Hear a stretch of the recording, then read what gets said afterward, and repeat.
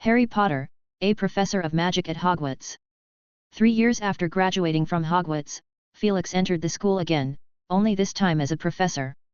What kind of sparks will come from the combination of Muggle wisdom and magic? Chapter 1, Felix Harp. July 1992, London.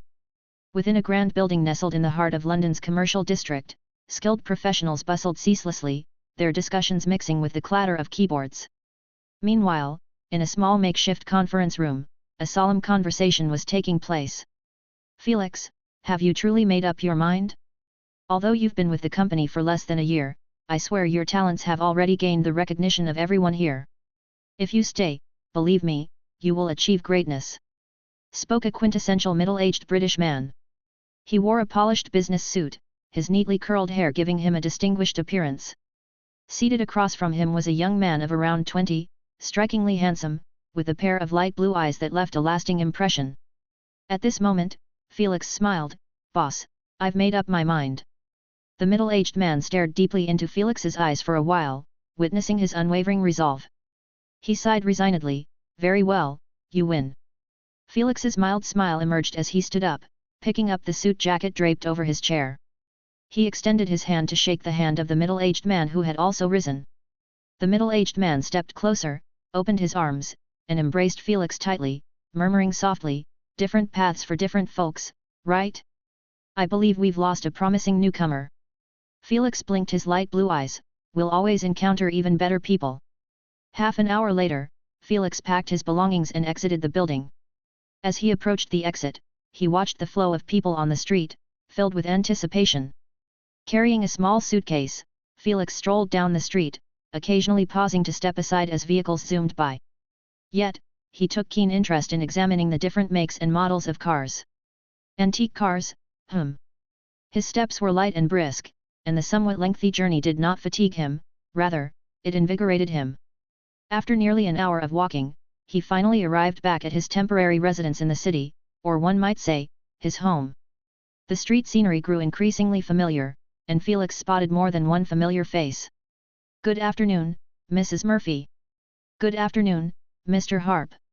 After exchanging pleasantries with some familiar faces, Felix finally stood before his own front door. He retrieved his key, unlocked the door. Stepping inside, he closed the door. Ah! Felix let out a triumphant exclamation, shutting his eyes and spreading his arms wide. And in that very moment, the ordinary house seemed to come to life all at once. The suitcase slipped from his grasp and floated, gliding over to the closet. The closet door swung open on its own, the dozen or so hanging clothes on the upper rack lifting slightly to make way for the comfortable placement of the suitcase. Felix's suit and white shirt removed themselves, his tie twisted itself off from around his neck, hanging together on the closet's crossbar. There were 3 other exquisitely colored ties hanging there as well. His belt loosened itself from his waist, and as he took a step forward, his trousers smoothly separated. Felix beckoned with his hand, and a blue silk robe swiftly flew out, draping itself around him, the buttons fastening themselves neatly. With a gentle snap of his fingers, soft music filled the air. Still with his eyes closed, Felix waved his hands like a conductor, producing a tinkling sound from the kitchen. After a while, a cup of rich, steaming coffee floated before him, emitting warmth. He lifted the cup, taking a sip to the accompaniment of the music, a thoroughly contented smile gracing his face. Felix Harp, apart from being a recent ex-freelancer, is also an adult wizard. He graduated from Hogwarts, the finest and only magical school in the British Isles. Since the day Felix received that splendidly adorned owl post from the orphanage, a decade has flown by. In those 10 years, he not only graduated from Hogwarts but also transformed from a young boy into a mature 21-year-old man. Time flies by so quickly. It's been 3 years since I graduated, Felix mused while seated on the sofa. He then muttered with a touch of melancholy, and it's been 21 years since the journey began. Indeed, beyond his status as a freelance professional and a discreet wizard, Felix harbors a most concealed secret: he's a time traveler. Only the heavens know how surprised and exhilarated he was upon receiving that invitation letter from the wizarding world. The world of Harry Potter. The magic-filled escapades of the trio. But alas, they were not of the same generation. When he entered Hogwarts and naively inquired about Harry Potter's information, he learned that he was a whole 9 years older than him. In other words, during his time at school, they wouldn't even cross paths. Admittedly, Felix wasn't a Potterhead and was only vaguely familiar with the plot. Vaguely familiar. After all, he couldn't predict the future and had no way of knowing he would end up in the actual magical realm. If he could have foreseen it, he would have memorized every word. What truly brought him some insight into the plot was the rise of short videos later on, like certain snippets. And it's precisely through these that he managed to piece together a rough storyline. But remembering the details? That was simply wishful thinking. Fortunately, what really interested him was the wondrous magic, the tangible, touchable magic world. And he had all of that. Evening approached. Felix sat at his desk, quietly perusing a magical tome, a cup of hot tea by his side. The clock ticked away, irritatingly exacerbating his restlessness, disturbing his previously serene mind. He was waiting for a letter. An incredibly important letter. As time flowed on, finally outside the window, a soft tap-tap sounded. An owl landed soundlessly on the windowsill, gently tapping the glass. At last. Felix's heart raced in anticipation. His wand slid out, and with a gentle flourish, the window swung open, allowing the owl to glide in. The owl circled overhead twice before dropping an envelope, landing on his desk, and absent-mindedly pecking at its feathers. Felix swiftly seized the envelope. On its back, a wax seal, a coat of arms, and a large letter H surrounded by an eagle, a lion, a badger, and a snake. He unsealed the envelope and withdrew the letter. It read: Dear Mr. Felix Harp, we are pleased to inform you that your application for employment, Muggle Studies, has been accepted. An interview is scheduled for July 21st at 10 o'clock in the morning. Please be prepared in advance. Also, use flow powder to access the school. Location: Deputy Headmistress's office, Hogwarts. If you intend to use an alternative method, please inform us in advance. Deputy Headmistress, female, Minerva McGonagall. Felix couldn't help but punch the air, promptly downing the steamy cup of tea on his desk. Chapter 2, The First Half of My Life. He had been waiting for this day for 3 years. 3 years, truly a long time. Felix Harp sat back in his chair, lost in thought, accompanied by the scent of tea, as if his memories were transported back to 10 years ago. Back then, he was still an ignorant 11-year-old, carrying dreams and aspirations, much like a newcomer striving to make a living in the city. Felix admitted to having great ambition. Anyone with mature thoughts and foreknowledge of certain events wouldn't lack the desire to achieve something meaningful. Consequently, he found himself sorted into Slytherin House as a matter of course. However, this house, whose keywords were ambition, lineage, and honor, wasn't particularly friendly to him. It had been less than a year since the fall of the enigmatic figure, and remnants of the pureblood ideology still held sway. Slytherin House, as the stronghold of pureblood families, was undergoing intense internal turbulence. And precisely during this time, a student from a Muggle orphanage was sorted into Slytherin, though one of his parents might have been a wizard, which wasn't entirely impossible given the circumstances of that era. The magnitude of the impact on them could easily be imagined. Indeed, cases like Felix were rare, though not entirely unheard of. If Felix were just an ordinary person, or even a regular time traveler, his 7 years at school might have been filled with terms like school violence, bullying, and indifference, which could have influenced him deeply. But, unfortunately, Felix wasn't an ordinary person. He was a man, or boy, with the golden finger, a metaphorical ability to improve certain practical magic spells through repeated practice, surpassing his current level of magical theory. Of course, it wasn't without limits.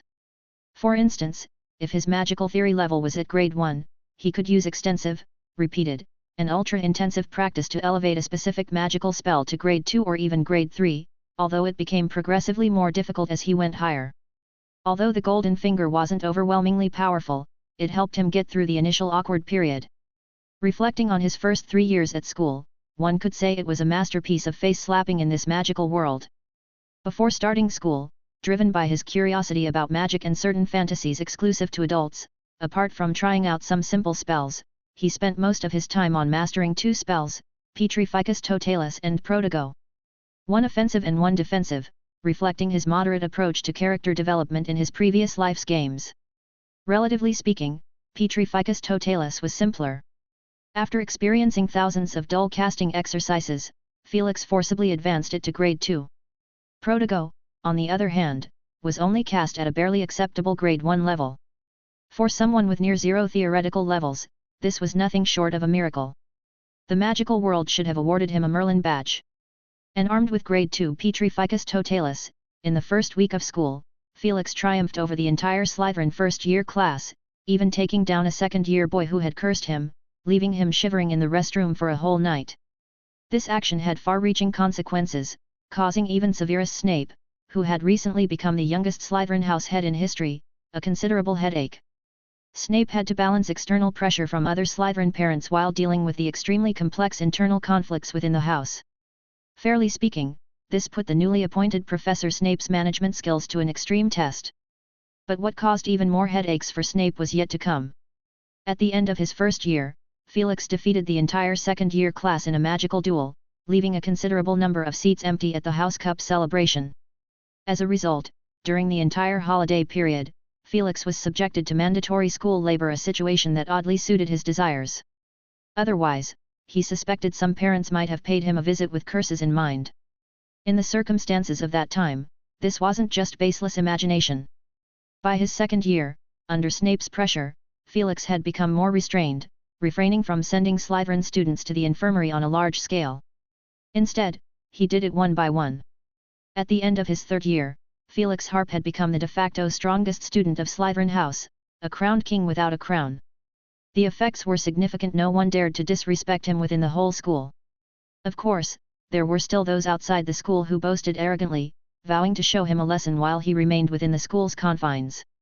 Yes, Felix had spent a full 3 years at the school, never going anywhere beyond Diagon Alley to buy his textbooks. A pitiable school life. However, as in any story, there are twists, and Felix's came in his 4th year. During the 4th-year holiday, Felix finally stepped out of the school and, over the course of the break, defeated 7 adult wizards who had attempted to attack him, sending them all to Azkaban. This was quite the sensation at the time, but an even bigger story followed. During Felix's 5th-year entrance feast, he challenged one of the sacred 28 pureblood families, the Shafiks, to a pureblood family duel. Felix can still recall the moment when the usually composed Professor Snape's jaw dropped and Dumbledore's eyes widened at that audacious request. Quite amusing, really. Felix displayed a childlike smile as he delved into the memories. The so-called pureblood family duel was an ancient form of combat, where family members would duel until one side was completely defeated or wiped out. Even in the most chaotic and disorderly times, this kind of duel was exceedingly rare. However, it had to be admitted that this form of duel existed and hadn't been abolished.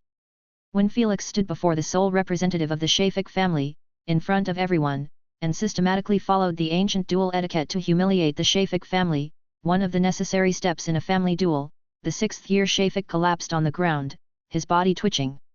Even when Headmaster Dumbledore tried to dissuade him after the feast, Felix held firm to his decision.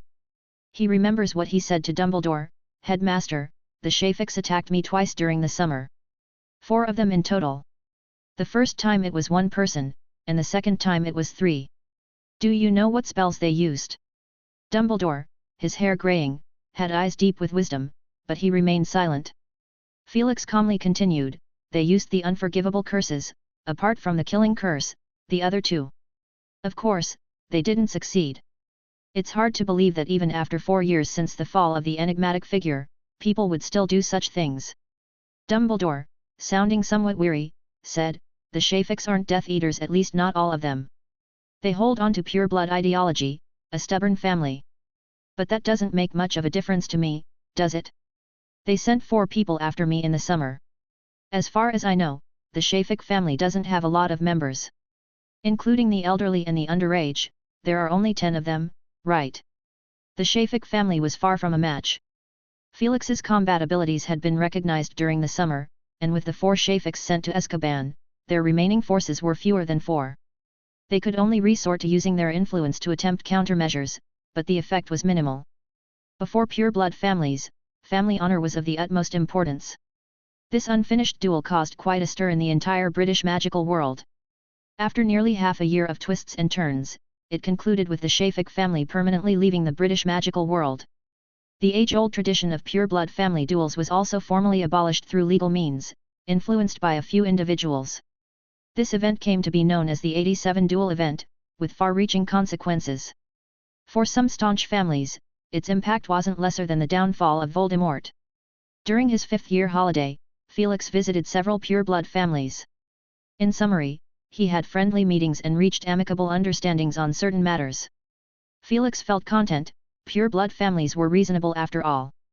During his final 2 years at Hogwarts, Felix lived peacefully, innocuously delving into the mysteries of magic. When graduation approached, he requested to stay at the school as a teacher. Dumbledore refused on the grounds of his young age. Nevertheless, other than that, he spent his time contentedly, and the little snakes behaved well. Summing up his 7 years of school life, he had a rather enjoyable time. Of course, Professor Snape might not necessarily think the same way. According to the latest gossip around Hogwarts, a certain professor's unpleasant personality had a connection with a troublesome student from his early years of teaching. Chapter 3, The Interview. July 21, 10 a.m. Felix Harp was dressed formally, standing by the fireplace. He tossed a handful of flow powder into the flames, calling out, "Hogwarts Deputy Headmistress's office." After a flash of green fire, his figure disappeared. Inside the Deputy Headmistress's office at Hogwarts, Professor McGonagall was sternly organizing school documents. The Transfiguration Professor, known for her strict demeanor, usually wore an expressionless face, but at this moment, her mood was quite good. Gryffindor House had secured the House Cup after a long hiatus last school year, and the joy of Gryffindor's head of house lingered. Pop! A burst of emerald firelight erupted from the fireplace, and a young, courteous gentleman stepped out. Felix Harp surveyed his surroundings briefly, and nothing had changed. How long it had been! He smiled warmly at Professor McGonagall and said, "Professor McGonagall, hello. It's been a while." Professor McGonagall pursed her lips, signaling a quick shift in her mood, perhaps into work mode. "It has indeed been a while, Felix." She had taught him too, she was one of his professors. Her feelings toward this famous student were complex, certainly not of the Snape variety. Before the long-awaited House Cup victory, Gryffindor had suffered 7 consecutive defeats, an experience deeply connected to Felix Harp. Apart from his first 3 years, Felix had endured a rather rough learning environment, which compelled him to rise and fight back, resulting in lost points. In the following years, after he found camaraderie with the Slytherins, he seemed to realize his true place as a Slytherin student, fighting for the honor of the house. And in the years that followed, one could sum it up in a single phrase: glory belonged to Slytherin. Felix Harp stepped forward, checking his pocket watch. "I hope I haven't missed the interview." Professor McGonagall's reverie was interrupted. She stood up and led him to the headmaster's office. "Chocolate frogs," she said as an incantation, sending Felix Harp inside. Just before he entered, she added, "Your books are quite impressive. It seems you've had a fulfilling 3 years." "Thank you, Professor McGonagall." He paused briefly, then smiled and ascended the staircase. 3 years since graduation, he hadn't been idly passing the time. Especially after his initial job application failure, he reflected and followed Dumbledore's advice: wander and observe. He spent a year traveling the wizarding world, and the remaining 2 years working, studying the Muggle world. The results were remarkable: 3 years, 3 books, 2 on Muggle studies, 1 on ancient magical texts. He had also amassed a substantial amount of wealth. Climbing the long staircase, Felix Harp entered the headmaster's office. It was filled with various books and alchemical objects, while portraits of past Hogwarts headmasters adorned the walls. Beside the headmaster's desk, a phoenix dozed with closed eyes. Dumbledore was engrossed in some study at his desk, and the entire office was steeped in tranquility. "Headmaster Dumbledore, good morning," Felix Harp greeted aloud. As he spoke, the room suddenly came alive. The portraits of the headmasters all opened their eyes, watching Felix Harp and pointing fingers, engaged in hushed conversations. One portrait, in particular, was excessively dramatic. "Ha! The most outstanding Slytherin has arrived." The man in the portrait sported a goatee, thin eyebrows, and was wearing Slytherin robes. He was Phineas Nigellus Black, one of the least popular Hogwarts headmasters, according to the students. He was also a Slytherin. Felix Harp gracefully bowed. At this moment, Headmaster Dumbledore finally looked up. He had a distinctly unique appearance with his silver-white beard trailing down to his chest. His robe was somewhat disheveled, and he wore half-moon glasses. Yet, none of this was as captivating as his eyes. His eyes were incredibly bright, and the deep blue irises seemed to shimmer. Felix Harp found himself slightly entranced. Time had left minimal marks on the headmaster, yet it also seemed to have left a great deal. Ah, ah! It's Felix. Dumbledore stood up, walking over with a lively step. I've been waiting for your arrival. Felix Harp shook the headmaster's hand with a touch of restraint. After all, he was here for a job interview, and he had been rejected 3 times already. The two of them took their seats, Dumbledore's gaze penetrating through the thin lenses as he wielded his wand. What would you like to drink? Pumpkin juice? Tea? He blinked. I also have fresh butterbeer. A cup of tea, thank you. Dumbledore gave his wand a gentle wave, and a steaming cup of tea drifted in front of Felix Harp. He took a sip, and a tinge of bitterness filled his mouth and nose. It was aged tea. It seemed the headmaster didn't often drink tea. Sybil sent me this tea, though personally, I can't discern its quality. But she says it comes from the distant east. Charlatan. Felix Harp thought inwardly, at least one of you is a charlatan. After the tea was sipped, the conversation transitioned into the main topic. Felix, you've been doing exceptionally well these past few years. I've been reading your works, and I must say, your approach to Muggle studies is remarkably fresh and thorough. It has given this old man quite a lot to think about. Felix Harp smiled. Thanks to your advice, the Muggle world is truly fascinating, especially in recent decades. They've developed rapidly. As for my works, perhaps it's because I come from a Muggle background myself, I have an extra layer of understanding for them. Dumbledore shook his head. Your background doesn't diminish your effort. Many in the wizarding world come from Muggle backgrounds, yet not all excel in Muggle studies. They might have a deeper understanding of some common knowledge, but true comprehension is far from commonplace. Of course, because I was a pure Muggle in my previous life. Dumbledore waved his wand, summoning a book from his desk. The title read, The Struggles of Muggles, A Journey from a Million Years Ago. It was one of Felix Harp's works.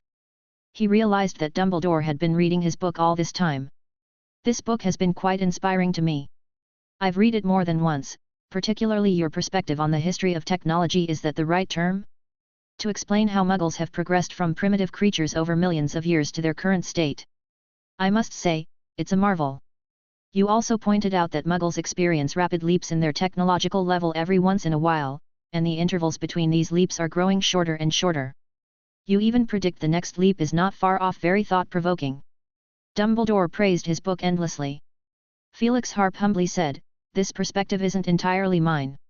In fact, many sociologists in the Muggle world, or rather, Muggle scholars who study Muggles, have contributed to my understanding. Dumbledore spoke calmly, many Muggles possess wisdom as well. Yet, in the wizarding world, few are willing to acknowledge this. I agree with you, Professor Dumbledore. Dumbledore blinked shortly after, seemingly skipping over the previous topic. He playfully remarked, so, I suppose you've read quite a few Muggle works? To be honest, many of my Christmas gifts are books. They seem to think I prefer books. But in reality, I quite enjoy a good pair of woolen socks. Of course, if it's a book from the Muggle world, I don't think I'd refuse. A glaring hint. At least he now knew what to give for Christmas gifts. Yes, even though they lack magic, some Muggles spend over a decade to complete a single book, meticulously exploring a single question or theory, Felix Harp murmured softly. It's a laborious process, and thus, it's precious. Dumbledore looked somewhat content. It seems you've truly gained a great deal over these years. Suddenly, he posed another question, so, why are you so determined to teach at Hogwarts? Chapter 4, Felix's Theories. Felix seemed somewhat puzzled and inquired, I don't understand, Headmaster. Dumbledore placed his hands before him, his gaze contemplative. What I mean is, your potential is vast, yet you've been fixated on returning to Hogwarts. I wonder why. The headmaster's intent was clear. Felix had already gained considerable renown 3 years since graduation, 3 remarkable books written. Especially the 2 about Muggle studies, although their sales weren't impressive, certainly not compared to the other professor he had interviewed, who was also an author. The difference in sales between their works was like night and day. Undeniably, these 2 books held immense influence. A History of Muggle Struggles, from millennia past, and How Muggles Think had become guiding texts for many magical departments dealing with Muggle-related matters across the world. At least Dumbledore himself had discussed some of the content with friends, including the head of the Misuse of Muggle Artifacts office and members of the Wizengamot, who spoke highly of these two books. Felix pondered for a moment and said, "Headmaster Dumbledore, I have a deep connection to Hogwarts. It's like a home to me, a place of comfort. Moreover, I'm genuinely enthusiastic about teaching students. It's a rewarding endeavor." Dumbledore interrupted him, his bright blue eyes sharpening, showing none of the gentleness one might expect from a centenarian. "We all know that's not true. I want to know your true thoughts, it's crucial, especially for determining whether you should be granted a teaching position." Felix grew a bit uneasy, feeling the pressure. He instinctively tried to employ the occlumency technique, then abruptly stopped himself. That wasn't a wise decision.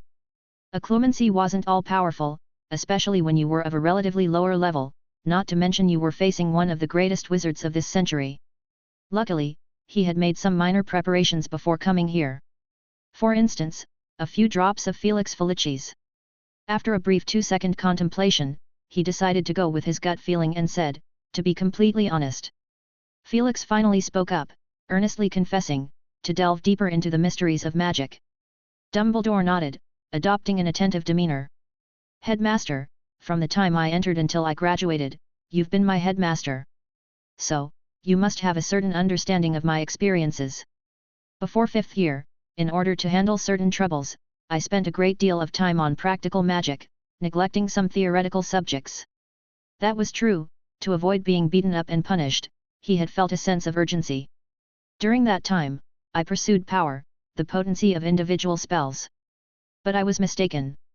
It wasn't until the last 2 years at school, when I finally had the leisure to delve into the mysteries of magic, that I realized what I had missed." That was also true. His golden finger had rapidly propelled him towards strength but led him astray, focused solely on the might of magic, neglecting the importance of theory. Dumbledore nodded slightly, his tone softening and taking on a hint of curiosity. "So, your research focus is ancient runes." This wasn't hard to deduce. After all, Felix's 3 books included not only Muggle studies but also exploring ancient runes. Muggle studies, though, couldn't exactly be considered a study of magic. Exactly. The deeper one delves into magic, the more inseparable it becomes from ancient runes. Especially when you need to trace back to the origins and study ancient magic, it becomes even more indispensable. It was only in my 6th and 7th years that I realized this. Sadly, in my OWLS exams, I got only an A in ancient runes. I couldn't continue with advanced studies, I had to resort to self-study. This was more truth, a mistake Felix, in his youthful ignorance, had committed. Felix continued under the influence of Felix Felicis, his intuition becoming sharper, his sentences flowing more smoothly. "I do have ulterior motives, indeed. Hogwarts possesses the world's largest library, housing many books on ancient runes. But on the market, I've read all the books available on the market. Regrettably, most are theoretical with little practicality. They seem to view ancient runes purely as a language, using it solely to translate past manuscripts. Moreover, during my research on Muggles, I unexpectedly gained a new inspiration. I tried to combine the two. As you know, ancient runes are also essential knowledge for alchemy." Dumbledore became quite intrigued. "Are you suggesting, correct me if I'm wrong, that you wish to integrate alchemy and Muggle artifacts?"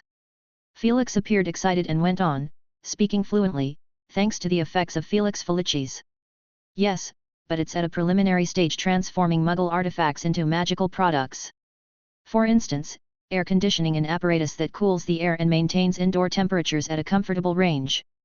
Muggles rely on electricity, a form of energy, to operate it. However, transforming it into a magical item is simpler, with a freezing charm as its core and an enchantment for temperature regulation. Of course, stability must be taken into account, and that's where ancient runes come in. What I'm currently doing goes even further. I'm blending Muggle ingenuity with wizarding magic. You see, Muggles often have numerous ingenious ideas. Some of their concepts are difficult to materialize, but with magic, it becomes much simpler." Dumbledore nodded, offering his assessment. "The first step is modification, the second is creation, an ingenious idea."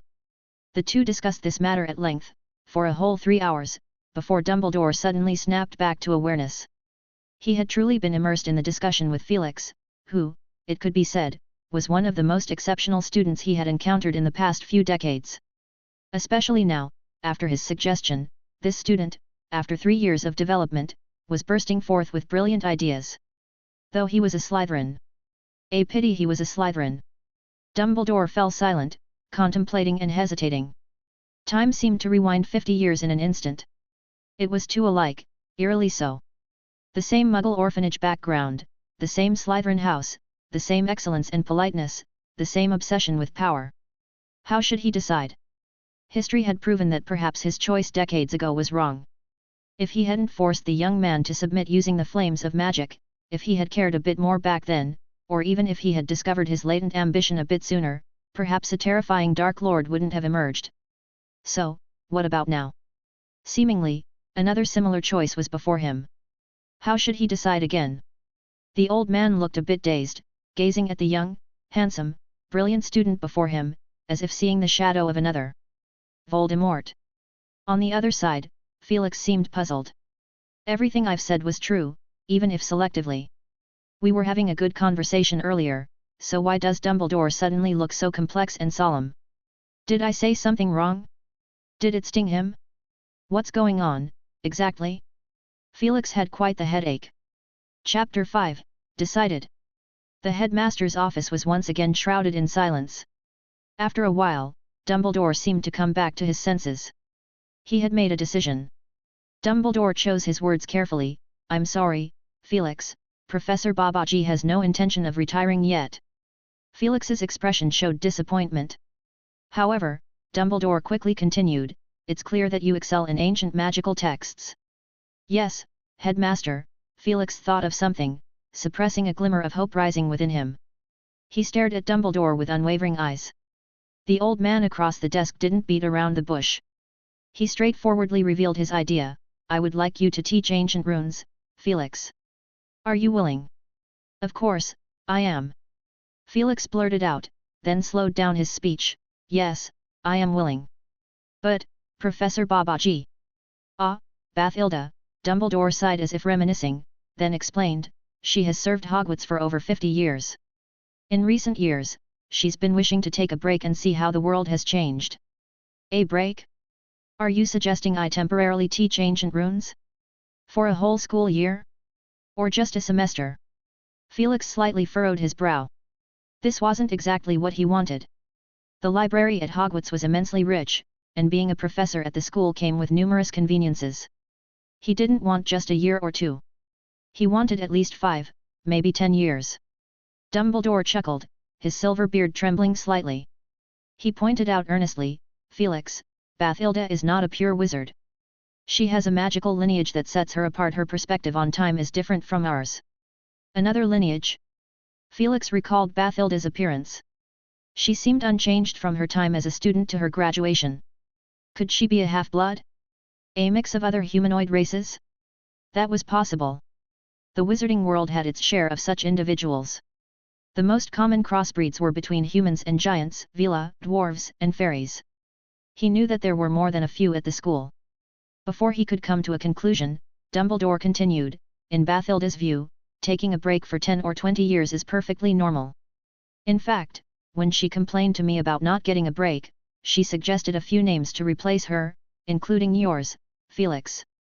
Felix realized in a moment. His relationship with this professor was indeed quite good. Though he couldn't take ancient runes in his 6th and 7th years, he had been self-studying with her guidance. Even after graduation, their correspondence hadn't stopped. It could be said that, apart from Dumbledore, Bathilda was the professor he stayed in touch with most after leaving school. Professor Dumbledore went on, your arrival will make Bathilda quite happy. Over the years, she's been accumulating wishes she wants to fulfill. She's almost filled an entire parchment. Seeing this as a stroke of luck, Felix nodded eagerly. Stepping out of the headmaster's office, Felix let out a long sigh. Although the interview process had its twists and turns, in the end, the result was positive. He had finally returned to this place. The heart of the British wizarding world, Hogwarts. This time, as a professor.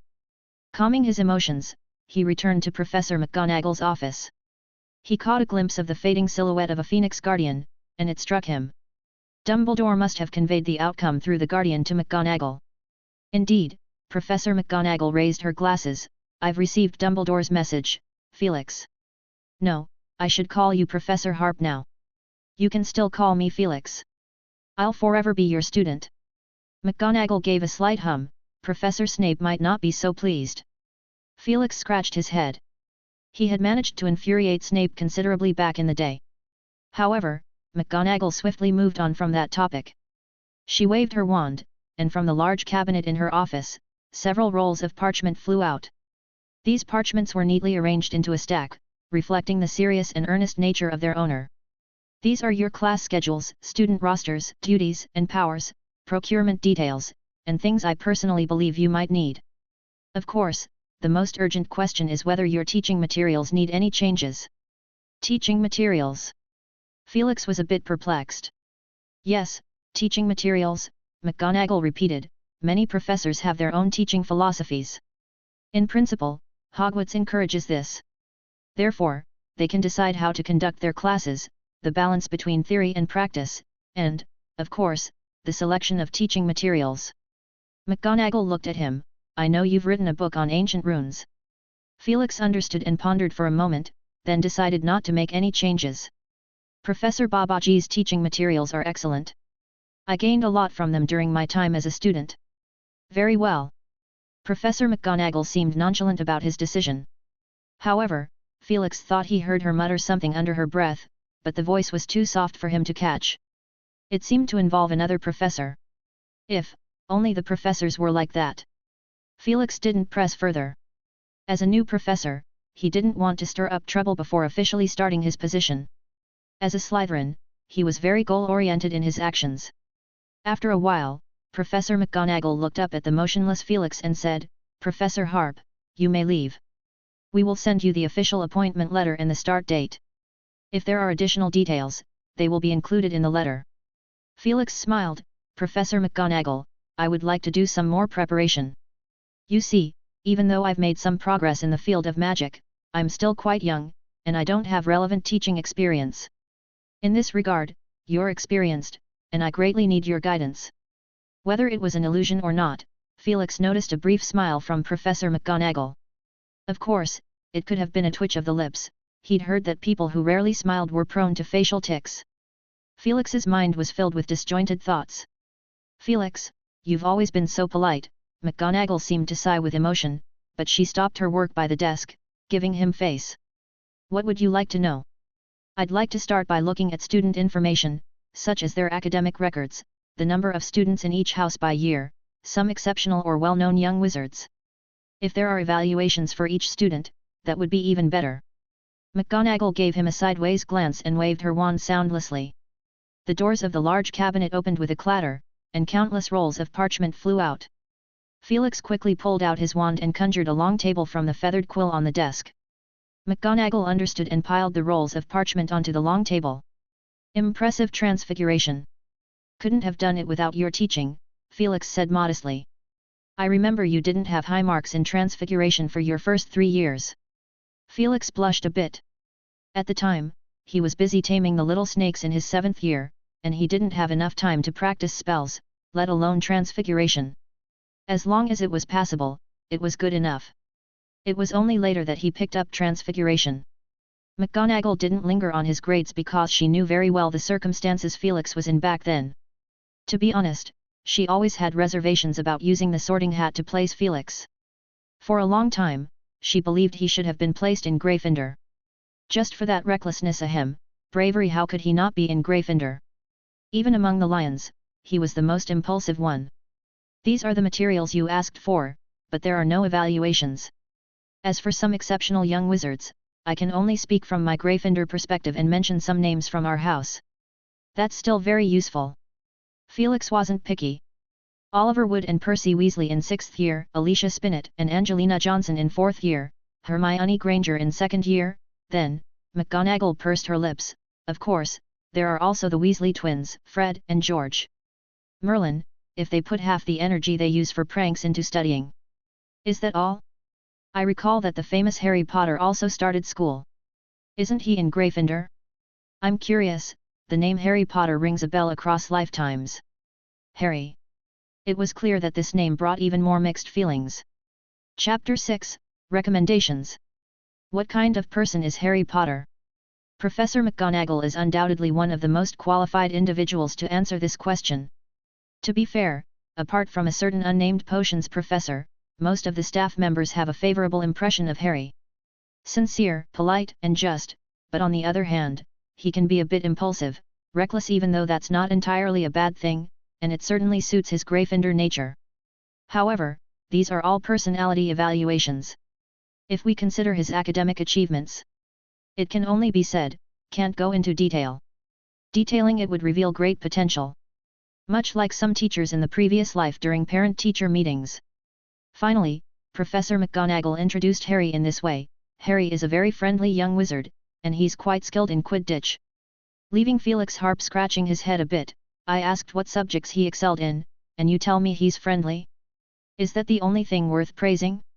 But skilled in Quidditch, that seems to indicate a natural aptitude for sports. Truth be told, Felix felt a bit envious. Not envious of standing out on the Quidditch pitch, but in his eyes, those with sporting talent were at least half duelists. What does dueling rely on? Spell power, casting skill, mindset, experience, reflexes. One could say he fully possessed the first 4 traits, but as for the last one, reflexes, it can only be described as average, barely not lagging behind. But don't think Felix is weak. Thanks to his plot armor, his spell power far surpasses what he should naturally possess. As early as the end of his 4th year, he could stand up to 3 fully grown wizards and break through their defenses through sheer force. Not to mention his current state. Comparing him to a certain unnamed potions professor, Felix's magical theory might be slightly less advanced due to age, but his spell power unquestionably surpasses the latter by more than a margin. And all of this, he achieved through day and night effort. Practicing a primary offensive spell over 10,000 times, can you believe it? Take for example, one of his strongest attack spells, Petrificus Totalis, a spell he first encountered in Magic. He now rates it as a top-level 6th year spell, struggling to break into 7th year level. No other reason, his magical foundation couldn't support him going further. But what does a 6th year spell mean? Just 2 years ago, with 2 6th year spells and a little trick, he took down 7 American wizarding aces in an instant. Unparalleled speed and devastating spell power, that's how Felix rates himself. It's precisely because Felix, by the end of his 4th year, managed to master 2 6th year spells 2 levels above, that he has the confidence to face the outside world. Felix sighed a bit. If only he had exceptional reflexes, perhaps he wouldn't need to rely on potion-enhanced finishing moves. Fortunately, in the 3 years since graduation, he hasn't been idle. A new magic has already taken shape. Here, Felix strongly thanks those black wizards who have made indispensable contributions to his magical career. Thank you for showing by example. Felix Harp sat on the other side, perusing the materials provided by Professor McGonagall. Every now and then, he copied some information and recorded statistical data. This had become his specialty after 2 years in the Muggle world. It should be mentioned that during these 2 years, he worked at 3 different companies. Every time he left, the companies were reluctant to part with him, and it wasn't because he used Confondue's charms. In the afternoon, Felix and Professor McGonagall enjoyed tea together. During this time, Felix raised a question. Teaching assistant. McGonagall looked a bit puzzled. It's like an aide, someone who assists the professor with various tasks, like organizing research materials, grading papers, supervising exams, auditing classes, and so on, Felix corrected. Of course, there are some small perks as well. McGonagall understood it a bit now. She rolled her eyes slightly, thinking, what aid? I can see right through your attempt to slack off. Just as Severus Snape had said, that lad Felix is a true Slytherin. As soon as he got a teaching position, he began finding ways to shirk his responsibilities. I don't believe it's right for a professor to delegate their work to students, Professor McGonagall sternly stated, pursing her lips. Professor McGonagall, you've misunderstood me. I actually want to nurture exceptional students. McGonagall gave him a look that said, don't try to fool me. It's true. According to my plan, in the first year, I don't intend to establish my own professors' club. After all, I need time to become familiar with teaching and the environment. The so-called Professors' Club was when certain professors invited outstanding students from different houses in their classes to gather and research magic. Commonly known as giving special attention. For instance, Professor McGonagall's Transfiguration Club held occasional events to teach magic and techniques not covered in class or exams. McGonagall nodded slightly. As Felix was new, she hadn't discussed this matter with him at all. Your idea is to discover talents in advance? Prepare for next year's club? McGonagall inquired. Exactly. McGonagall considered it for a moment. She thought this could be done and would be beneficial for the students. Just the extra guidance would be like a treat for the high achievers. As one of the few outstanding graduates with a dominant presence in the past few decades, Felix was undoubtedly qualified. As for the underachievers? Who cared about what the underachievers thought? It had nothing to do with them at all. There were no underachievers in the professor's club. So, what are your criteria? Professor McGonagall asked. This opportunity wasn't common, and she was prepared to use her power to promote her own house's talents. Felix pondered for a moment and proposed a few points. Well, first is a proactive learner, someone who's eager to learn and hungry for knowledge. Secondly, good memory. Third, not too high of a year. After all, I'm the first assistant, and I want to spend some time cultivating them. Also, ancient runes grades aren't important, I have special teaching techniques. He added. Felix thought a bit more and felt these requirements were sufficient. In reality, he was looking for a handyman, someone to help him with various tasks. But even handyman had ranks. Low-level underachieving handyman wouldn't be of much use, they wouldn't be more helpful than his own magic. However, top-notch handyman were different. They were comfortable to use, and with a bit of training, they could develop into teaching assistants, magical research aides, even partners. Truly a win-win situation. McGonagall didn't even have her bite of cake anymore. She quickly scanned through the Lion House students' names in her mind. Wood wasn't suitable, he had Quidditch conflicts. Percy was good, but he was already in 5th year and had to prepare for owls. The Weasley twins? She feared they'd be sent back within 2 days. But these two did have potential. Suddenly, a name popped into her mind. You mean Hermione Granger? Felix was somewhat surprised. Wasn't that the name of one of the members of the adventurous trio? She was in Harry Potter's year, so she was only 2nd year this year? Exactly, she almost perfectly meets your requirements. Loves knowledge, excellent memory, and she's not too advanced in her year. Professor McGonagall spoke kindly. She had a favorable impression of Miss Granger because there was a rumor going around that she had the nickname Minnie McGonagall. Seeing Felix hesitating, Professor McGonagall also mentioned the Weasley twins, but she also told him about their awful pranks. Let's have a talk when school starts. In the end, Felix couldn't make up his mind either. Can you guess what's being referred to as the finishing move in the text? And what might the little trick be? Chapter 7, Lesson Preparation. After reviewing the materials, Felix Harp bid his farewell.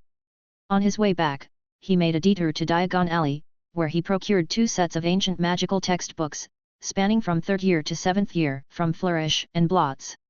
One set was brand new, while the other, a carefully chosen treasure, was extracted from a stack of old books, a task that took him quite some time. These old textbook editions were contributed by 4 academic wizards. Though their handwriting varied, their notes shared detailed consistency. Felix believed he could draw some inspiration from them, considering it as a form of research. The next day, he embarked on the thrilling phase of lesson preparation. He first perused the textbooks and surprisingly found them quite straightforward. Professor Babbling certainly lived up to her reputation as an expert in ancient magical texts. The selected materials possessed distinct characteristics, they aligned with the current mainstream perspective, yet also integrated a considerable proportion of practical magical writing. The prevailing viewpoint was this: ancient magical texts were a form of ancient script used by wizards of old to record magic. It was the responsibility of modern researchers to translate those remnants of magical manuscripts. However, this was just a partial truth. In reality, though all labeled as ancient magical texts, their history extended far back into distant ages when they were intricate mystical patterns used to harness wizarding magic.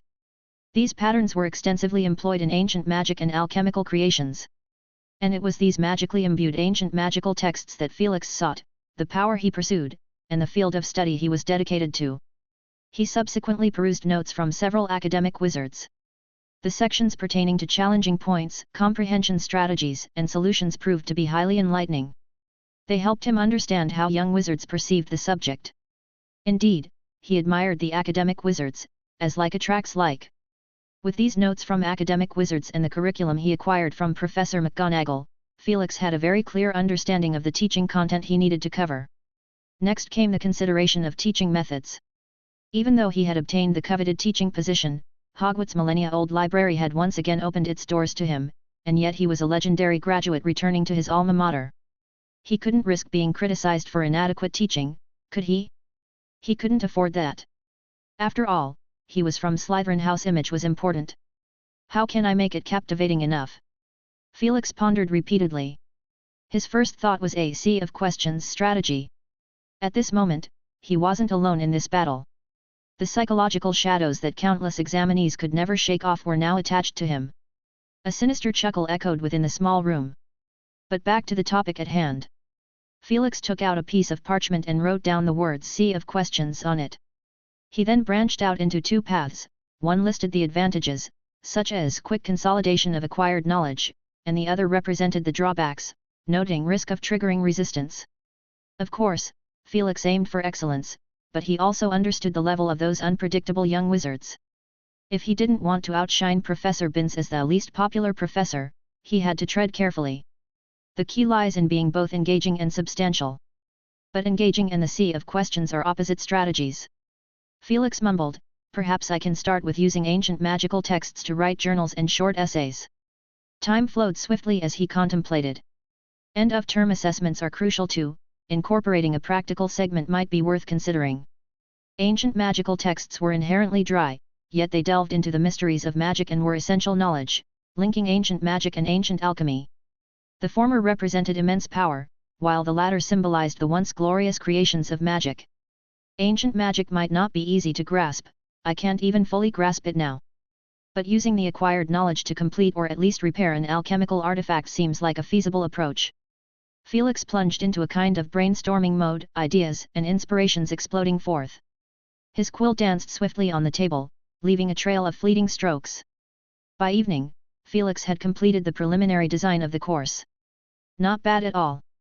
He gazed contentedly at his creation, 3 sheets of parchment densely covered with text and flowcharts. The remaining question was what alchemical artifact he should use as a teaching medium. This wasn't an easy task, as Felix Harp had no intention of preparing 5 alchemical artifacts spanning 3rd to 7th year levels. It was too cumbersome, consuming his precious study time. He planned to select an appropriate alchemical item and categorize them into varying difficulty levels. For instance, first-year students would only need to complete tasks like connecting, conveying, balancing, and coordinating, akin to the tasks of connecting wires and toggling switches in a physics experiment. As for 7th years, while he wasn't asking for rocket building, putting together a weight-bearing cart couldn't be too much trouble, right? What should I use as the medium? It shouldn't be too simple, or I won't differentiate between the levels. But it also can't be overly complex, or I'll tire myself out. Hogwarts young wizards numbered in the hundreds, if not thousands. Even if only a third of them opted for ancient runes, for him, aspiring for educational innovation, the workload was still considerable. Felix found himself in a quandary. He aimed to strike a balance between efficiency and quality. For 3 consecutive days, Felix rummaged through his collection, yet he couldn't pinpoint an appropriate entry point. There are so few ancient magical texts available, and those focused on practical use are even rarer. Felix lamented. This made him yearn even more for Hogwarts Library. It was his one piece, so to speak. Felix had heard various peculiar legends during his school years, like how each of Hogwarts' 4 founders had left behind mysterious treasures. However, in his perspective, mastering all the magical knowledge within the library wouldn't put him below any of the 4 giants in terms of achievement. The greatest treasure trove was right in front of him, yet most people were blind to it. He himself had missed it too, only realizing it belatedly. Why else would he have spent these years planning his return to Hogwarts? Wasn't it all because he yearned for his white moonlight? After coming up empty-handed, Felix left his room and prepared to go out to clear his mind. "Mr. Harp, haven't seen you in a few days." He encountered an elegant lady. "Linda, I've been busy preparing for my new job." "You found a job?" After a brief conversation, the lady left with a hint of reluctance. It's worth mentioning that Felix's refined personality and handsome appearance made him popular among the neighbours. London's West End streets. Felix wandered aimlessly, contrasting with the hurried pedestrians. He seemed exceptionally leisurely, as if he belonged to a different world. And it wasn't entirely inaccurate to say so. Midway, Felix passed by a dental clinic. Gazing at the clean and neat storefront, he paused briefly, a thought that had been lingering in his mind re-emerged. No hurry, I'll come back in a few days. He continued walking, eventually stopping at a youth activity center. Listening to familiar phrases like Yofaku Kinda and Gogsaniai, Felix found himself walking in, almost as if controlled by some unseen force.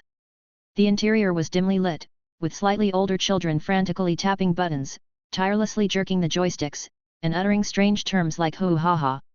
Fighting games, hey?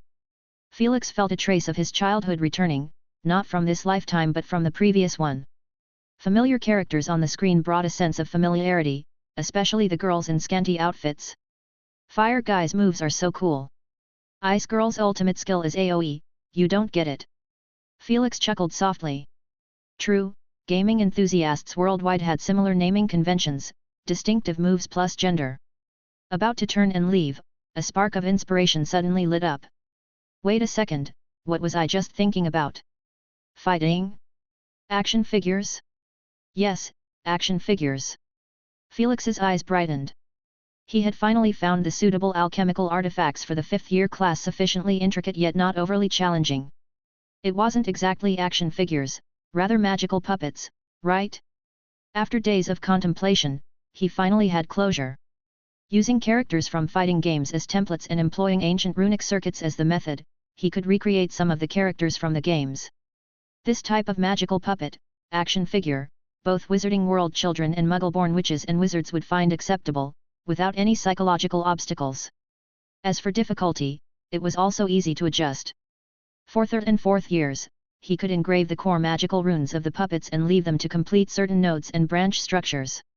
Older students would need to be hands-on, completing at least one functional module. The more Felix thought about it, the more excited he became. He could even organize a puppet fighting competition. After all, Wizarding World kids were living quite a tough life, their entertainment options were quite limited.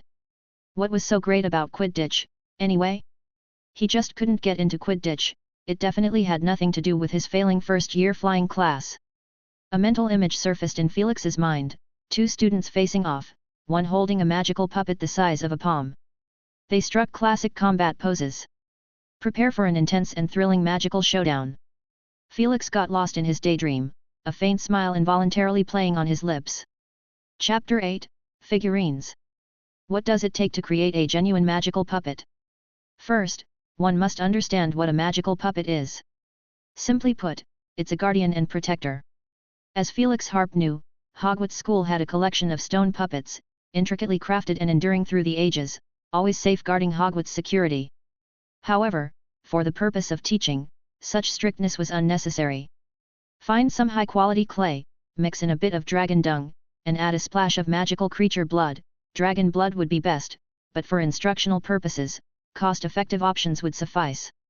But Felix himself could certainly create some advanced combat puppets for his personal collection. Felix quickly submitted an application report to Professor McGonagall. After a complex exchange, Professor McGonagall ultimately agreed to his idea, allowing him to give it a try. Along with the acceptance letter, a formal appointment, and a small bag of galleons arrived. Felix promptly acquired the materials for the student version of magical puppets. He dug the clay himself, and obtained dragon dung and magical creature blood from the black market. Then, he spent 3 days wandering Diagon Alley, Nocturne Alley, and various magical black markets around the world, finally gathering the premium materials for his deluxe edition magical puppets. Subsequently, Felix wrote to his dear Slytherin classmates, borrowing house elves from their homes temporarily to establish a magical version of an assembly line. Felix cleared out his own house and used the traceless extension charm to transform the room into a plaza-sized space. Before him stood a row of house elves. Everyone, I'll be relying on you from here on. After demonstrating the puppet model creation process once, Felix stepped back and delegated the task. As for himself, he was busy too. Aside from redesigning his deluxe edition combat puppets and adding various restricted powerful magical circuits, he also had to tend to the food needs of the house elves, ensuring they could fully devote themselves to their work. Felix wasn't just speaking idly, the testimonies of the house elves confirmed it. Mr. Harp is truly magnificent. XN. Days slipped away, and in the blink of an eye, half a month had passed. Felix looked at the models of hundreds of magical puppets and was greatly satisfied. Even though these models lacked any magical circuits, they could be considered unfinished products at best. But it was sufficient. As a farewell gesture, Felix prepared a lavish farewell feast for the house elves. "You are truly generous." XN. After harvesting another round of thanks, Felix saw off these volunteer laborers. In the following week, Felix began crafting ancient magical runes of varying difficulty based on the number of students in each year. He reinforced them with strengthening charms to prevent damage. After all, these were valuable. Felix exhausted himself to the point of near death before finally finishing. "Next time, I won't do something like this. It's so damn tiring."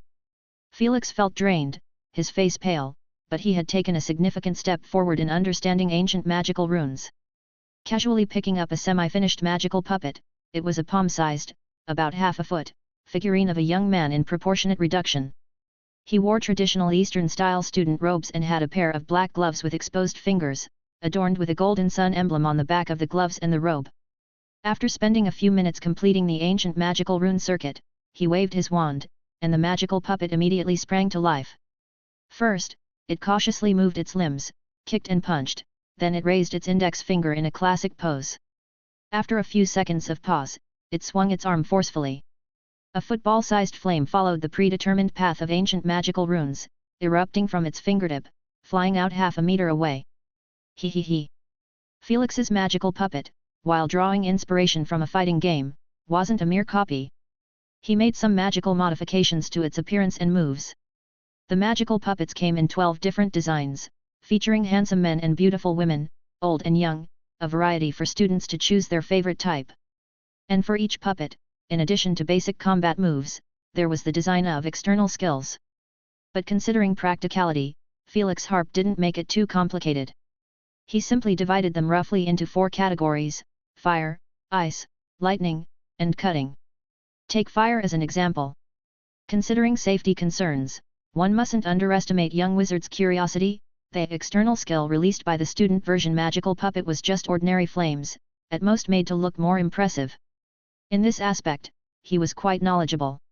He even modified a character's skill. The ultimate move transformed into a fiery phoenix. Yes, a phoenix. Felix was very satisfied. Perhaps, he could bring a new trend to Hogwarts. With teaching tools sorted, Felix turned his attention to his deluxe edition combat puppets. 6 in total. If you must label them to satisfy imagination, you could summarize them with the following keywords: Fire Master, beautiful female doll. Ice Master, beautiful female doll. Lightning Master, beautiful female doll. Cutting Master, beautiful female doll. Speed Master, beautiful female doll. Transfiguration Master, beautiful female doll.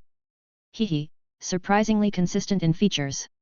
Overall, in his collection of figurines, he added 2 new types, Speed Assassins and Transfiguration Disruptors. These 6 figurines weren't run-of-the-mill. He expended a significant amount of premium materials, engraved intricate ancient magical runes, and protective magic to create these alchemical masterpieces. For instance, the Fire Master's figurine was engraved with a potent magical fire, with extremely high temperature. It could shoot flames up to 20 meters away, its power capable of smashing half a wall and maintaining this combat intensity for 10 minutes. According to his estimate, any of these 6 magical puppets could easily overpower a 7th-year graduate with minimal effort. And when the 6 figurines combined, there were ranged and close combat options, speed and power, strong offense and disruption. They could fight individually or pair up, or form teams of 3, 4, even up to 6, with their combined power increasing exponentially.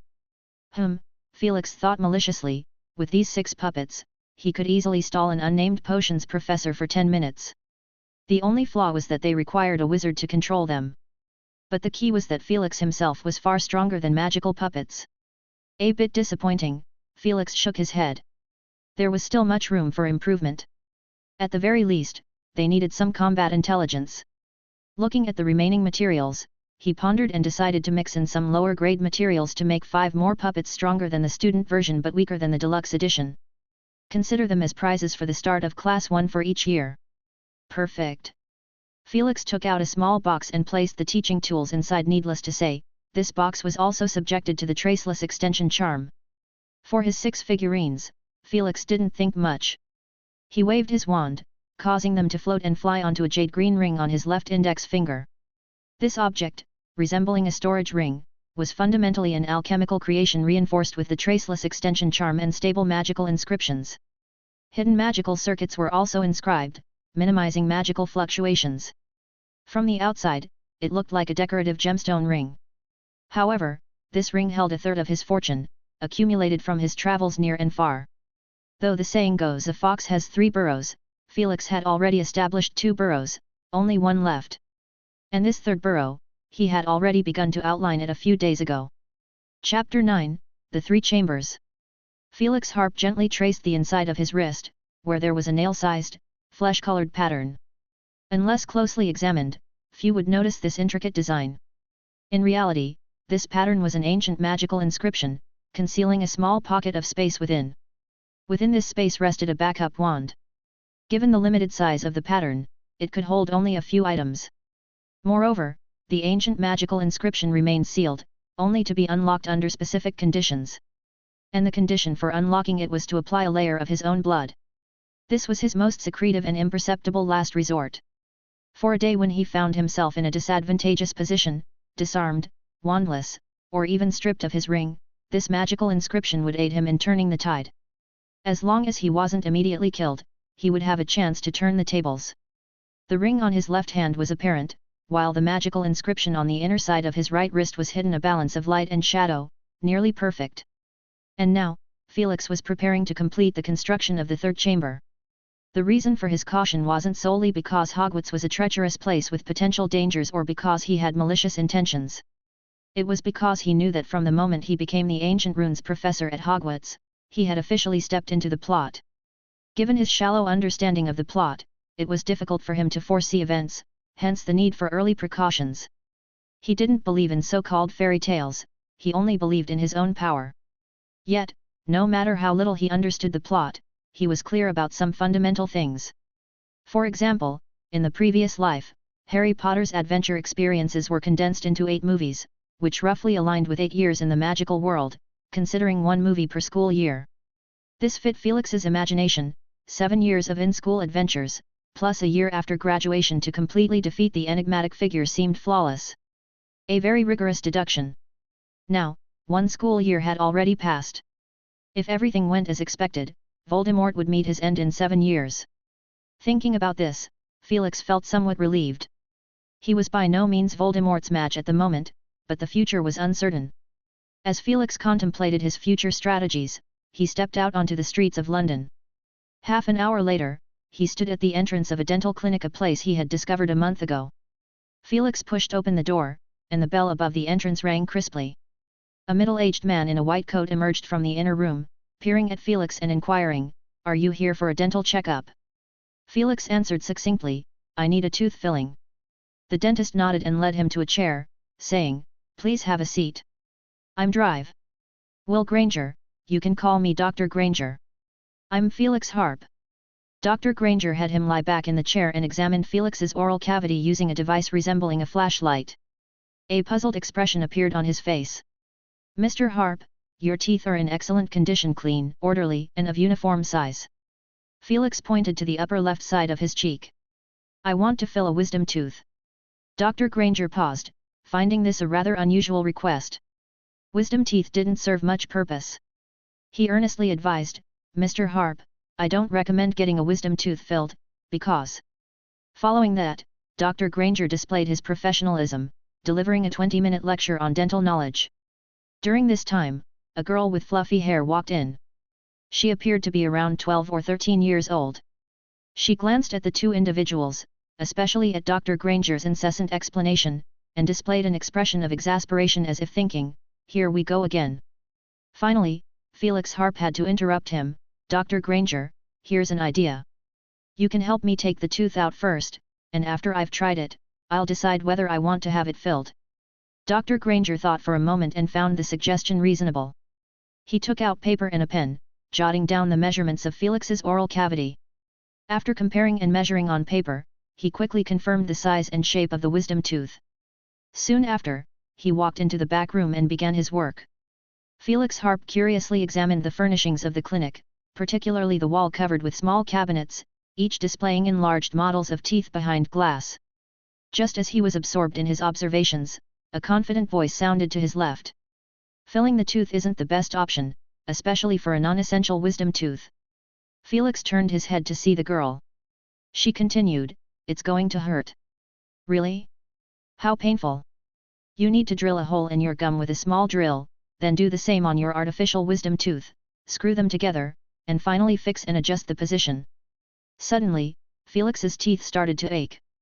And the girl's informative monologue carried on, "Even if you get the tooth filled, it's not a one-time solution. On the contrary, after damaging the gum, it becomes more susceptible to harm. If your oral hygiene isn't good, it could lead to gum decay, plaque buildup, causing your original teeth to loosen, fall out, and require further repairs. Please, no more." He had a mental image now. Although he could use magic to heal and numb the pain, his mind was traumatized. Seeing Felix's discomfort, the girl shook her voluminous hair and went to a corner to read a book, visibly content with herself. Almost 20 minutes later, Dr. Granger emerged again. In his hands, he held a silver-white tray bearing a polished and refined artificial tooth. "Looks great, doesn't it?" Dr. Granger praised his own craftsmanship. However, Felix merely nodded briefly. He was still shaken by what the girl had said. Following Dr. Granger's instructions, he tested the artificial tooth. Of course, there were no drill holes or wires, just a comfort assessment.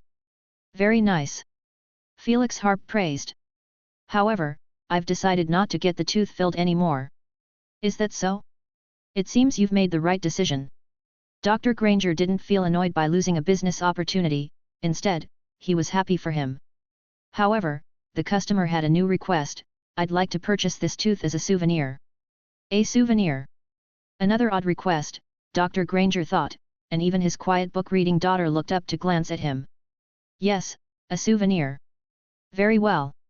In the end, Dr. Granger only charged for the materials. As Felix exited the clinic, Dr. Granger still felt a bit puzzled. He turned to his daughter and remarked, "A very peculiar customer, wouldn't you agree, Hermione?" Hermione Granger looked up, watched Felix's figure disappear around the street corner, shook her head, and returned to her book. Chapter 10, Felix's Wisdom Tooth. Upon returning home, Felix Harp approached his workbench and began to modify the tooth.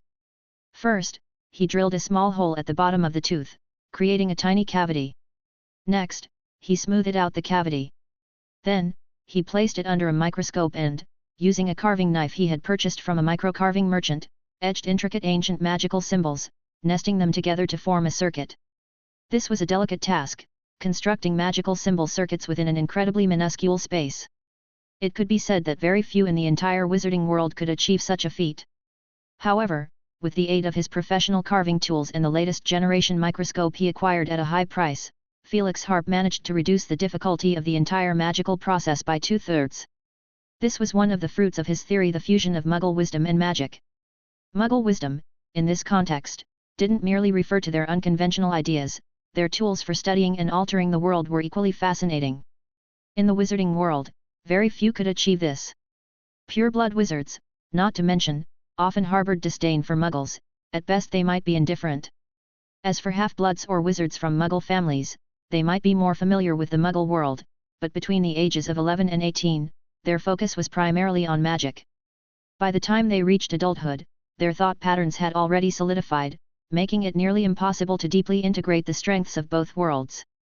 It wasn't until the afternoon of the next day that Felix Harp gradually completed the construction of 12 sets of magical symbol circuits. Each circuit ranged from a few ancient symbols to more than 10. As he finished etching the final ancient symbol, he carefully connected these 12 circuits, forming a cohesive whole. Magic circuits lit up one after another, and the brilliance of magic blossomed within the narrow and confined space. With the illumination of the last circuit, the entire assembly of 12 circuits finally closed completely, forming an everlasting and unified mysterious pattern.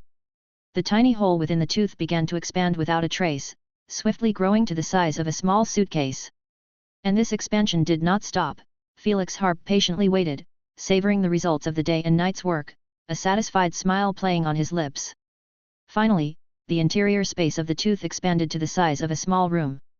Then, the concealed circuits began to function, the surging fluctuations of magical power quickly diminished until they were almost imperceptible. The stable circuits solidified the entire magical script structure, making the tooth's container sturdy and resistant to wear. Most importantly, the activation circuit would only trigger under the conditions he set. Felix Harp smiled contentedly. The third hole, completed.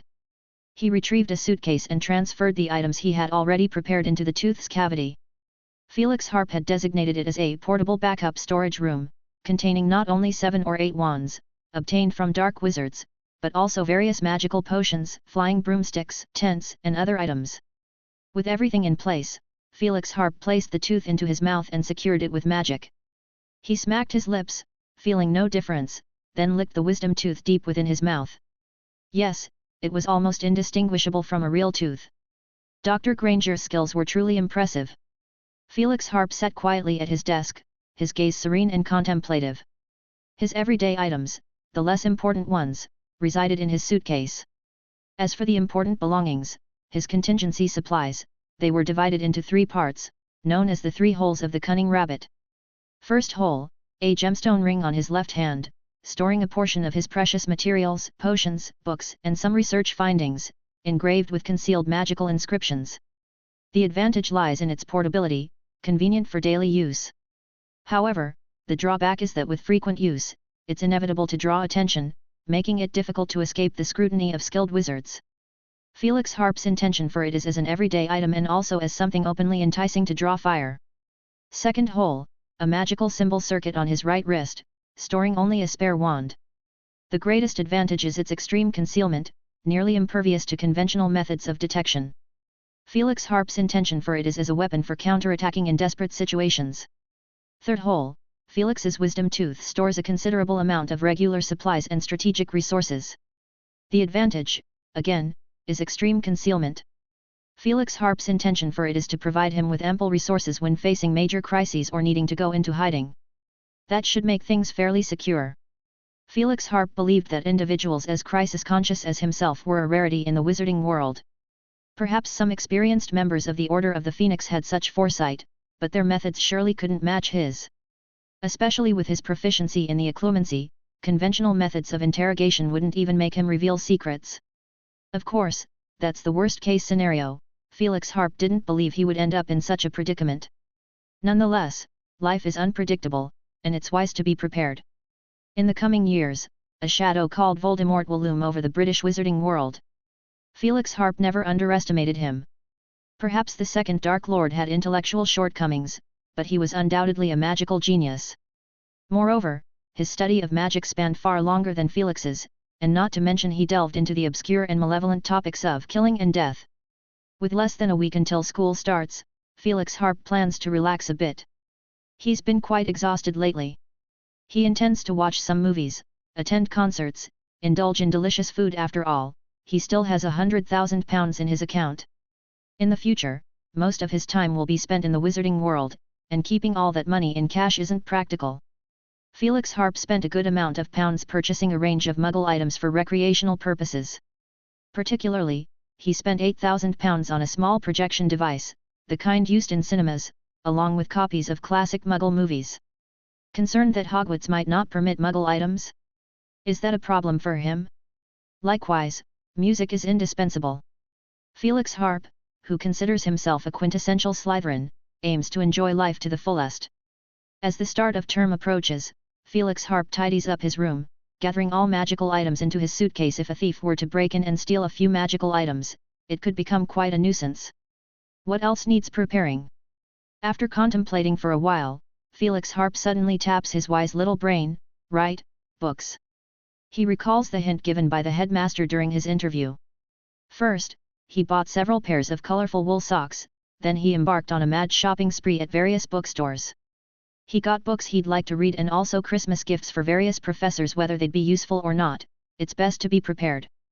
Felix Harp plans to give his former head of house a book titled Common Experiment Procedures for Secondary Students. Yes, the one with lots of illustrations. Hopefully, he'll like it. Felix Harp is confident he will. After all, he's his best student. Felix Harp's anticipation for his new post at Hogwarts only grows stronger. Dear readers, I humbly request a show of support with a little investment. If we reach 100 investors, there'll be a small-scale recommendation, which is quite crucial for a new author. If you've read up to this point and enjoyed the story, please take a moment to support the author.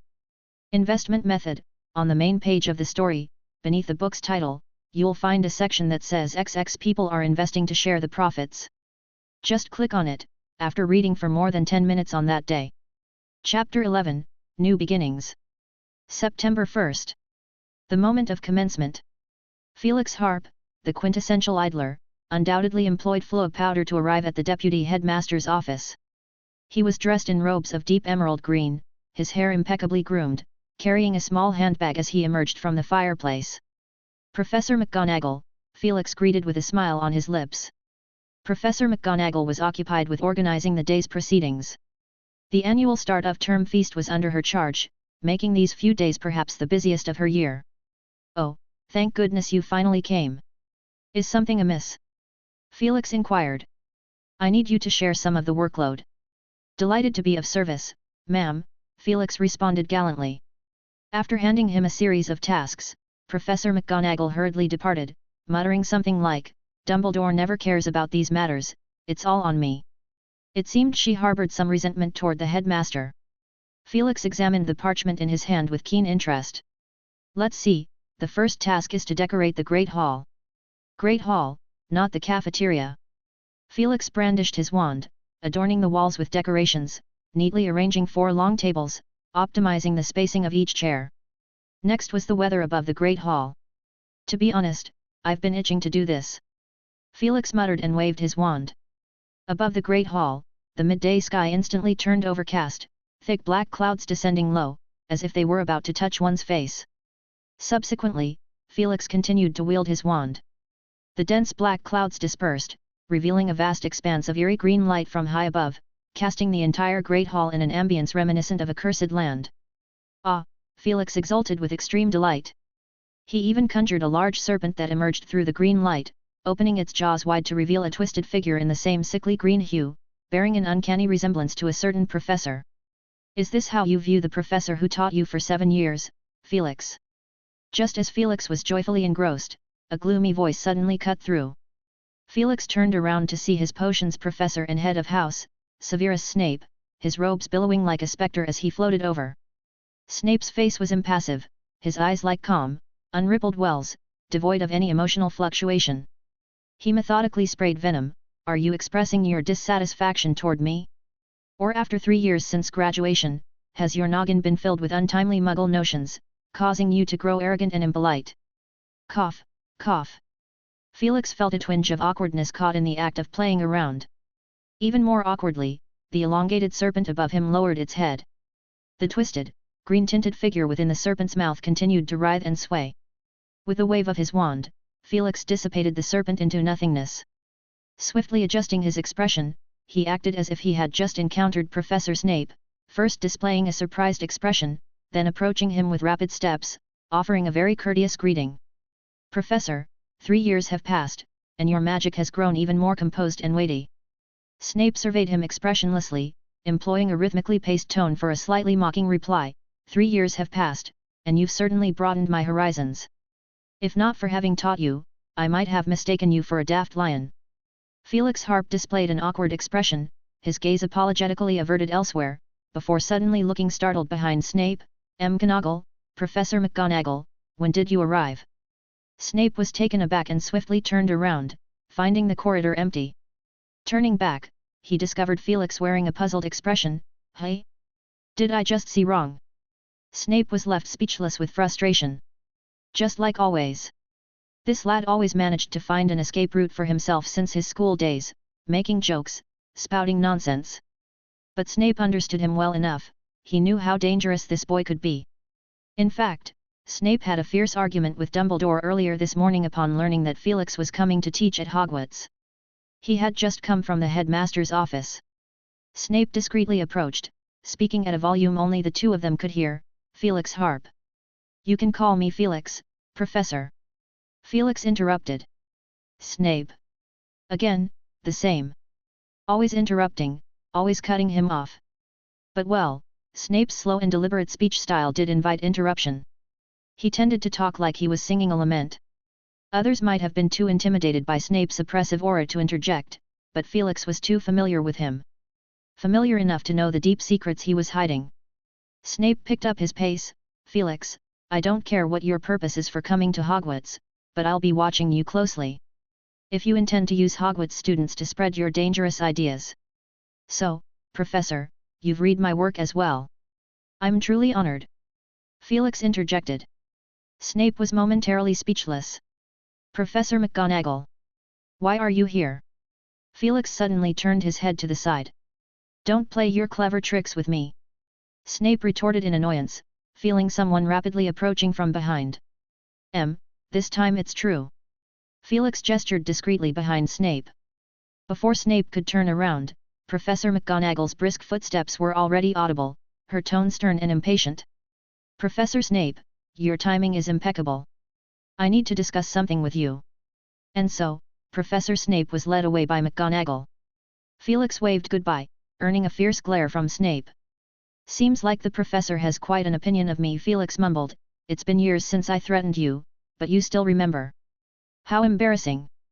Well, Felix had indeed threatened Snape before. To be precise, the overt and covert clashes between them had been going on for not just once during their time at school, but for a full 7 years. But that's a whole other lengthy story. In any case, Felix continued to organize the Great Hall.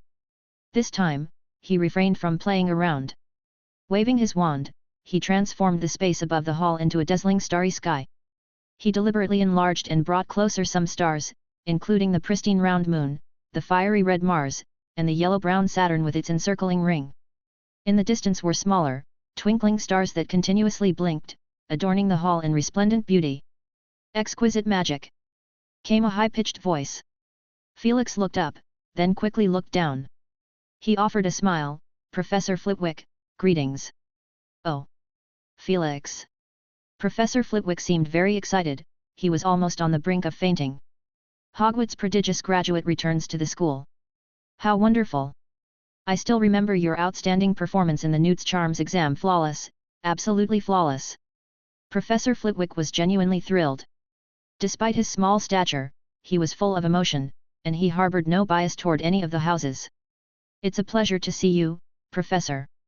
Chapter 12, Undecoded Conversation. The scene rewinds to an hour earlier. Severus Snape strides into the headmaster's office, his face tense, but it's evident that he's quite infuriated at the moment. Headmaster. Headmaster Dumbledore. Dumbledore raises his head from the desk. Ah, Severus, do you have something on your mind? Snape stands before him, not taking a seat. He kicks aside an obstructing chair and, with the desk between them, he asks with a fiery tone, You brought Felix Harp in to teach at the school? What were you thinking? Dumbledore sets aside the book in his hand. Severus, I don't see any issue.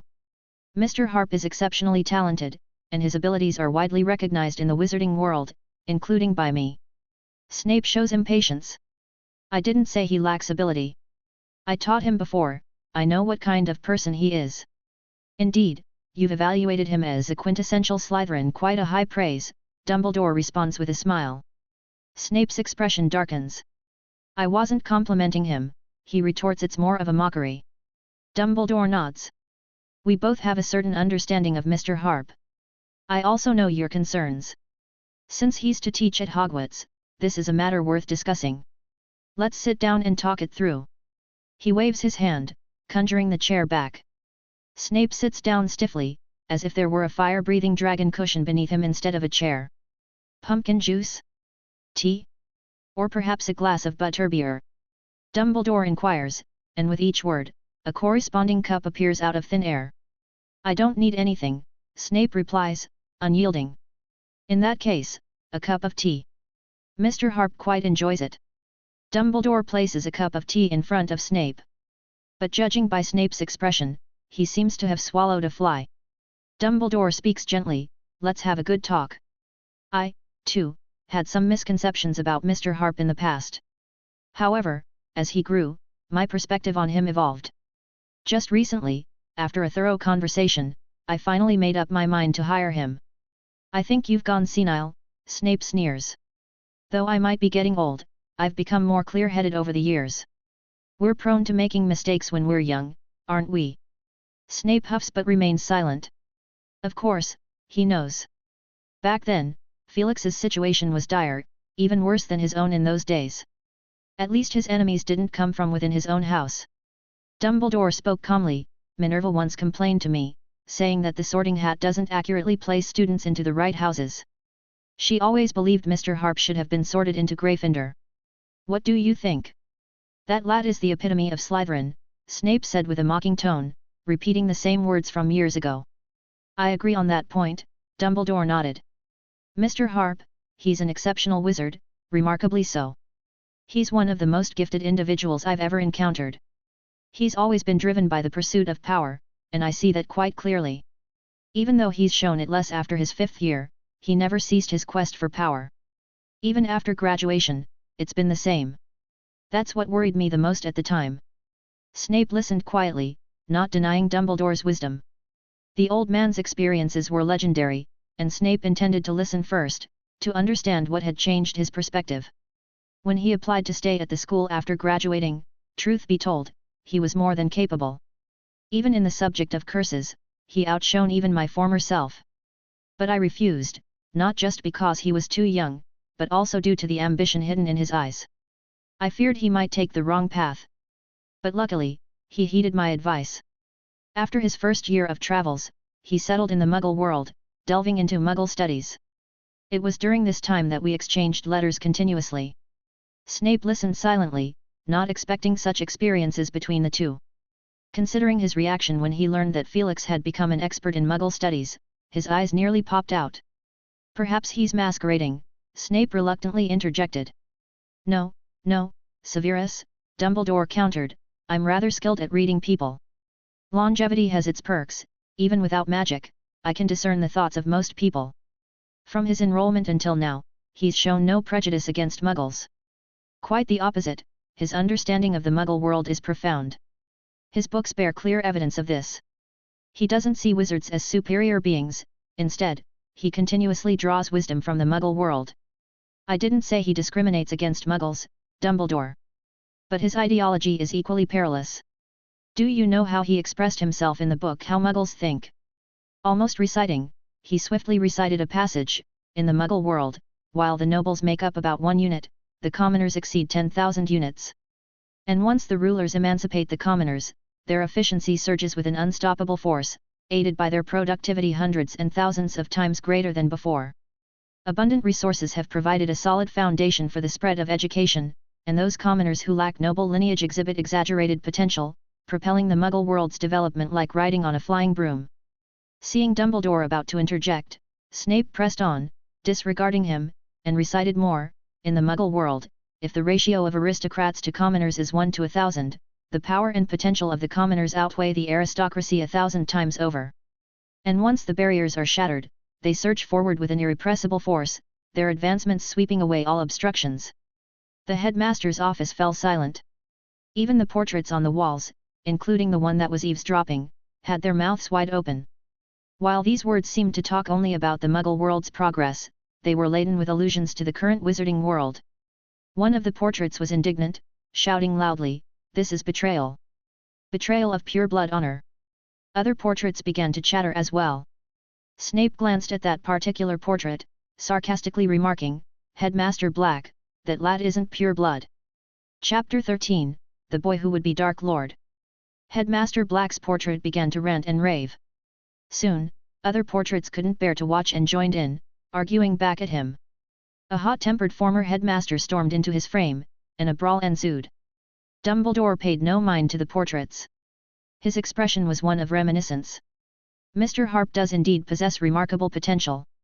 To me, that's a declaration of war from a Muggle-born wizard against pure-bloods.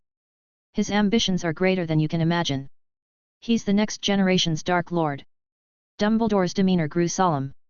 This is a grave accusation, Severus. You always trust too easily, Dumbledore, Snape sneered. Perhaps he won't start a war. I know him, he avoids trouble. But as you said, he has immense potential. If I were to name anyone in this century who could rival you and that person, it's only him. Countless will flock to be under his wing, observing every expression, dissecting every word. Snape sneered mockingly, history has its cycles. Maybe this time, the ones following him will be those foolish lions. What will they call him? Perhaps, the White Lord. Severus, I never realized you held such deep bias against him. Dumbledore expressed deep surprise. Humph. I've said it before, I understand him more than you think. I taught him for 7 years. Dumbledore weighed his thoughts and decided to confide, I did hesitate for a long time. In him, I see the shadow of another person. Similar upbringing in a Muggle orphanage, sorted into Slytherin, similar excellence, a shared pursuit of power. But they are different. Voldemort used magic to intimidate peers, Felix rallied companions against bullies. He's still in touch with some of his orphanage friends. Voldemort coveted power, forming a group around him during school, an early version of the Death Eaters.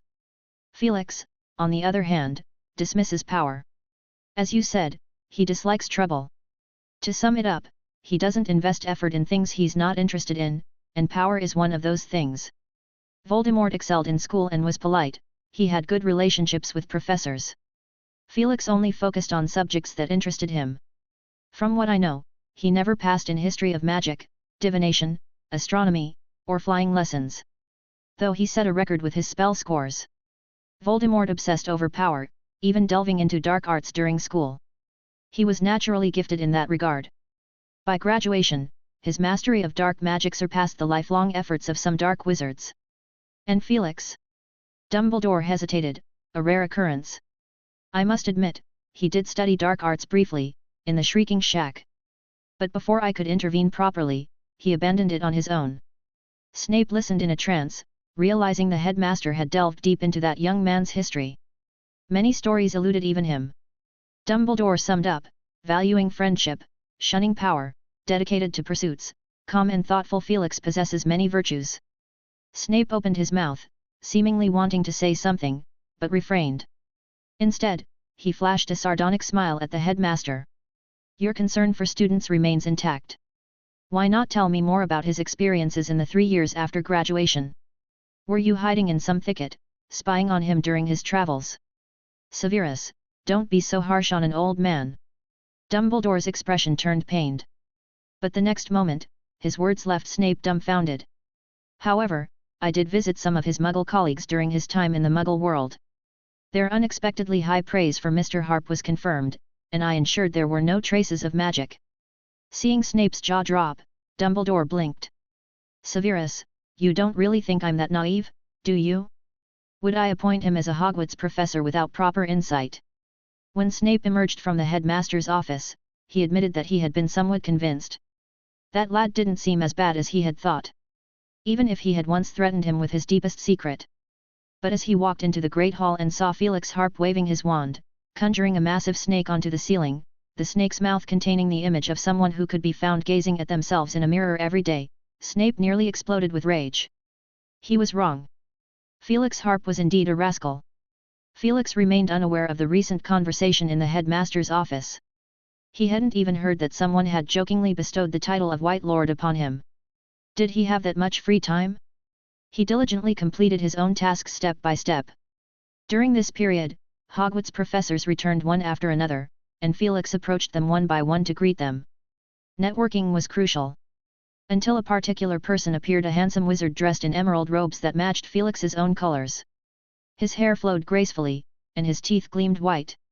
Which Slytherin was this? Why did Felix not remember him? Felix intended to observe a little longer, but quickly, the wizard approached him. Felix Harp. I've heard so much about you, I've been looking forward to meeting you. And you are? Felix felt like he recognized this person, but he couldn't place him. The wizard seemed to hear something unbelievably shocking. His mouth hung open for 2 seconds, as if petrified, before he swiftly recovered his smile and began to talk. Felix, you must have been busy with Muggle studies, not paying much attention to the wizarding world. That's all right. Let me reintroduce myself. Trust me, you deserve this honor. Please, go ahead, Felix said. The wizard blinked, Gerald Hart.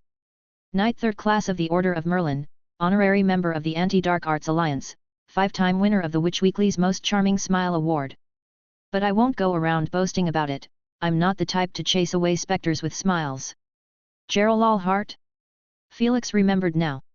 He had read Hart's biography, an impressive adventurer with considerable experience and wit. But this person seemed somewhat enigmatic, always keeping half of the story hidden, never revealing crucial details. Felix became intrigued, pondering how to draw some substantial information from him. It's Mr. Hart indeed. I've read your works, they are quite remarkable. Your experiences are truly captivating. Felix began with flattering words, and within 3 minutes, he had already formed a camaraderie with the new defense against the dark arts professor. At the same time, he admired Hart's courage silently. Not concerned about the curse of the Dark Lord, hey? Felix knew the significance of that course. Despite the perpetual lack of professors at Hogwarts, he wouldn't dare entertain the idea of taking up that job. Truly, audacity matched his expertise. However, judging from Hart's experiences in his books, he was undoubtedly an incredibly astute and resourceful wizard, always managing to turn danger into triumph. It seemed he needed to pay more attention.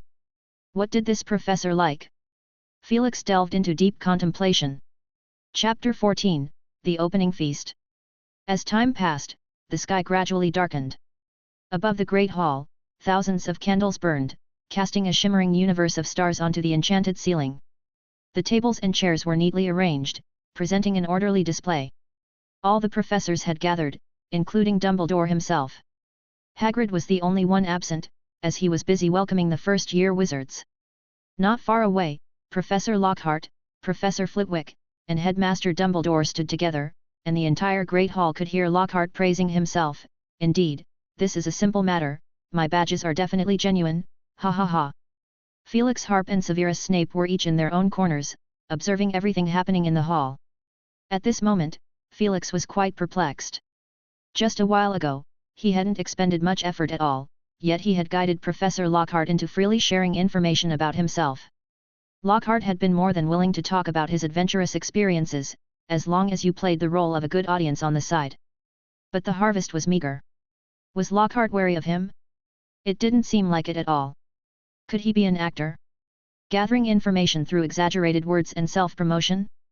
Felix was utterly puzzled. Equally puzzling was another professor.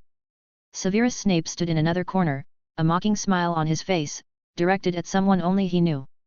How had Professor Snape changed like this? Back when he was a student, he wasn't so brooding and sarcastic, was he? Had something happened during those 3 years? Felix felt that his usually sharp mind wasn't enough. He became more cautious and then joined a conversation with Professor Sprout, discussing magical plants. Felix, I must say, you didn't put much effort into herbology during your school days. Professor, I was distracted by other subjects, I was very busy. I don't quite think so. Back then, you went to great lengths to ask me about those dangerous plants, inquiring about their weaknesses. Professor Sprout remembered this vividly. Well, it was a bit of a black mark. He indeed wasn't interested in herbology back then. Could it provide strength? No. Not a single bit. So, his herbology grades were always between A, acceptable, and P, poor. However, he was very skilled at dealing with dangerous magical plants and tirelessly worked to find their weaknesses, attempting to resolve them with the least effort. This was his approach to the care of magical creatures class as well. One could only say that he had become a bit obsessed during those years. A commotion came from a distance. The students are here. Professor McGonagall stood up and hurried away. With Headmaster Dumbledore's guidance, the other professors also took their seats. Felix especially wanted to sit next to Professor Snape, attempting to observe the undisclosed changes that had occurred in him over these years. But Snape deftly avoided him. Helplessly, Felix aimed for his second target and took a seat beside Lockhart. It seemed that Professor Flitwick was being quite bothered by Lockhart. Seeing Felix approaching was a relief, and without hesitation, he offered Felix a seat. Once seated, Felix casually opened the conversation. Professor Lockhart, your description of vampires and wanderings with vampires was brilliant, but I do have a few minor questions. This time, Lockhart became visibly uncomfortable. He looked around, avoiding answering the questions directly. Felix wisely changed the topic. Seems like he's not too fond of me. The atmosphere turned a bit awkward, but soon Professor McGonagall led the students into the Great Hall. 2nd to 7th year young wizards from each house took their seats on either side of 4 long tables. However, Professor McGonagall appeared to be in a bad mood. She quickly approached Dumbledore, speaking in a hushed tone. The headmaster's face immediately turned serious. He exchanged a few words with McGonagall, she nodded, and then called for Snape. The two of them left the hall together. What could be going on? Felix Harp felt curious, but this wasn't the appropriate occasion for magical eavesdropping. On the other end, the newly started school year wizards were excited, chattering away, making the whole hall exceptionally lively. The professors, quite open-mindedly, refrained from intervening. Dumbledore's expression grew even more genial, and he observed everything with a twinkle in his eye, stroking his silver beard. Felix was also interested in scanning the crowd, spotting several familiar faces.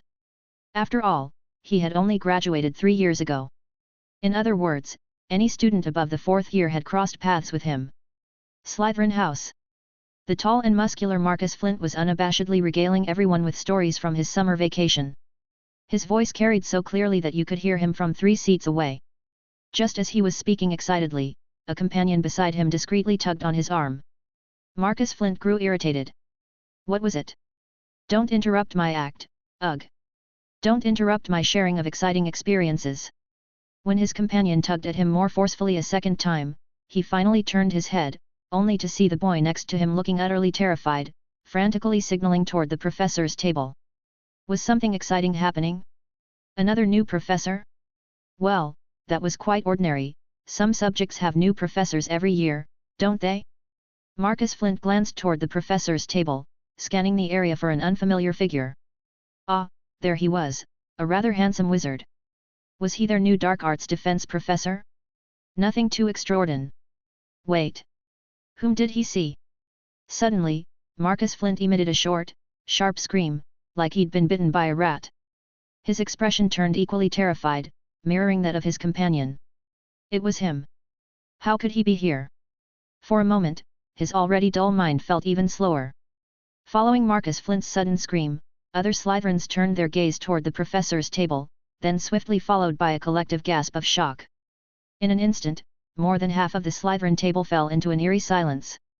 And the remaining small group of lower-year students also noticed the upperclassmen's inexplicable silence, causing them to halt their conversations and stare at their peers in bewilderment. Malfoy, observing this bizarre scene within his house, felt perplexed. He couldn't help but pull a nearby senior aside, whispering, "What's going on? SHH, keep your voice down." The senior reprimanded him in a hushed tone, lowering his head to avoid looking at the figure of that man, instead pretending to be deeply engrossed in examining a silver plate. Then he whispered again, "Draco, keep it down. That man has returned." "That man? Sir?" Draco was puzzled, it sounded like a nobleman's address. The senior uttered a few whispered words, "The Battle of 87. Whew." Draco, too, inhaled sharply, unable to resist looking up at the young professor sitting at the professor's table. Was it him? As the Slytherins unexpectedly fell silent, students from other houses also noticed their peculiarity. Hermione had noticed Felix's presence earlier. With her remarkable memory, she immediately recognized him as the peculiar guest from her summer. So, he's a wizard too? No wonder he had such odd requirements. I wonder what subject he's teaching? The two unfamiliar faces this year Lockhart she had already met, having read all his works herself. His experiences were truly incredible. The other professor, who appeared quite young, raised her curiosity. She frowned slightly, sensing that the Slytherin students had abruptly hushed down. The other 3 houses, initially silent, soon exploded into a cacophony of excited discussions, the great hall buzzing. The older students were enthusiastically sharing what they knew, wearing expressions akin to "I have a big secret." Hermione had initially been worried about Harry and Ron's well-being, but she had already informed Professor McGonagall. It shouldn't be a problem, right? Hermione inconspicuously stretched her neck, straining to listen. Chapter 15, Painting Castles in the Air. In the professor's chamber. Felix Harp sat there, watching this scene unfold. He felt rather perplexed. Had he really done anything terrifying? Why were the Slytherin students so afraid of him? He had been cultivating his character since his 6th year, and these young wizards were, At most, second years. This felt like a smear on his reputation. If this got out, it would be like a mob boss infiltrating the school disguised as a new, adorable teacher. The other professors also exchanged curious glances. Most of them had witnessed Felix's glorious 7th year, though they had graduated 3 years ago. To maintain such power was truly admirable. The way they were looking at him made Felix want to punch someone. Dumbledore, on the other hand, maintained his usual cheerful demeanor, as if everything that had just transpired was perfectly normal.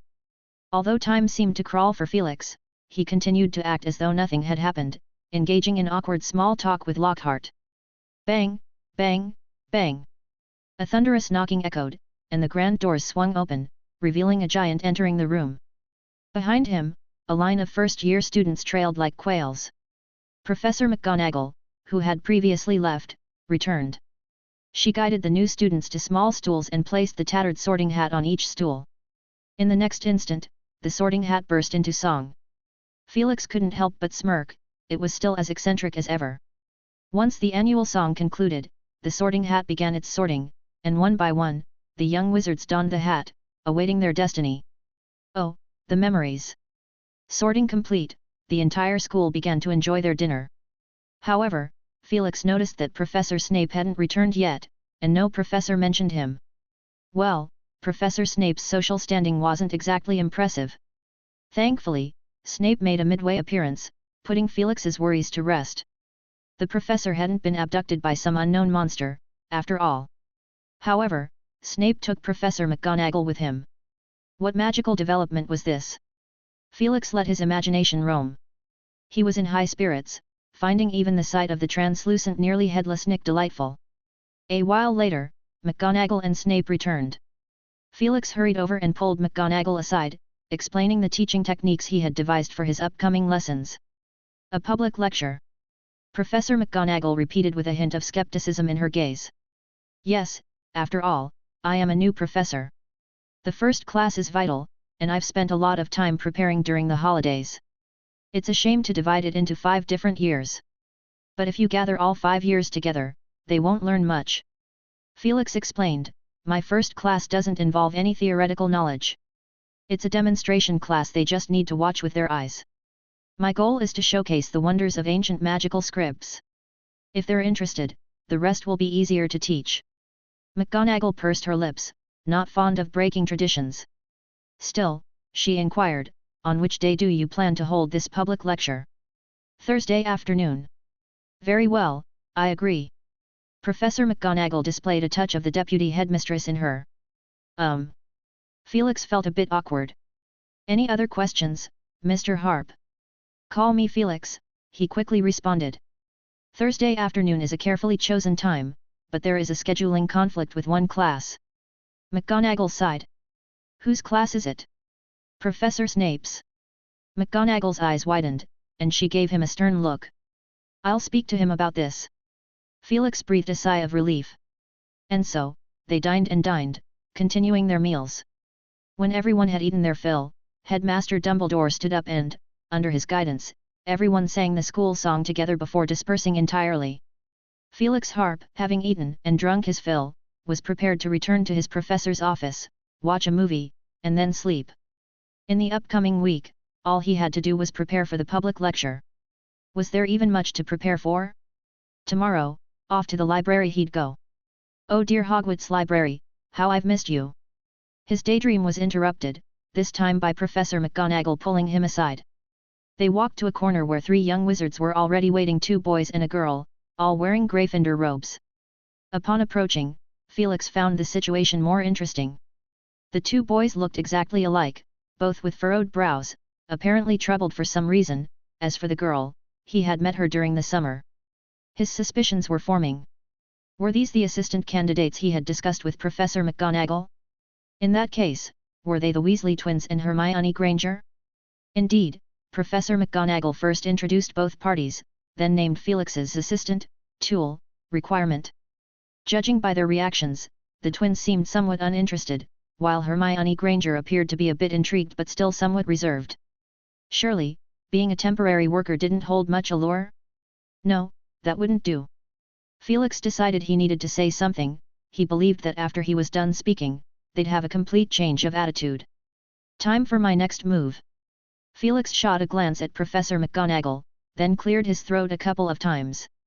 He looked at the three young wizards and gently began, "Greetings, I am your newly appointed Professor of Ancient Runes," with a quick glance at Hermione, "possibly your future professor."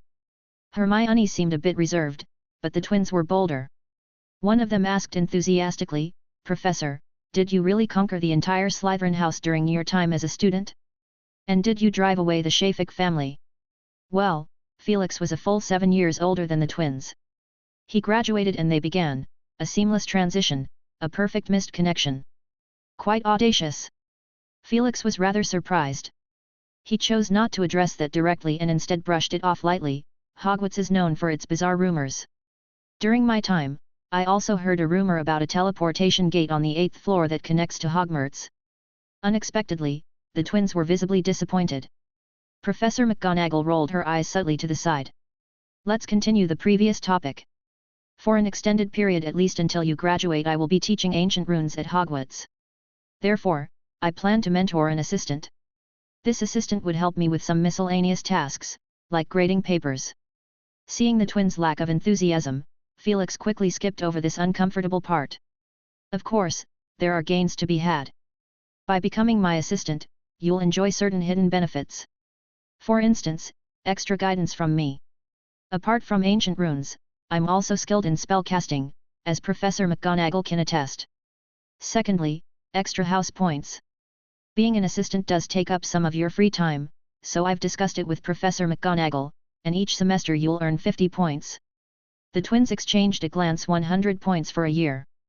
And Hermione's eyes sparkled just as much. In fact, she had been intrigued from the moment she heard the first point. Thirdly, the opportunity to be involved in my research. You'll encounter a lot of advanced magical knowledge, things that won't be covered in class. Fourth, priority access to my Ancient Runes Club next year. Fifth, you'll gain my personal friendship. If you become my assistant, I won't refuse a little help now and then.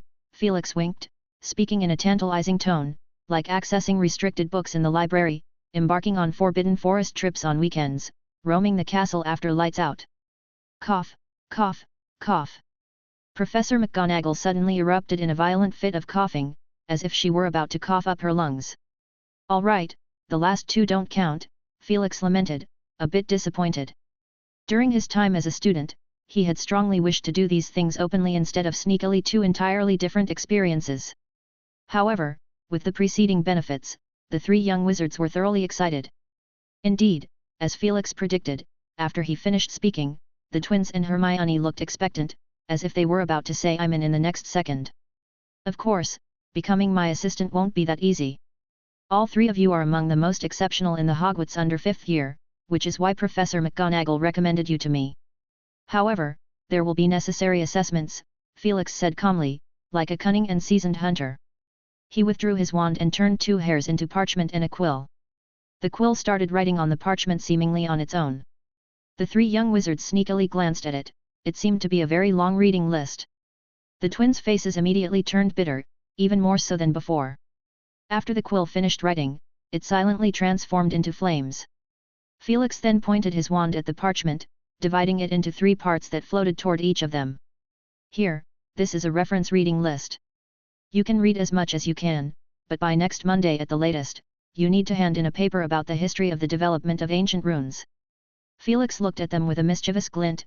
No word limit, but the more, the better, no set structure, but the more, the better, no limit to the number of reference books, and again, the more, the better. You have a week.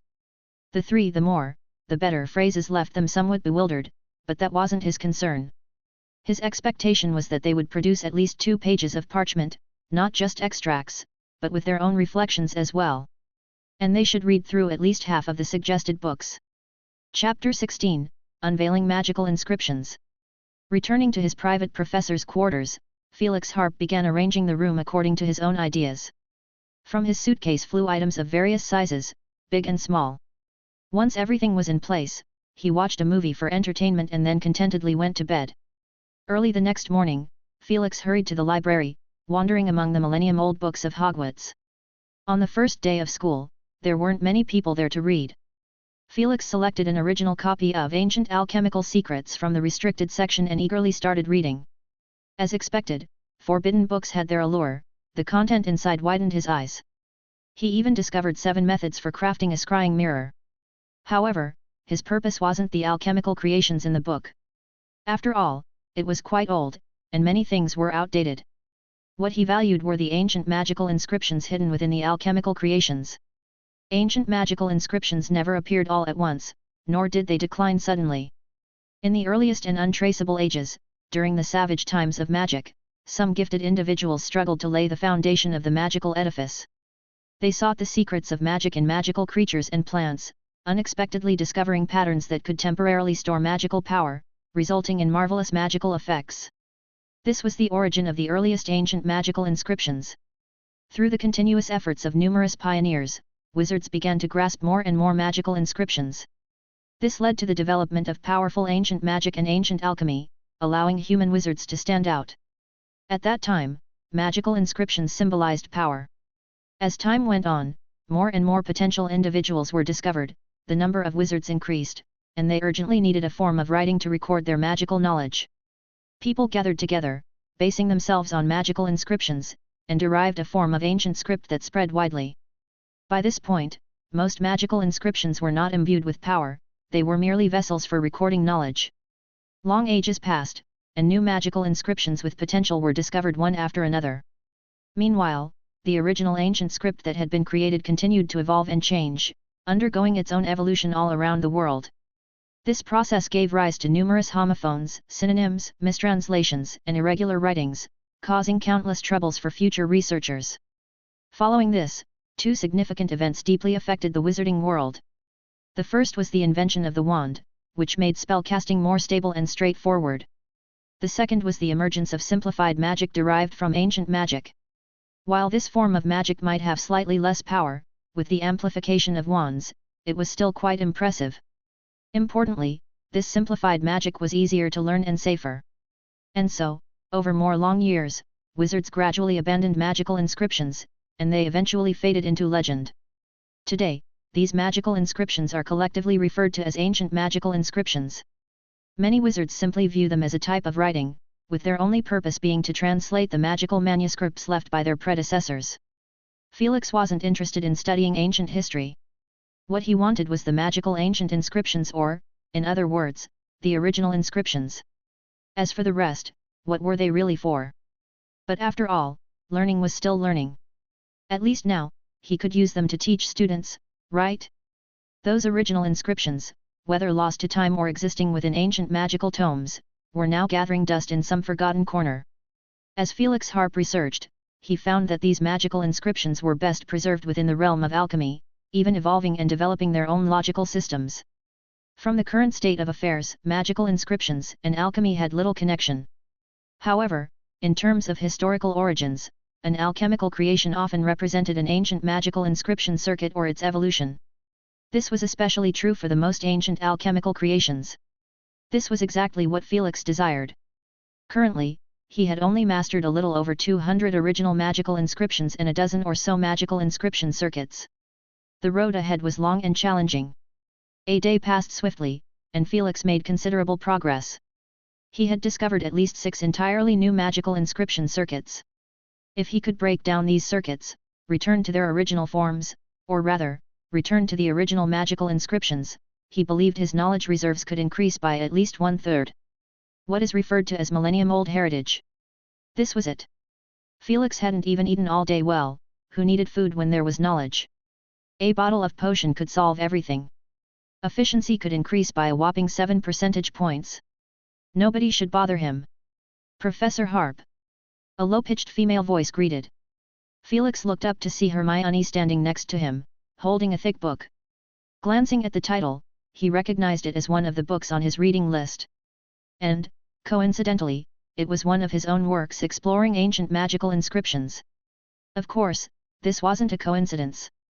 Hermione was a very clever witch and was eager to secure the position of teaching assistant. However, the reading list provided by the professor was just too extensive. Skimming through the entire list in a week was still possible, but studying in depth? It was simply impossible. She had to prioritize one book while using the others as references. Just now, when she spent half an hour selecting books from the list, she unexpectedly found that one of them was authored by the young professor himself.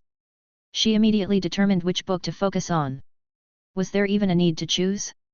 Anyone who hesitated on this question was clearly a fool.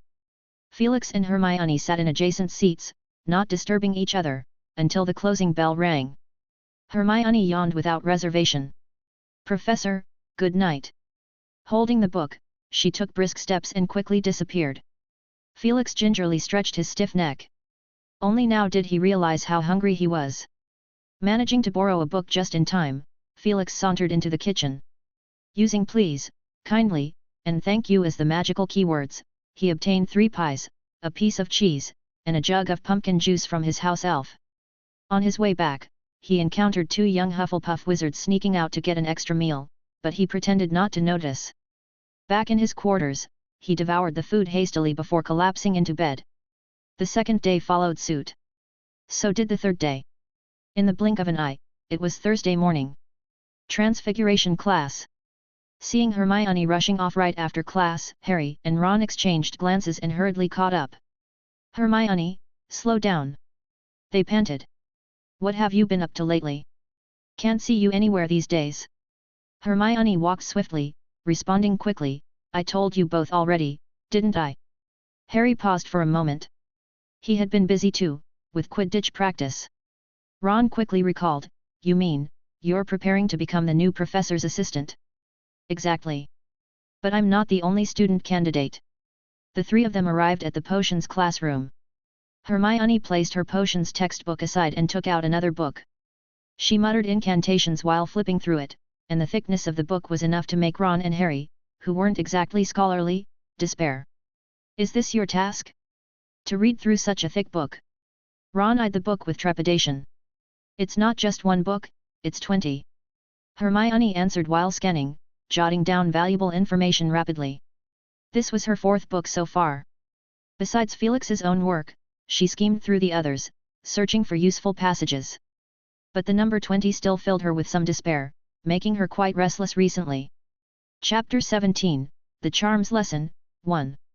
Soon, Professor Snape strode into the room with brisk steps. As his wand swished through the air, the windows closed tightly and the curtains drew shut. A heavy and eerie atmosphere settled upon the entire classroom, and the young wizards fell instantly silent. Hermione promptly closed her book, ready to focus on the lesson. After finishing their first herbology class of the afternoon, the trio was quite exhausted as they hurried to the Great Hall for the charms lesson. The hall had transformed significantly, 4 long tables were moved to the corners, leaving a circular raised platform in the center, about 20 feet in diameter and 3 feet high. "What's that?" Ron inquired. "Perhaps it's where the professor will stand?" "Seems like there's quite a crowd today." Harry glanced around. Merlin's beard, most of the school's students had gathered, including many first and second-year witches and wizards. "Is he really this popular, or is it another Lockhart situation?" Harry mumbled to himself. While Harry was only thinking that, Ron had already spoken it aloud, muttering, "It couldn't be another Lockhart, could it?" "No, it's not. I've had contact with Professor Harp, and his nonverbal spells are extraordinary. And unlike Lockhart, he..." Hermione started hesitatingly. "What kind of spells?" Harry didn't catch that. "Nonverbal spells. Some particularly skilled wizards can cast various curses without uttering an incantation, making it exceptionally convenient to hex people silently," Ron explained. Both of them missed the young witch's opinion on Lockhart. "Is there even a need to discuss this matter?" Hermione shot Ron a glance. Harry, on the other hand, contemplated a bit more. "So, this professor sounds promising, then?" He felt a bit more anticipation for the upcoming charms class.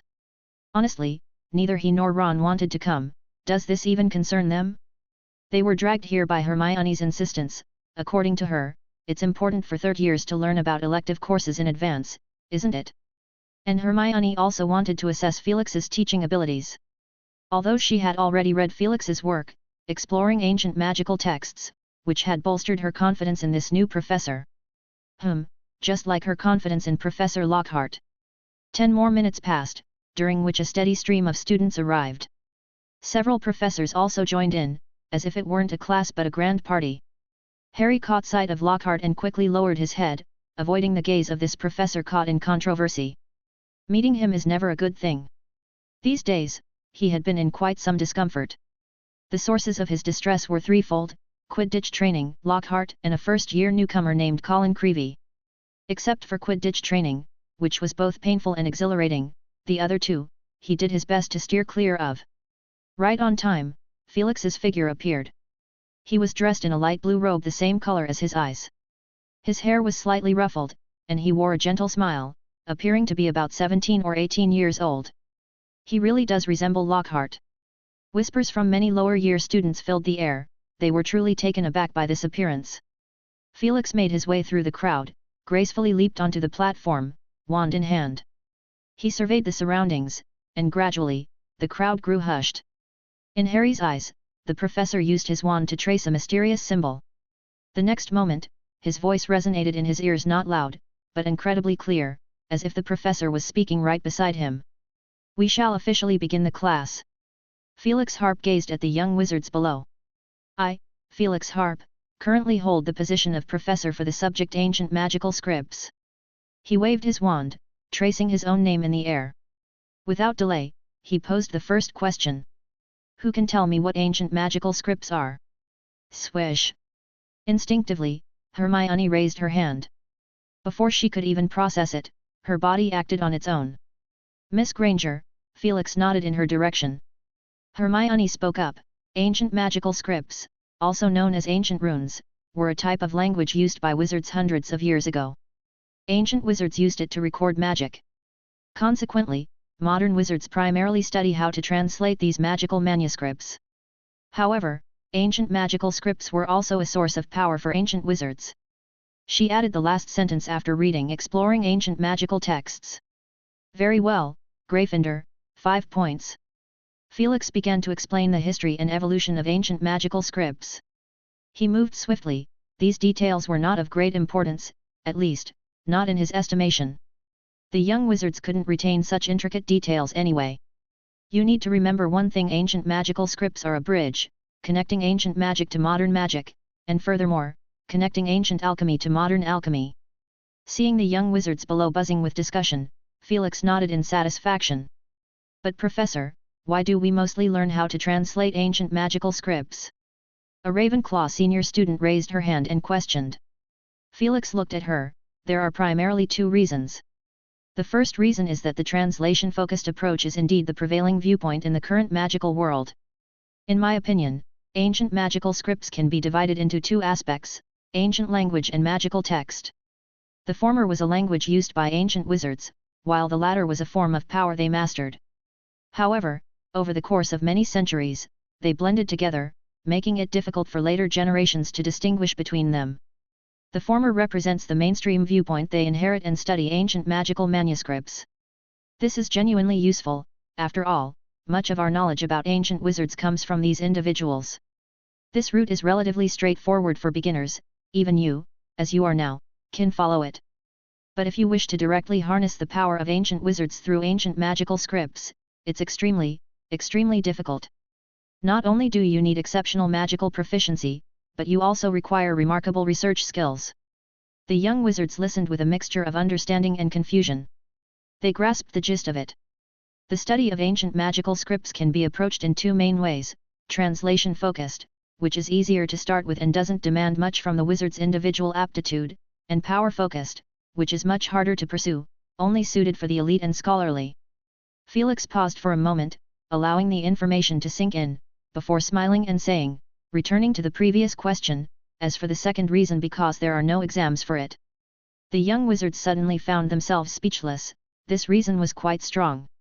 "However, personally, I believe," Felix continued, "that providing you with practical applications and delving a bit into ancient magical scripts will effectively ignite your enthusiasm for this subject." "Are you going to teach us ancient magic?" one of the twins exclaimed. Felix shook his head. "No, ancient magic is renowned for its great power and difficulty to tame.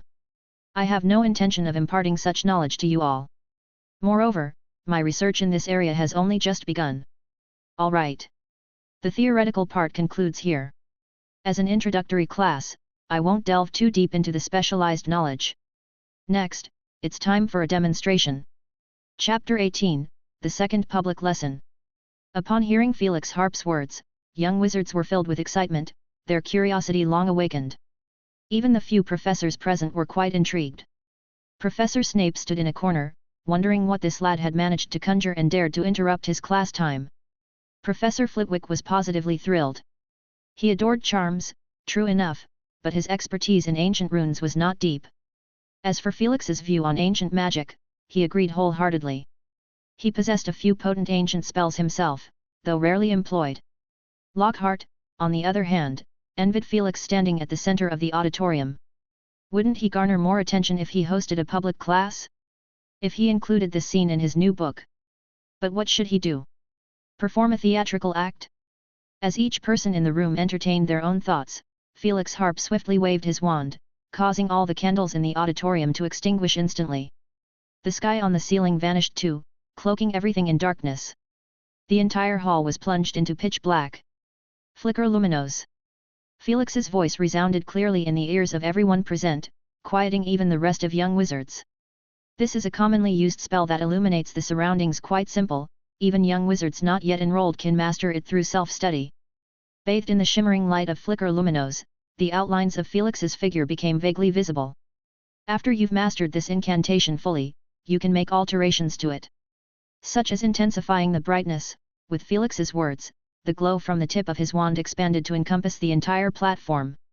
Changing the color, the sphere of light shifted from white to red, green, yellow, cyan.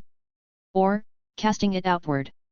Felix swung his wand, and the light ball shot far away from the wand's tip, tracing an arc in mid-air. The hall descended into darkness again, and the corresponding ancient magic for it. Following that, people heard the pronunciation of an odd word. In the next moment, a massive burst of light emanated from the center of the platform. Milky white radiance enveloped the entire auditorium. Strangely, the light seemed to come from all directions, leaving no trace of shadows. This is the illuminative charm, Felix murmured softly. Each young wizard in the audience erupted into thunderous applause. Felix Harp's lips curved into a smile. This is just a simple example, but even so, we can perceive the difference. Once more, he swung his wand, reigniting the candles, and the ceiling reverted to its initial state. Modern magic is bounded by limits of power and intensity, fluctuating within certain ranges, yet we can still clearly perceive this. Ancient magic, however, is different. It's straightforward, crude even, with its potency often determined by the size of your magical power. For instance, if I wished, I could use this magic to illuminate all of Hogwarts.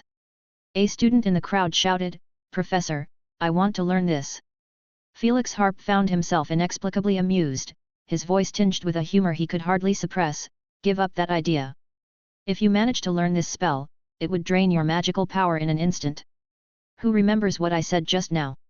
Ancient magic is renowned for its immense power and difficulty to control. Most of you probably recall only the first half. But the second half is what matters."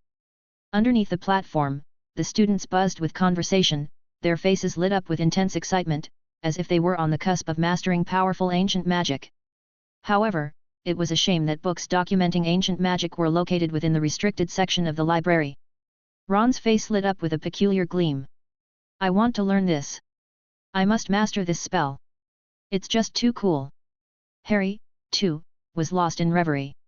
A simple flicker luminos, replaced with ancient magic, and it held such power. What if it were another spell? Like Hermione's previously used Petrificus Totalis, could it truly petrify a person, turning them into stone? Professor Snape maintained his usual expression, but that power. So, Dumbledore and the Dark Lord, did they indeed wield potent ancient magic? Felix Harp waved his wand, shooting out streams of red sparks from its tip, recapturing the students' attention.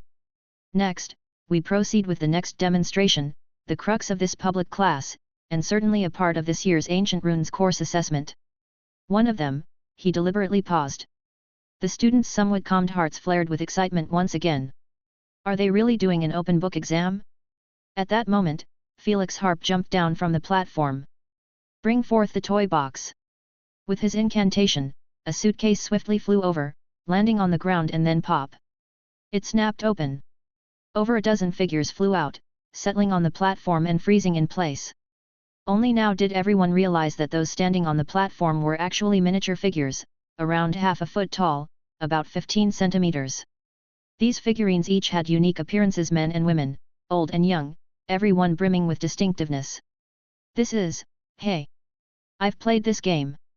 Justin, a Muggle-born wizard, suddenly exclaimed, his face turning red. He hadn't expected to see action figures at Hogwarts, and ones that moved, at that. Harry also felt a sense of familiarity, as if his cousin Dudley had mentioned something about it. "What's this?" Ron, beside them, inquired. Being pure blood, he had no idea what these things were. Just moving dolls, what was so astonishing about that? These are characters from a Muggle world's fighting game, Harry pondered, searching his memory to provide more information, but unfortunately, he hadn't played it either. A fighting game? Ron's curiosity was piqued by this term, clearly more interested. Felix Harp chuckled. It seems some have recognized them. Indeed, the inspiration for these figurines' appearance comes from a Muggle game. However, that's not our focus today. Felix waved his wand again, causing two of the figures to leap high onto the platform and stand at its center. The other figurines stepped back to the edges. Does anyone know their names? Fire Boy and Ice Girl. Justin shouted, this was his domain. Felix Harp continued, and do you know their abilities? Fire and Ice. Justin rushed to answer again, his enthusiasm evident. Felix repeated, Fire and Ice. Well then. He waved his wand once more. The figures on the platform immediately sprang to life. Fire Boy's right index finger burst into bright yellow flames. As he swung his hand forcefully, the flames expanded into a fireball the size of a quaffle and shot far away, half a meter, then exploded with a resounding boom. Wizards closer to the platform instinctively took a step back. Seeing the fireball not leave the platform, they relaxed, their gazes now hotly fixated on the figurines. They wanted to play, and they wanted their own. On the other side, Ice Girl kicked, displaying a graceful and fierce posture. A row of ice blue icicles shot forth, causing some young witch's eyes to shine. Ah, they're so cute. I really want to hold them. Felix Harp wore a smile that seemed to control the entire room. Next, we need a battle. Chapter 19, The Public Lesson, 2. The great hall of the school fell into a hushed silence. Every student's gaze was fixed on the raised platform, fearing they might miss the slightest detail. A fierce battle was unfolding there.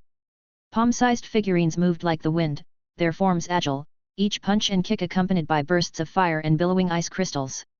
Every so often, one of them would unleash a certain ultimate move, like the Fire Boy's massive fireball or the Ice Girl's icy spikes, elevating the fiery atmosphere to new heights.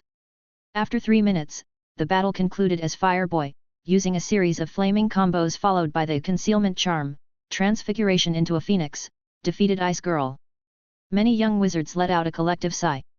They had wanted to see the charming Ice Girl triumph.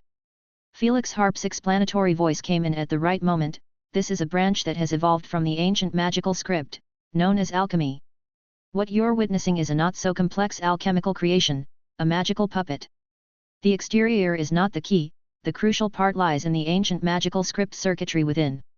And the ancient script circuitry is essentially a combination game of magical writing. Your practical final exam will be centered around this. Initially enthusiastic young wizards now appeared bewildered. Make them do this? Professor, are you perhaps overestimating us? You've just arrived, you might not understand our actual situation yet. Let's hope for someone less skilled to give the professor a taste of reality. Of course, this magical puppet might be too complex for you all right now.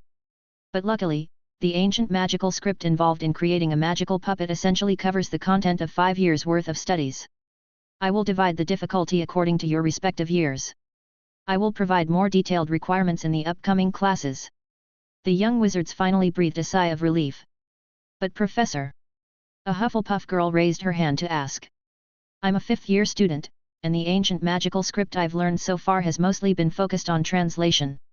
Do I need to learn new knowledge? Also, I have my OWLS exams this year. I understand, Felix Harp calmly responded. First and foremost, you don't need to learn entirely new material. I've reviewed your textbooks. Please have some confidence in your professors. Felix threw in a playful remark. Moreover, I must emphasize that Professor Babbling is an excellent specialist in ancient magical scripts. The material she chose is quite fitting. It includes both theoretical translation aspects and a small amount of practical magical writing, though perhaps Professor Babbling considered that the Ancient Runes course isn't alchemy, thus she didn't delve into that part extensively. But consider this as a foundation. If you aspire to study more advanced subjects in the future, these basics will guide you past the initial hurdles. Many young wizards relaxed their tension. Secondly, at least for this year, the practical exam will be mainly for extra points. Furthermore, I will also take into account providing more theoretical instruction in your 5th and 7th years. Among the young wizards in the audience, some were pleased, while others let out disappointed groans. Lastly, some of you might worry that practical exercises will consume too much time. However, these two aspects complement each other. You might unknowingly grasp more knowledge through these activities. This concludes my response. Felix Harp gave a bow. Thunderous applause echoed through the audience. Next, we have approximately half an hour left. Who would like to personally try controlling these magical puppets in combat? Felix Harp inquired. This hardly qualified as a question. The young wizard's excited shouts could have blown the ceiling off. Oh, you might not be able to accurately control the puppets with wands, so you'll need this. Felix Harp waved his wand, summoning 12 peculiar gadgets from his briefcase. Essentially, they were game controllers. You can use these to control the puppets. Let me demonstrate first. It didn't take long for the students to start manipulating them. Felix conjured 6 platforms using transfiguration, but given the hundreds who had attended today, not everyone could take turns. Ron and Harry lucked out with a chance. They engaged in amateurish pecking at each other, occasionally releasing an ultimate move and excitedly shouting. Yet no one laughed at them, even the little witches were utterly enchanted, shrieking in exaggerated excitement. Felix Harp stood on the sidelines, discussing the day's lesson with Flitwick. Absolutely brilliant. That was Flitwick's assessment. As for Professor Snape, he had silently slipped away. No one knew when he left, just as no one knew when he arrived. Lockhart, on the other hand, wore a heavily pensive expression, his thoughts inscrutable. Joyful moments are always fleeting. As the lesson drew to a close, some students, lured by their hunger, entered the Great Hall to discover a raging dueling scene. A brief glance was enough to make them forget their initial purpose, and they swiftly joined the crowd gathered to watch. This delayed dinner by half an hour, compelling Felix Harp to reluctantly conclude the lesson and restore the hall to its original state. Throughout the dinner, the young wizards continued animatedly discussing the recent public lesson. Particularly lucky students who got a chance to duel were positively beaming, enthusiastically sharing their experience. Forks and knives danced in their hands as if they had stepped into the scene themselves. One has to admit, the young wizards' entertainment options are indeed limited. At the Gryffindor table, Ron was still energetically recounting the epic showdown with Harry. Despite his minor disadvantage, he was defeated, his enthusiasm remained undeterred. Harry, the fire boy I used just now was so cool, swoosh. Kapow! Ron waved his fork and flung a pumpkin pasty, which smacked Neville on the head. Although Harry wasn't as animated as Ron, he was equally exhilarated. However, he had a vague notion and idea that compared to controlling magical puppets, he'd prefer to be out on the field, participating in duels himself. Hermione, on the other hand, was somewhat discontented. She hadn't had a turn yet. She liked the ice girl a lot, so adorable, much like a doll she had as a child. But there will be more chances. Once she becomes Professor Harp's assistant, she'll surely get to interact with that puppet. Hermione cheered herself on. What's more, she could even craft her own magical puppet, using herself as the template, albeit with smaller teeth and smoother hair. This unique public lesson undeniably succeeded, cementing Felix Harp's fame. He was the talk of the town, the center of attention. Discussions about this lesson were bound to persist for quite some time, perhaps even turning into a campus legend, like countless rumors do, morphing into who knows what in the end. Chapter 20, The Beloved Professor. Friday. A new day dawned, and young wizards continued to enthusiastically discuss yesterday's class, a wave of excitement that crashed upon the school like a tumultuous sea, injecting a powerful dose of vitality into their mundane campus lives. What were they discussing a few days ago? The perfectly handsome Professor Lockhart? But now that news has been swept away by the rain and wind, not just because Lockhart's performance in class was disappointing. Even the term disappointing was a result of some die-hard fans controlling the narrative. More importantly, Professor Harp has become the idol professor of the new generation, subtly trending towards replacing the heartthrob title held by Professor Lockhart. This has left a certain dark arts defense professor quite annoyed. Lockhart paced around his office, his once flowing and gentle golden hair now a bit limp. The dozen or so portraits hanging in the office displayed matching expressions of irritation. I must come up with a solution, yes, a solution. Merlin's beard. He's truly a master of stealing the spotlight. Before coming to Hogwarts, he believed that only the famous Harry Potter was qualified to contend for the headlines of the Daily Prophet. He was mentally prepared for that. But now, he had to admit that he had encountered a formidable competitor. This reminded him of the detestable Rita Skeeter. A few years ago, he also vied against that Skeeter for the title of best-selling author. Although he lost in the end, it was because that woman cheated, revealing his dark history from his school days in the newspaper. However, he wasn't one to be trifled with either. Didn't Skeeter know how unpopular he was during his school days? Professor Lockhart loosened the tight robes around his chest. Those were truly passionate and fiery times. He felt his fighting spirit rekindling. A formidable opponent, eh? He stopped in front of a full-length mirror, pumping himself up. Gilderoy, you're facing a battle right now. Someone wants to outshine you. What will you do? Seeing himself in the mirror, he felt somewhat at ease. With a face this handsome, how could he possibly lose? Leaving aside the incident that occurred in this small office, in the wider wizarding community, Felix's popularity index had soared to new heights, and everyone was looking forward to his official lectures. Perhaps he'll continue the magical puppet duels in class? Remember, many people didn't get a turn yesterday. Ron, with a beef pasty in his left hand and a fork stabbing a potato in his right, didn't let his mouth rest either. Maybe, but we're only in our second year, Ron. Remember. Harry responded more sensibly. Ron widened his eyes. Harry, you've shattered my first dream of the year. He bumped his arm against him. Do you know what I was thinking? I was just imagining using a magical puppet to knock Malfoy senseless. Ron closed his eyes, making a dreamy expression. Malfoy's robes caught fire from a big fireball. He tried to dodge, but it was useless. My magical puppet was too fast. He wanted to cast curses, but it was useless too, because the magical puppet was too small and he couldn't aim. Harry silently ate his pasty. He felt that only Ron would struggle to aim, given that his wand had broken in half.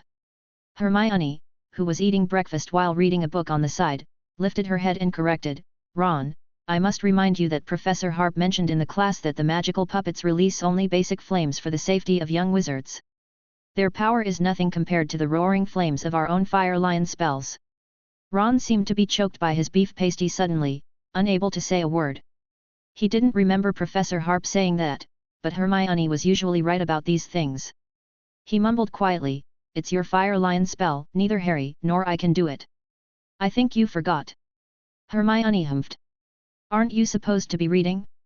Haven't you finished? I think I told you just yesterday, I have 20 books on my reading list. Ron fell silent. Harry became interested in what Hermione was saying and couldn't help asking her, Hermione, how much do you know about this professor? Ron and I missed the start of term feast. He was referring to their adventure in Mr. Weasley's flying car, which spanned a good portion of Britain. As a result, he and Ron had to nervously hide in Snape's dungeon, fearing expulsion. Fortunately, they weren't expelled from school, and they didn't lose any house points. Professor McGonagall even provided them with food. However, with such an incident, returning to the feast openly was impossible. Ron had missed his younger sister Ginny's sorting ceremony because of it. Hermione rapidly and fluently provided the information she had heard at the feast. Professor Harp graduated from Hogwarts, Slytherin House. Slytherin! Ron suddenly exclaimed, but Hermione gave him a fierce glare, and he lowered his head to nibble on a pastry. Yes, Slytherin. He's 9 years older than us and has just graduated 3 years ago. However, he's quite famous. The older students at school know him well. Professor Harp excels in ancient runes, spells, transfiguration, Muggle studies, and of course, dueling. Dueling! Harry was taken aback. In his mind, Professor Harp clearly wasn't a fraud like Lockhart, but he also appeared refined, somewhat like a teacher he had at his Muggle school. It was hard for him to associate Professor Harp with the word dueling. That's right. Hermione glanced left and right, then lowered her head and lowered her voice cautiously. It's said that he's a Muggle-born and he arrived at Hogwarts just after the downfall of you-know-who. The Slytherin students weren't very friendly to him initially, but... But what? But he fought back fiercely with spells. The older Slytherin students are scared of him because he's given them a lesson. Harry and Ron had dreamy expressions on their faces. Honestly, they also wanted to give a few Slytherins a lesson. But the rumors Hermione heard were obviously wrong. By now, Felix Harp was in his 5th year when the current 7th-year students entered Hogwarts. Did he really have a reason to give them a lesson? Naturally, there would be someone to teach them how to behave. During potions class, the young wizards were still discussing the previous day's defense against the dark arts lesson. Harry could clearly see Draco Malfoy in the group of Slytherin students, loudly boasting about his relationship with himself and Professor Harp, claiming they had a close connection. Harry couldn't help but think, perhaps it was a beating-up kind of connection.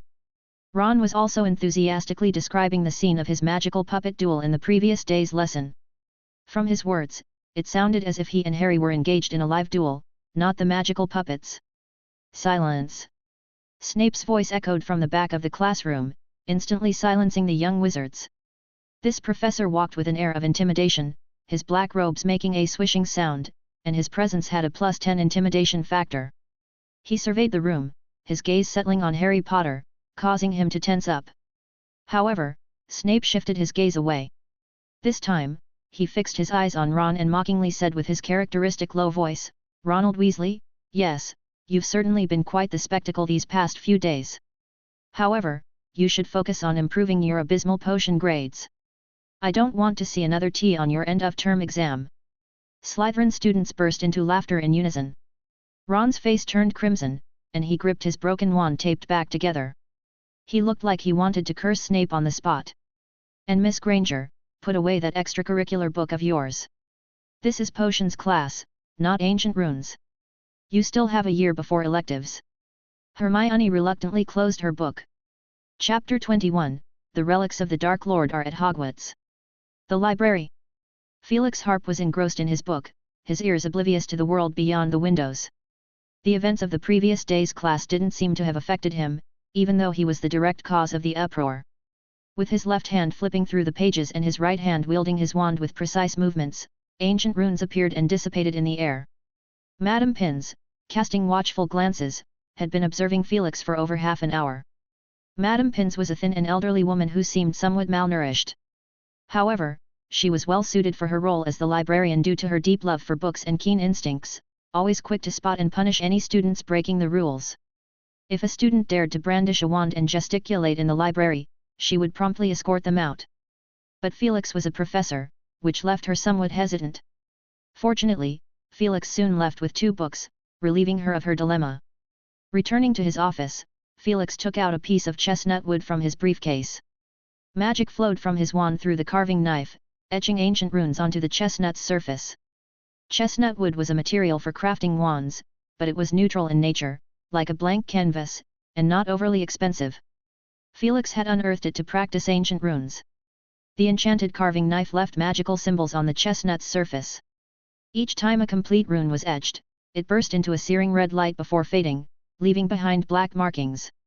Felix's speed in engraving runes was remarkable, causing the chestnut's surface to shimmer incessantly. The carving knife danced through the air, as if he were not engraving runes, but composing an enduring epic. After a few minutes, Felix filled the surface of the chestnut, and he swept his wand across it, causing a thin layer to peel off and fly to the other side of the table. He then resumed with the carving knife, continuing to work on the chestnut. When the chestnut had shrunk by 3 inches, he paused and stretched. In one corner of the table, 30 thin wooden pieces were stacked, resembling a collection of black ancient runes on pages. Felix calculated a number in his mind and nodded in satisfaction, 272 runes, that's the power I currently possess. Leisurely rising, he stood by the window and looked out, convinced that his decision to return to Hogwarts was absolutely right. This is the life I wanted. Swoosh! An owl flew in through the window, dropping a letter onto the table. Felix opened the envelope, his brows furrowing as he read. It was a letter from an old friend. Though only 3 years had passed since Felix graduated, and he had only been actively adventuring for a year, his rich experiences had broadened his perspective enough to be considered well-traveled.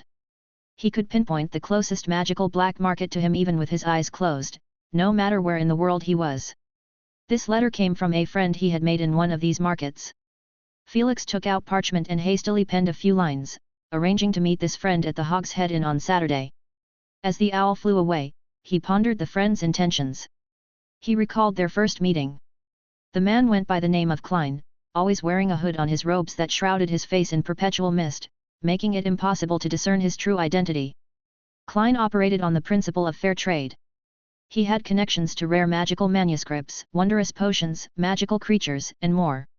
Felix had traded with him 7 times, both adhering to the rules of their transactions. Thus, he was curious about Klein's intentions in seeking him out. Of course, even more intriguing was what kind of inventory this friend had acquired lately. Saturday morning at 10 o'clock. Felix Harp arrived at the Hog's Head Inn. It was early, and there was only one patron present. Approaching the table where the patron sat, Felix saw the familiar mist-shrouded face and sat down with a smile. As he settled in, their forms flickered in and out of view, and their voices became entirely sealed off from the outside world. Klein. Felix. It was a neutral voice, impossible to discern as male or female, or to determine an age. The wizarding world was no stranger to such enigmatic figures, each with their own reasons. They might be dark wizards, individuals evading enemies, or perhaps just indulging in some peculiar predilections. What brings you to me? Information gathering. What kind of information? The relics of the second Dark Lord. Felix remained silent for a few seconds, his mind working swiftly. All right, but you must tell me your source first. Klein tapped his finger on the edge of the table, seemingly weighing the decision, but he soon offered a single word, Vagadoo. You've consulted that bunch of mad priests. Felix was somewhat surprised. Vagadoo was a magical school in Africa, where wizards had only begun using wands in the 20th century, resulting in their development taking a distinct path from other countries. For instance, they practiced a branch of prophecy magic known as witch priests, colloquially referred to as mad priests. This form of prophecy magic was essentially a form of dark magic, with each prophecy extracting a cost such as the loss of a limb. Most importantly, these prophecies weren't always accurate. When Klein mentioned Vagadoo, Felix could only think of this, as there was no interaction between Africa and the British Isles. Go on, Felix urged. His interest was piqued, as Klein would never resort to amateur witch priests. A skilled witch priest capable of producing prophecies would demand a considerable price. The prophecy states that the relics of the Dark Lord will remain at Hogwarts for a year. A chill ran down Felix's spine. What specific relic? I'm not sure, only that it's exceedingly malevolent. Felix was somewhat exasperated. Malevolent, hey? Do you think you're Voldemort? Seemingly detecting Felix's skepticism, Klein added, the prophecy I sought concerned the secret of the vanishing of death. In an instant, Felix engaged occlumency, appearing astonished as he asked, could you repeat that? The vanishing of death. But the Dark Lord is already dead. The prophecy remains. You could check for yourself. Hogwarts has Dumbledore. Are you afraid of him? Klein chuckled softly. Although Felix couldn't see the expressions behind Klein's mist, he sensed that the man wasn't in a good mood. Felix feigned a pensive expression before finally saying, thank you for the intel, but I can't promise that I'll obtain the relic. I can only promise that I won't betray you. I'll personally tackle the Dark Lord's secret. Klein contemplated for a moment and then replied, agreed. They extended their hands, their index fingers touching, and a golden pattern bloomed. This was a temporary magical contract, valid for a year. There wouldn't be dire consequences if Felix breached it, except that Klein would always know his location. If you weren't afraid of the retaliation of a mysterious wizard, you could certainly breach the contract. Many readers might have questions, so let me explain further. In the agreement, what qualifies as unlocking the Dark Lord's secret? Touching the diary, having a chat, or even destroying it, all of that doesn't count as research, as it would be meaningless for both parties in the contract. Who would care about the decibel level of the sound emitted when a Horcrux is destroyed? The content of the contract, to be direct, revolves around the knowledge of creating Horcruxes. Nothing more.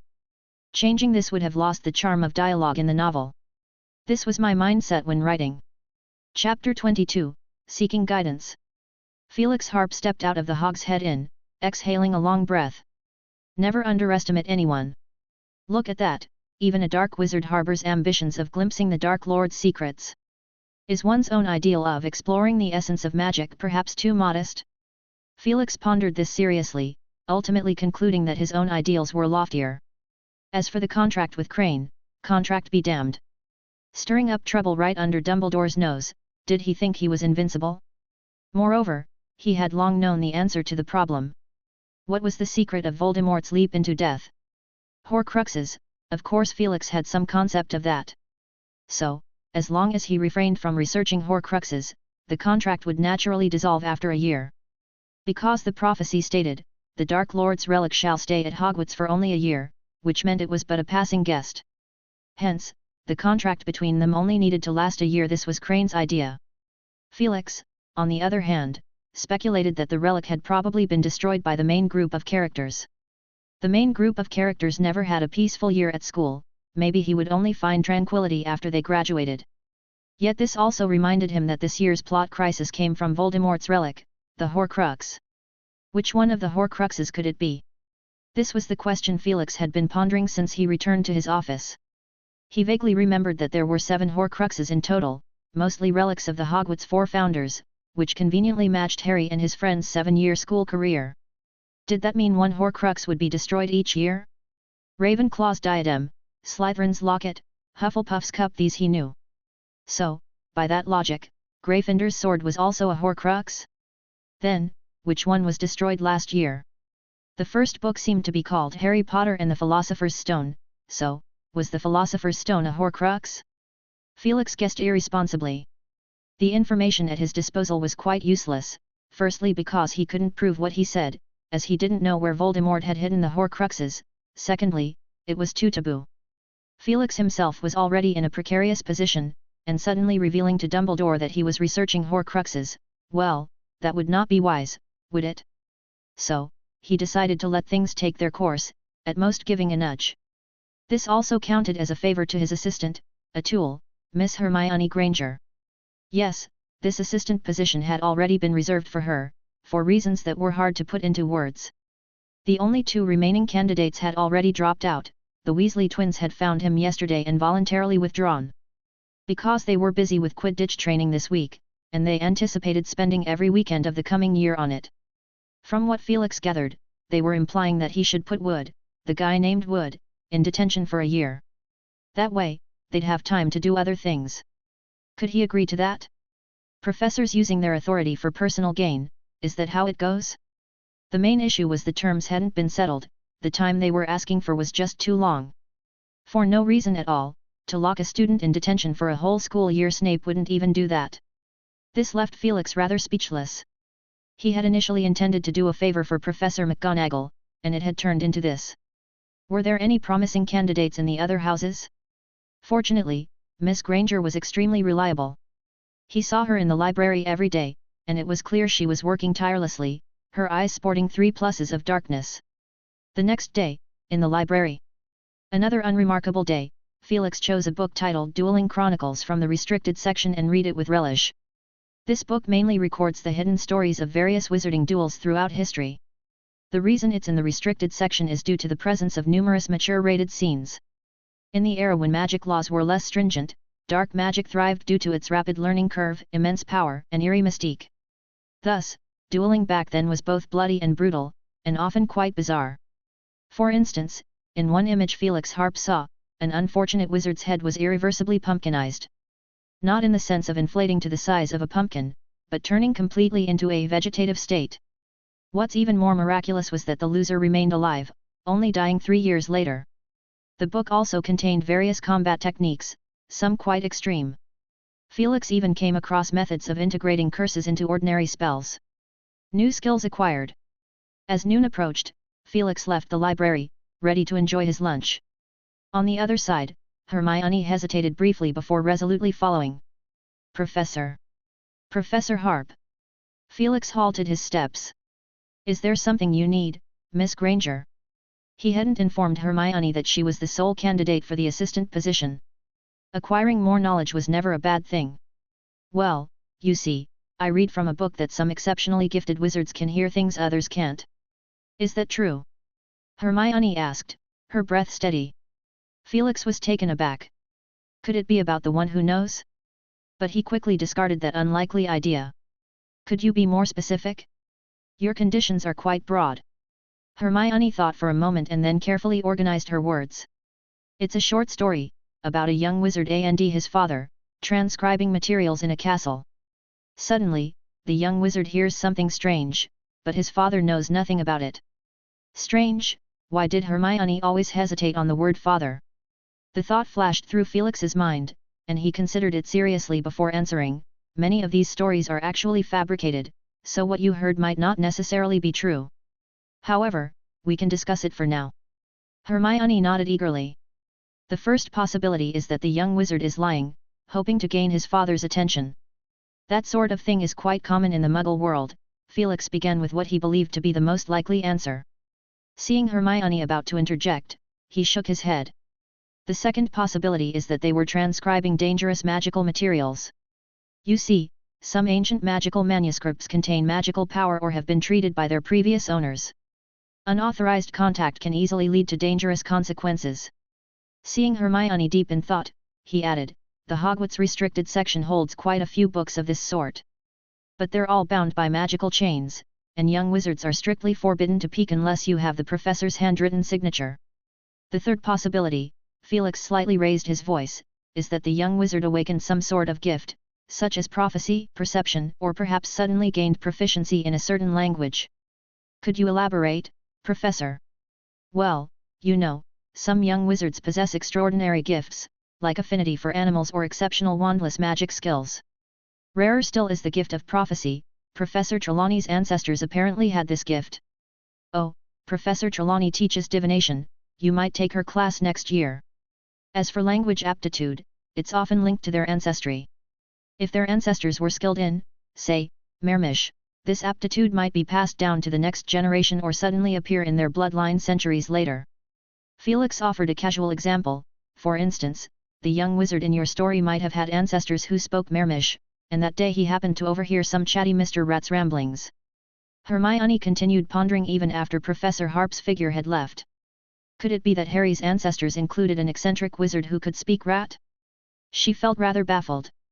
Chapter 23, Parseltongue and Diligent Hermione. Absolutely, positively, no way. When Hermione relayed Felix Harp's words to Harry and Ron, Harry countered with annoyance. He couldn't bear to admit that he had an ancestor who understood the language of rats. Harry felt that he had a miserable first week of school.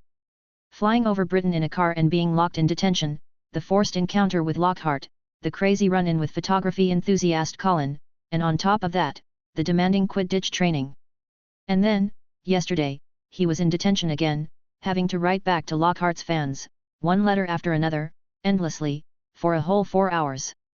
But that wasn't the worst part. In Lockhart's office, he heard disjointed phrases, kill you, tear apart, death. When he told his two friends about this today, their expressions were as if he had finally lost it. And then Hermione volunteered to inquire with Professor Snape, and the answer she got made him slightly unhinged. That's not necessarily the case, mate. I've heard similar rumors, Ron whispered, taking a plump rat out of his pocket. The rat looked somewhat dispirited.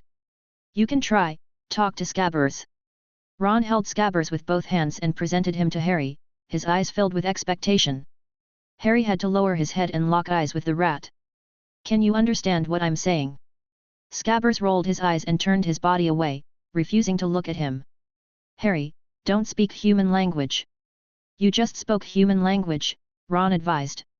Harry. Even though I know what you mean, could you be a bit more refined? He tried more than a dozen times, but the rat showed no reaction. It's not working. He let out a big sigh of relief. Luckily, things didn't take the worst turn.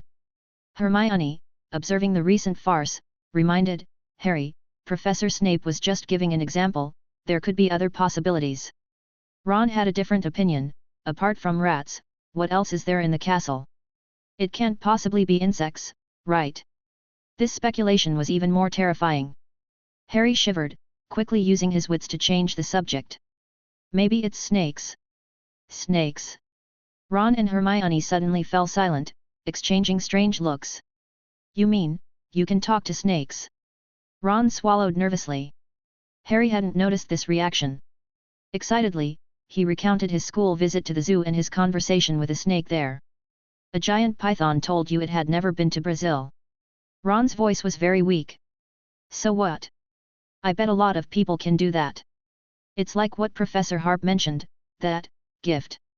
Ron didn't speak, but Hermione whispered, Harry, speaking with snakes is a sign of Salazar Slytherin. It's called Parseltongue, so the emblem of Slytherin House is a snake. But I'm not. Harry was somewhat bewildered. But he suddenly remembered during his first year sorting, the sorting hat strongly suggested he choose Slytherin House. Thinking about this, Harry tightly closed his mouth. It's okay, mate. Ron patted his shoulder lightly, pretending to be relaxed. Pure-blood wizards often intermarry, maybe you're a great-great-great-great-grandchild of Slytherin. Seeing no signs of Harry relaxing, he added in a hushed tone, really, if you really analyze it, most pure-blood wizard families are interconnected. I'm even related to Malfoy. You and Malfoy? Harry was shocked. Ron shrugged, there aren't many pure-blood wizards left. Intermarrying is normal. To be honest, true purebloods have long disappeared, their bloodline didn't survive until now. Finally, Harry began to calm down. Harry, it's best not to mention this to the outside world, Hermione suggested. Harry nodded, he wouldn't say a word even if you forced him to, he didn't want to be related to Slytherin. But Hermione redirected the conversation back on track, since you're a Parseltongue, the sounds you heard that day could very well have been from a snake.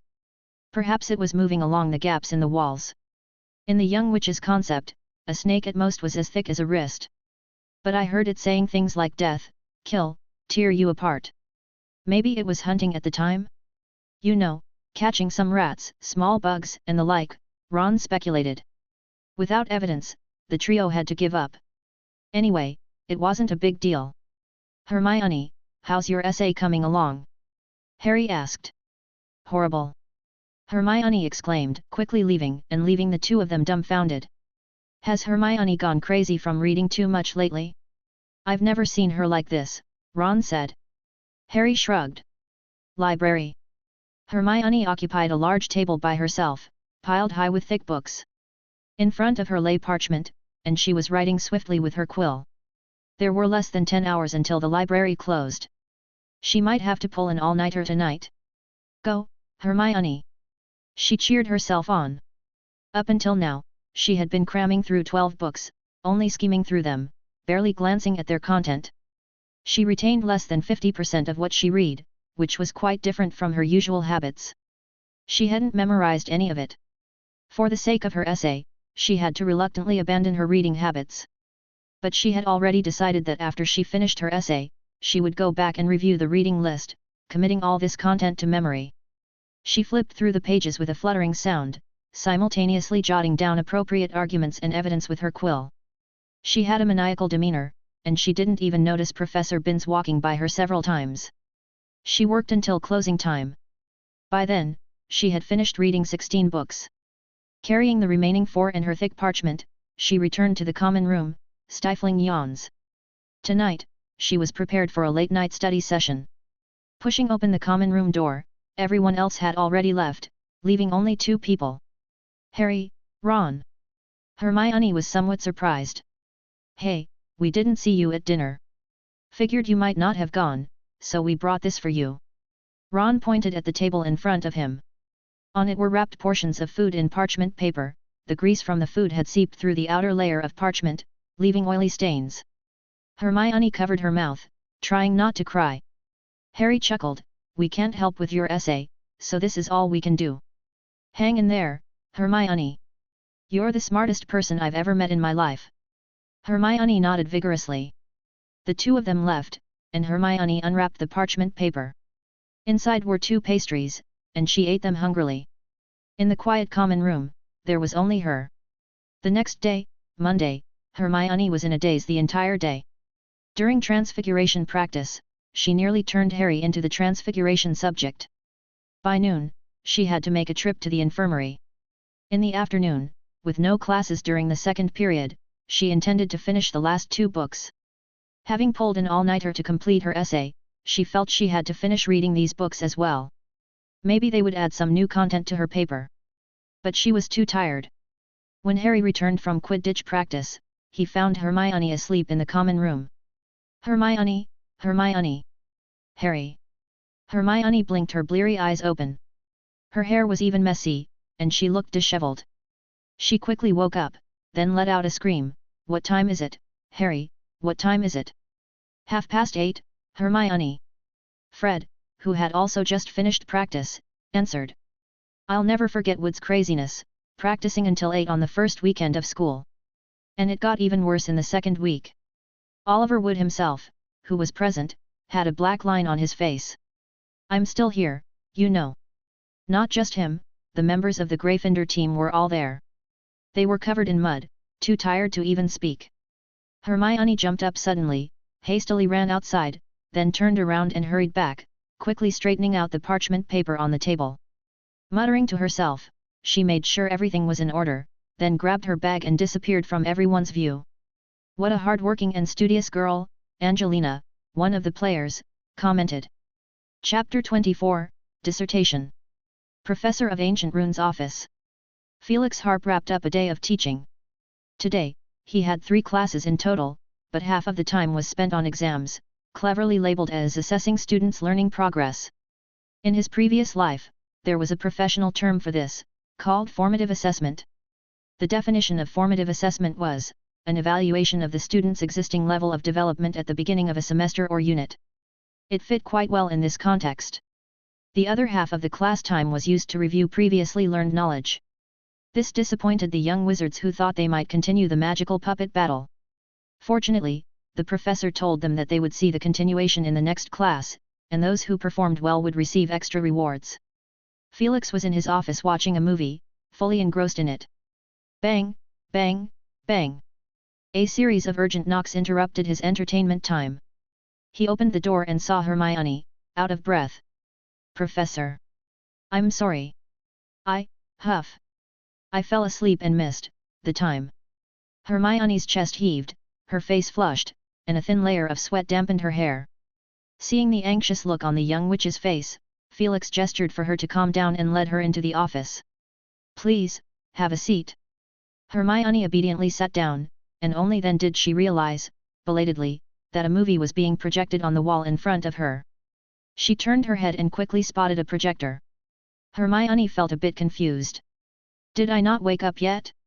Isn't Hogwarts supposed to ban the use of Muggle products?" But she didn't dare to move recklessly and could only watch the content of the projection. After a few minutes, she realized, oh, it's actually quite engaging. The movie was about a princess visiting Rome who unexpectedly meets a journalist. It was clear that the movie had some years on it, but the storytelling was compelling, drawing her in. She happened to watch a scene where the princess used a violin to hit a thug's head. Hermione couldn't help but burst into laughter. Soon, she heard footsteps and immediately suppressed her smile, sitting up straight. Felix held a beverage in his hand and handed it to her. "This is butterbeer. I've added a touch of cheering charm and dreamless sleep draft to it. They will be released gradually, ensuring you have a good night's sleep when you return." "Thank you, Professor Harp." Hermione took a sip. The taste was a bit odd, but not unpleasant. She found her spirits lifting, dispelling the exhaustion of the past week. She remembered the purpose of her visit, quickly opened her bag, pulled out 7 pieces of parchment, and handed them to Felix. "Professor, these are my research papers." Felix took the papers and glanced at them, simultaneously waving his wand without looking up. A few plates of snacks floated over to Hermione. "You can have a bite to eat and enjoy the movie. You probably haven't had much time for entertainment lately." Hearing Felix's words, she realized she had once again missed dinner. Every cell in her body was complaining to her right now. She blushed slightly, nibbling on the snacks slowly, occasionally stealing glances at the professor who was engrossed in reading her paper. Since he didn't seem to have any intention of looking up, she quietly picked up her pace. Unbeknownst to her, she finished the butterbeer, consumed 3 plates of snacks, and the movie was coming to an end. The feeling of being well fed brought back Hermione's cheerful mood. She turned her head and saw that the professor had finished reading her paper, now absorbed in a book with evident delight. Professor, I'm sorry. Felix looked up, a smile in his eyes. I thought you were enjoying the movie. Hermione. All right, let's talk about your paper. Worried that the girl might be bashful, Felix quickly changed the subject. He picked up Hermione's paper and praised, an excellent paper. It's logically structured, flows smoothly, and you've referenced material from 18 books, each piece of evidence fitting perfectly. Hermione lowered her head, a bit embarrassed by the praise. Congratulations, you're officially my assistant. Felix stood up and walked over to her. Sparkles lit up in Hermione's eyes. Really? Oh. Professor, I'm so excited. This is well deserved, Felix Harp said gently, you've put in tremendous effort for this, I dare say, far exceeding my expectations. Hermione felt like crying. This past week had been so challenging for her. As my assistant, you'll undoubtedly have to invest extra time in the future. Professor, I'll work hard. No, you've misunderstood me, Felix smiled, to give is to receive. Therefore, Gryffindor gains 50 points, each term. Hermione returned to the common room feeling a bit dizzy. Harry and Ron were playing wizard's chess, while the twins huddled in a corner, holding a piece of parchment and murmuring something. Seeing Hermione come in, many young wizards looked up. Gossip traveled fast, and they had already heard that Hermione might become the new professor's assistant. Meanwhile, Felix, fresh from his public lecture, was the talk of the castle. Harry quickly jumped up, casually moving chess pieces aside. Hermione, how did it go? Hey! I'm about to checkmate. Ron muttered discontentedly, though his heart wasn't in the game either. I succeeded. Hermione declared the outcome outright. Hooray! Cheers for the Gryffindors know-it-all. She's now Hogwarts' youngest assistant. The twins cheered, their hands behind them as they mimicked an airplane's posture, soaring around the common room. A few fireworks popped with a bang, and the common room was submerged in a sea of joy. The young wizards gathered around, offering congratulations to Hermione, regardless of her whispered explanations that it was assistant not professor. The twins disappeared for a moment and returned with a large assortment of snacks, adding fuel to the festive atmosphere. Halfway through, Professor McGonagall was summoned. She pursed her lips, apparently contemplating how many points to deduct from Gryffindor. Professor McGonagall, we're celebrating Hermione becoming an assistant. The twins quickly explained. Professor McGonagall cast a quick glance at Hermione, who nodded subtly, prompting a smile from her. Well, I suppose, but, keep it down a bit, will you? Professor McGonagall quickly conceded. Is this your paper? Professor McGonagall asked, bypassing the cheering crowd and looking at the parchment in Hermione's hand. Yes, Professor McGonagall. Professor McGonagall picked up the parchment and first counted the pages with surprise before quickly diving into reading. It contained both Hermione's original text and the annotations added by Felix. At first, Professor McGonagall flipped through the pages quickly, but soon her pace slowed. While Hermione's paper resembled more of a review, it was concise and clear, essentially reorganizing the entire development process of ancient runes. Basically, anyone reading Hermione's paper would gain a comprehensive understanding of ancient runes. An incredibly well-written paper. I believe it's qualified for publication in a journal. I have a long way to go. Professor Harp helped me with a lot of corrections, Hermione whispered. Professor McGonagall was also somewhat speechless. In her eyes, Hermione's paper was already outstanding, but the fact that Felix could provide even more corrections indicated this exceptional graduate's depth of knowledge in ancient runes. However, Felix's annotations weren't about pointing out errors but were more like suggestions for further understanding, such as consider reading A History of Ancient Runes pages 172 to 174 for deeper insights. This indicated that Felix believed Hermione's thinking needed to delve even deeper. He's quite demanding. Even the stern Professor McGonagall found herself siding with Hermione. Professor Harp thinks I've passed. His annotations indicate the next steps I should take. Hermione explained. Professor McGonagall nodded then, looking at the paper, she grew fonder of it the more she read. Well then, once you've incorporated Professor Harp's annotations and revised the paper, I'll pass it to a friend of mine. There's a chance it could be published. The young wizards present looked on with expressions that seemed to say, wow, she's in the presence of greatness. Chapter 25, Let the lessons begin. Bright and early on the second day, as young wizards rose from their slumbers, they discovered that Gryffindor House had suddenly gained 50 points, catapulting them to the lead in the House Cup. Naturally, questions swirled about what had transpired the previous day. And so, the news of Hermione becoming the assistant to the new ancient magical texts professor was announced. Gryffindor, of course, was the most proud, while the other houses couldn't help but express some reservations. A second-year student, now an assistant to a professor? Was there some sort of secret involved? Thus, a rather unpleasant incident unfolded on the Quidditch pitch. Draco Malfoy called Hermione a mudblood, and in his fury, Ron cast a curse intended to harm but struck himself instead. Hermione felt deeply disheartened, but Hagrid offered her solace. He's just jealous, that nasty piece of work. Are Hermione's writing papers they can't even dream of. However, the winds of change came swiftly. The new ancient magical texts professor handed out an extensive essay as supplementary material to all the students enrolled in the course, including the 7th years. This essay was, of course, penned by Hermione. Numerous older students attempted to find errors within, but despite their skill, they couldn't find a single mistake. It wasn't that Hermione's knowledge of ancient magical texts exceeded that of the 7th years, she hadn't even started studying them yet. Rather, almost single-handedly, she had meticulously reorganized the historical development, research directions, significant discoveries, and theoretical schools of ancient magical texts, updating the information right up to the previous year. For nearly 30 years, no one had undertaken this task. As a result, the knowledge of ancient magical texts that researchers possessed was outdated. This was the true value of Hermione's essay. Several professors expressed their admiration for the essay on various occasions, particularly Professor Flitwick, who nearly fainted with excitement during class. As a result, all controversies ceased. Especially after a Gryffindor student kindly shared Hermione's recommended reading list, the prevailing sentiment shifted from Hermione the know-it-all to the new professor is truly eccentric. For a second-year student to be tasked with reading 20 heavy tomes in a week and writing 7 pages of parchment was nothing short of eccentric. Countless young wizards taking ancient magical texts were now trembling with trepidation. Professor Felix Harp found his reputation suffering.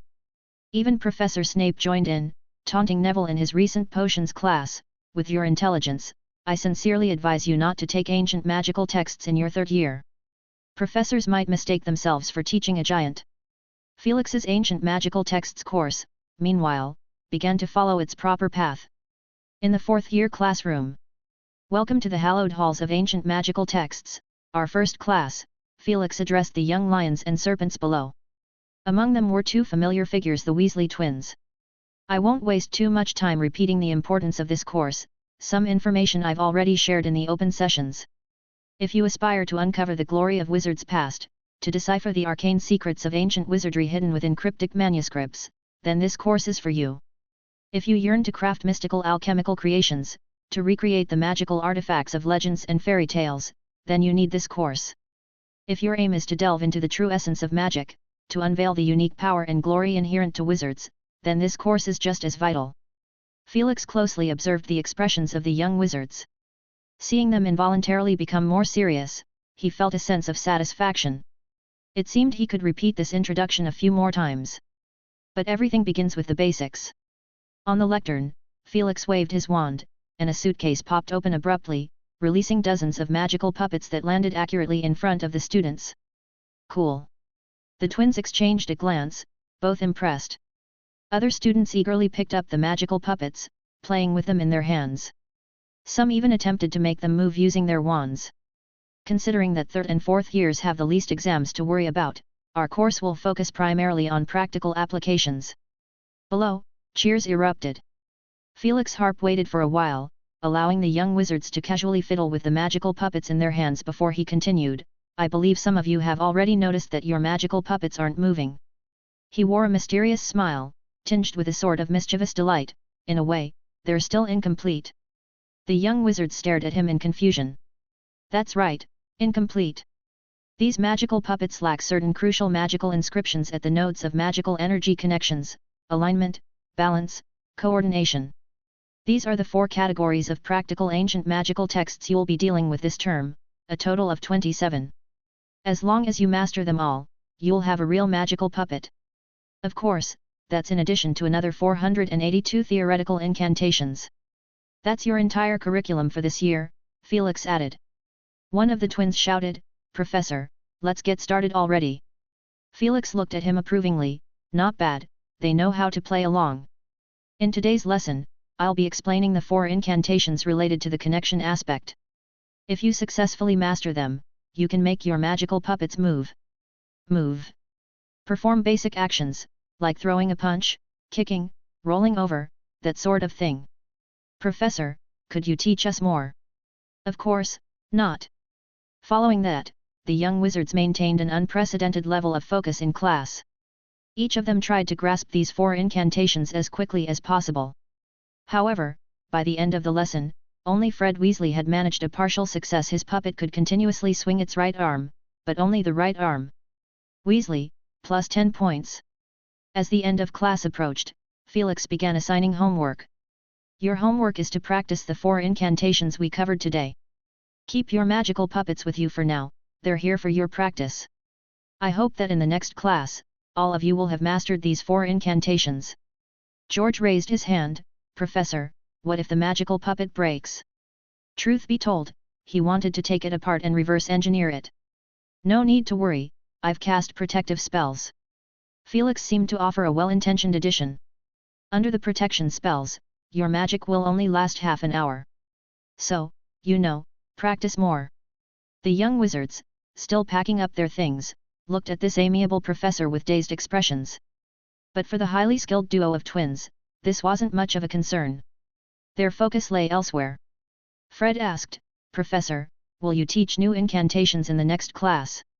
He was eager to enhance his magical puppet.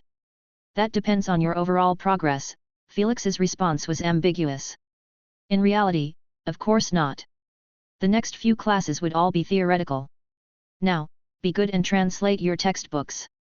Did they really think I'd be shepherding? Do I even need evaluations anymore?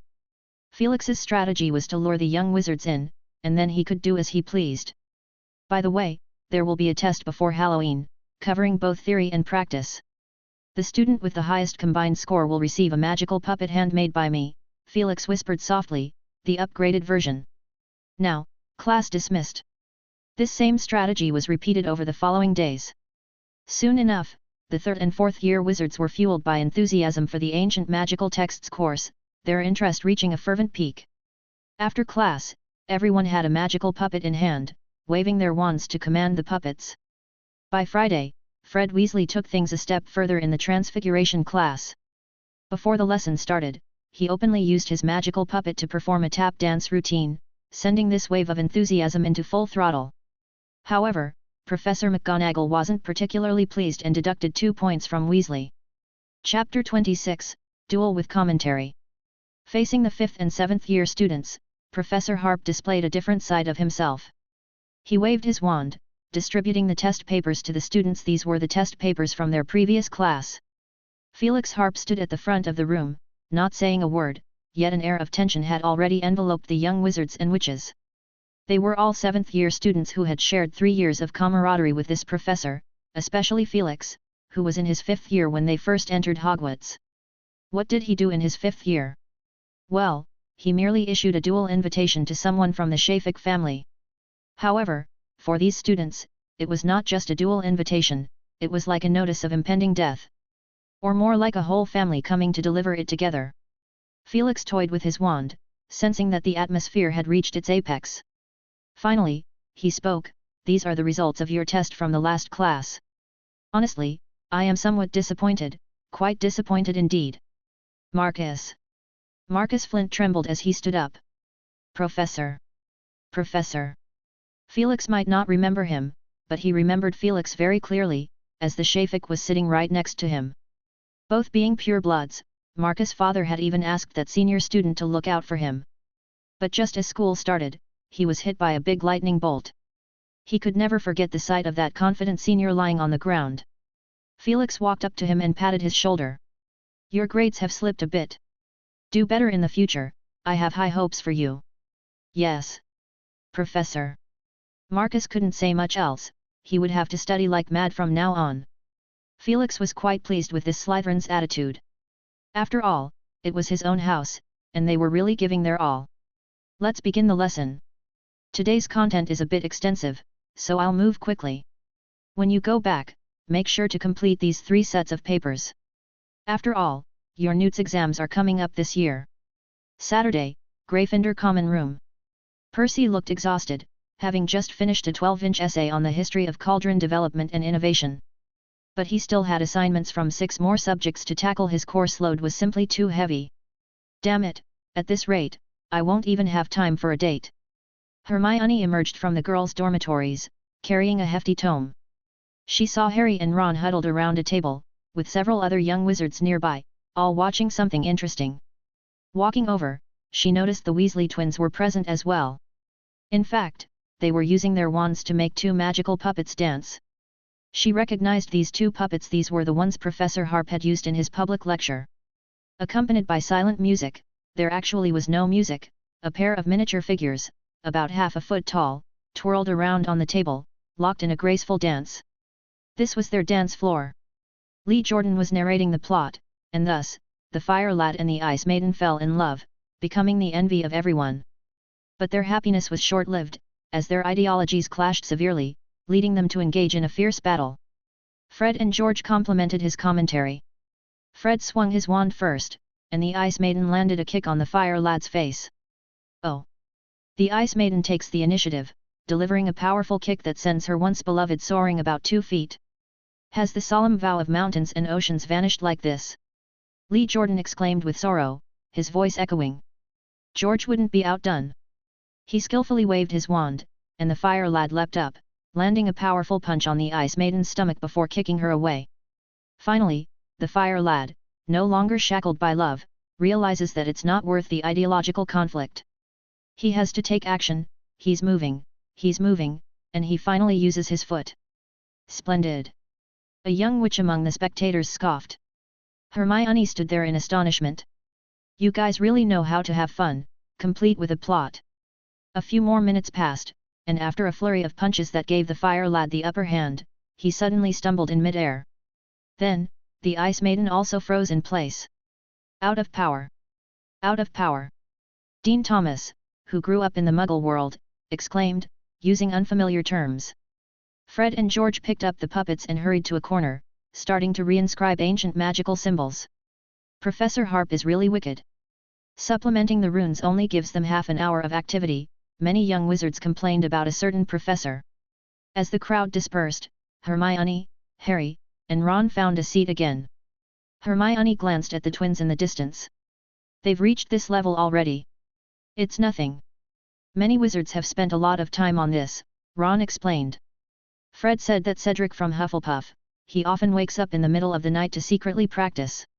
He aims to win the exam before Halloween and get the mysterious prize. There are many witches too, holding magical puppets all day. Hermione nodded. This week, scenes of young wizards holding magical puppets were everywhere. But, Fred's puppets are not like this, are they? Ron commented casually, he borrowed them from Angelina. It's to recreate the classic battle in the Great Hall. But in my opinion, they still have a ways to go. I mean, they just finished learning the first set of runes, and they need to master 4 sets. It's like collecting chocolate frog cards, putting all the skills together to form a set. Harry, aren't you practicing today? Harry wore a distressed expression. Practice is in the afternoon. Even though it had only been 2 weeks, he was already feeling worn out. Ron suddenly chuckled. He glanced at Harry and Hermione, then whispered, I heard Wood has been struggling with his ancient runes homework. Thanks to Professor Harp, Harry is able to have a relaxing day. Is the homework difficult? Hermione guessed. Nah, Ron suppressed a laugh. But this professor's 6th-year assignment isn't about translating, it's to write a 1000-word essay about my summer vacation. Hermione felt a strange familiarity. This style seemed quite common when she was in primary school. Professor Harp was a Muggle-born after all, and he certainly had a wealth of life experience, Hermione thought. As they chatted, Percy suddenly stood up, quickly packed his belongings, and left without looking back, his backpack on his shoulders. It's time for his date. Watching Percy's departure, Harry pondered, he seems a bit agitated. Ron shrugged. Percy has taken too many courses. He passed 12 OWL exams and still wants to take 12 courses this year. However, Professor McGonagall managed to talk him out of some of them. The two of them sighed in understanding and then turned their gaze to Hermione. Could this be Hermione's future? Ignoring the two, Hermione sat on the side reading a book. Harry looked at the book in Hermione's hands, Ancient Runes History Exam, and couldn't help but ask, "Didn't you pass the test? Why are you still reading this book?" Hermione turned a page. "Professor Harp left a bunch of notes on my paper, things I need to pay attention to. Besides, I've found that ancient runes are quite fascinating." Fascinating. The two academic underachievers exchanged looks. Every time they discussed academic matters with Hermione, they felt like there were pumpkins planted on their necks by Hagrid. So, they started playing wizard's chess on their own. In the afternoon, Wood led the team out of the common room. Harry thought about asking him how to handle his ancient runes assignment, but considering that not even the end of the world could deter Wood's enthusiasm for training, he eventually kept his mouth shut. On the way, he bumped into Colin Creevey, the clingy enthusiast, who greeted him enthusiastically. "Hi, Harry." Harry replied wearily, "Hi, Colin." He had anticipated that the upcoming training session would undoubtedly be accompanied by countless flashes and shutter sounds. Inside the castle, Ron was a bit bored, stuck with his homework. Staring at the blank parchment, he daydreamed for a while, then eventually folded it into a paper plane. Unfortunately, the paper plane hit Neville's nose, causing him to let out a yelp. In the evening, after dinner, Hermione headed to Felix Harp's office for her report. Chapter 27, Hermione's Magical Script Journey. The Office of Ancient Runes Professor. Felix Harp was grading papers, a task so monotonous it made him feel as if he were adding 1 + 1 repeatedly hundreds of times. Fortunately, as he handed this chore over to Hermione, who had just knocked on the door and was still unsure about the situation, he felt thoroughly liberated. Mainly 5th and 7th year papers, mostly multiple choice questions and sentence translations. Grading them is relatively straightforward, you just compare the correct answers and mark the wrong ones with a cross. And true to her reputation as a top student, Hermione quickly got into the groove, excelling at this type of work. Meanwhile, Felix perused the paper. Hermione had revised a piece meant for Professor McGonagall's consideration for publication in an academic journal. He had to be stringent in his review. However, he didn't merely make blunt corrections, instead, he offered continuous suggestions and references to specific pages in recommended books. He believed this approach would be more beneficial to Hermione. About half an hour later, both of them finished their tasks almost simultaneously. "All right, let's get to the point." Hermione had fulfilled her role as an assistant previously, and now it was time for Felix to fulfill his promise. Seated face to face on a couch, a small low table between them, Felix conjured 2 glasses of juice with his wand. He attempted to put Miss Granger at ease, but she still seemed somewhat reserved. "From your paper, it's evident that you already possess a substantial understanding of the history of ancient magical scripts. Even though you haven't formally begun your studies, I can assure you that your progress will be quite rapid." "Professor, I'm currently studying an introduction to ancient magical scripts. I've also learned how to use the script dictionary and the compendium of magical symbols. I've gone through the reading list you provided earlier, though I haven't fully grasped most of it." The young witch sat up straight, quickly detailing her recent learning progress. Felix paused for a moment. "Impressive, though I won't spend too much time discussing translation techniques with you. At most, I'll offer some advice. You can start around 900 years ago, the time of Hogwarts' founding. The 4 founders were great individuals who both translated the works of their predecessors and left behind challenging research materials for future generations. These materials filled the earliest library. However, these materials are now located in the restricted section, particularly well preserved by Lady Ravenclaw. Slytherin's materials have been largely lost, possibly due to him taking his research with him in a fit of anger after his split with the other 3. Felix recounted a segment of history vividly, capturing Hermione's rapt attention. Nevertheless, it's also possible that Slytherin's research might not have been suitable for the library. Who knows? If you require it, I can issue you book tokens. Felix stood up, motioning for Hermione to follow. They both approached his work table. My area of research isn't translation but rather the exploration of the inherent power of magical scripts themselves. Like this. He picked up a palm-sized piece of chestnut wood from the table and infused it with magic through a stylus, inscribing magical runes on the surface. When these runes were first written, they emitted a blazing red light, but it quickly faded, leaving behind darkened patterns.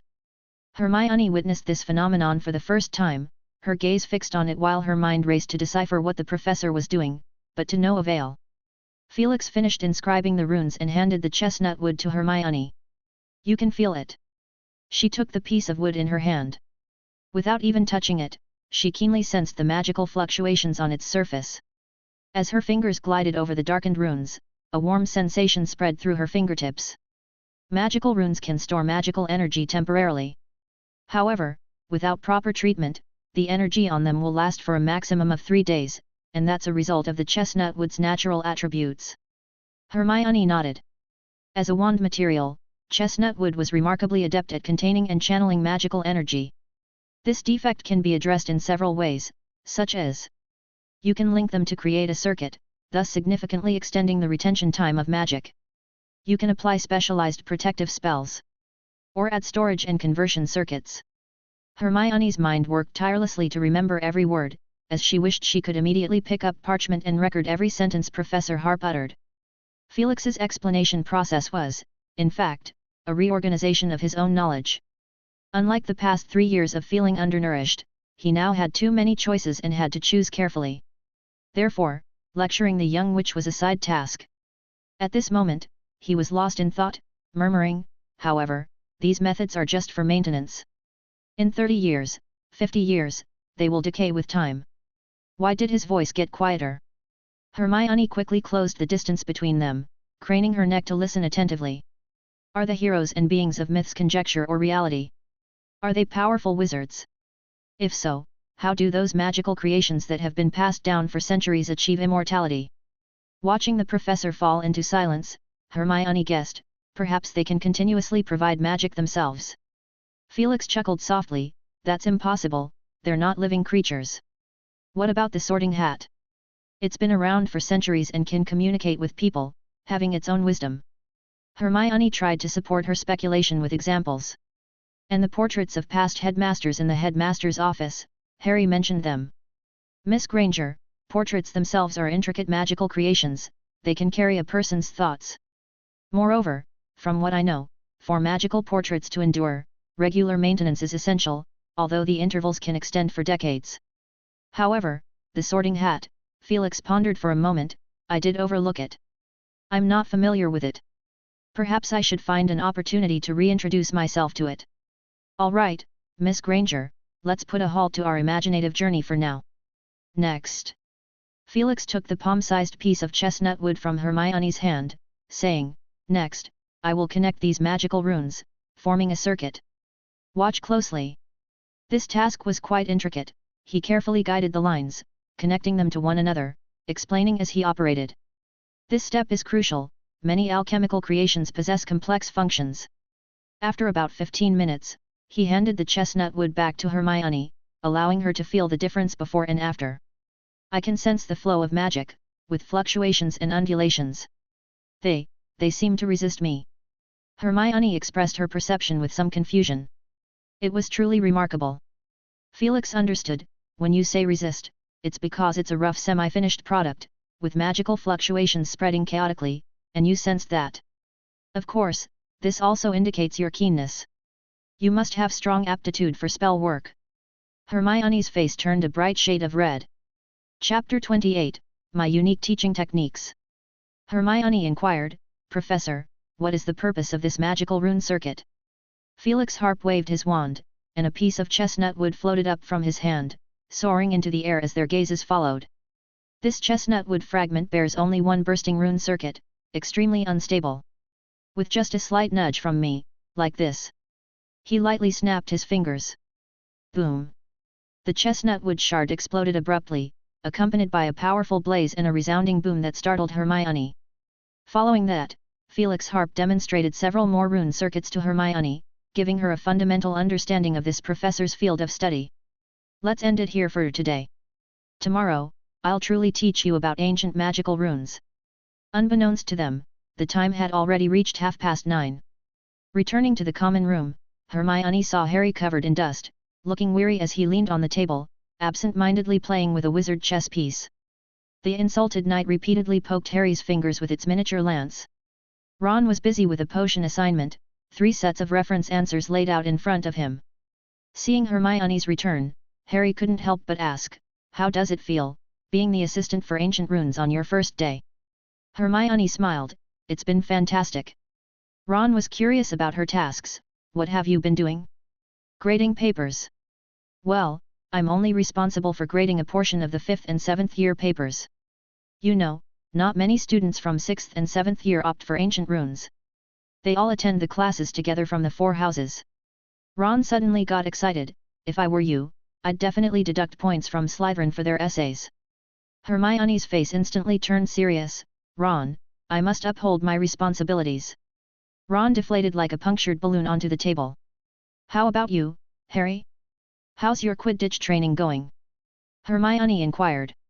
"Same as usual, especially now that Fred and George got some intel from Slytherin. The Nimbus 2001 is so fast, you can't even see their faces." Harry looked rather pessimistic. Hermione could only sympathize.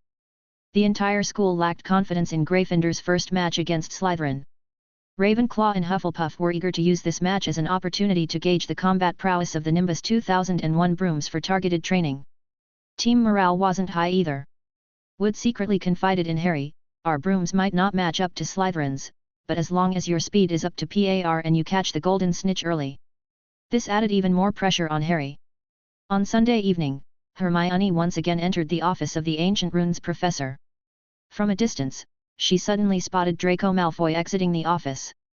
Hermione quickly hid behind a pillar, observing Professor Harp and Malfoy conversing, with Malfoy nodding repeatedly. Her emotions instantly grew complicated. Inside the office, Hermione sat quietly on the couch, watching Felix Harp wave his wand, stacking a dozen pieces of parchment into a corner. Could it be Malfoy's paper? Hermione's mind swirled with various thoughts. She wanted to ask Professor Harp why Malfoy was here, but wisely held her tongue. Just like yesterday, Felix Harp sat on the other side of the small low table, in front of which were 10 pieces of chestnut wood, each engraved with a runic symbol. "Today, we officially delve into the practical applications of ancient runes," he emphasized the word practical. "The magical meanings of these 10 runes are all distinct. For instance, this one," he pointed to the first chestnut wood piece, "represents the concept of connection. To elaborate, it can link runes of the same category, like liquid or flow, or even concepts that are relatively opposed, like burst and stability. In actual practice, I found that its form can undergo 7 different transformations, each suitable for." He spoke for an hour straight, leaving Felix Harp with a dry throat. "Next, we proceed to practical exercises." Seeing Hermione draw her wand, Felix Harp smiled, "Our practice doesn't require wands. I've spoken with Professor McGonagall. I possess unique teaching techniques." Hermione still had some doubts, but Felix Harp leaned down and lightly touched his wand to the young witch's forehead, simultaneously murmuring an incantation. Suddenly, her vision felt hazy. The office's furnishings shimmered and twisted like water currents, colors blending into each other, making her feel as though she was within an abstract painting. However, the distorted environment soon reverted to normal. To her surprise, she and the professor were still seated on the couch, but the small low table between them acted as a dividing line, splitting the room into 2 halves. Professor's side was cluttered with a myriad of books, easily thousands of them. These books were arranged into several stacks, seemingly representing different categories. Yet, what caught her eye were the ancient runes pulsating on the books, each displaying varying colors: bright red, emerald green, deep blue, metallic sheen. Hundreds of ancient runes resembled playful sprites, darting around the half of the room. Hermione couldn't resist standing up. She glanced at Professor Harp, who gave a slight wave, indicating she could explore at will. The young witch passed through the invisible barrier. An ancient rune flew before her, and Hermione couldn't help but cup it in her hands, allowing it to bounce around her palm. Only after the little rune hopped away did she reluctantly shift her focus. She moved through the stacks of books, skimming through them with a sweeping gaze, while quickly scanning their titles. History of Ancient Runes, Explorations in Ancient Runes, Mysteries of Ancient Alchemy, Principles of Spellcasting, Advanced Spell Analysis, Selected Transfigurations, The Art of Dueling, Dueling Techniques, The Ravenclaw Manuscripts, Volume 1, Compendium of Dangerous Magical Creatures, Magical Potency, Advanced Ancient Runes, The Allure of Alchemy. So many, and all of them were substantial tomes. Hermione even spotted a book that stood 2 feet tall, with a thickness of nearly half a foot. Even as a top student, she couldn't help but feel inadequate. She silently resolved to read as many books in the future. She stepped over a tall stack of books and bypassed the undisturbed deep green curtains, only to find a pile of Muggle books, experiments of the mind, secrets of the human brain, analysis of thought, the world's best jokes. She even stumbled upon a complete set of the Encyclopaedia Britannica, her childhood favorite. Apart from these relatively normal books, in a corner of the room, lay 7 or 8 books scattered about, constantly emanating dark tendrils. If one stared at them intently, they could faintly hear the lament of a male wizard. Could it be dark magic books? The young witch was dumbfounded, sneaking a glance at the professor. Chapter 29, The Chamber of Thought. Felix Harp subtly caught Hermione's gaze. Well, those indeed are dark magic books, but there's a saying, isn't there? If you wish to defend against dark magic, you must have a certain understanding of it. As far as I know, the Department of Magical Law Enforcement even teaches some dark magic. But I rarely see. Some wizards don't use dark magic, but that doesn't mean they're unfamiliar with it. Felix smiled gently at her. I've traveled the world for a year, and I must say, when dealing with certain specific troubles, dark magic can indeed be more effective.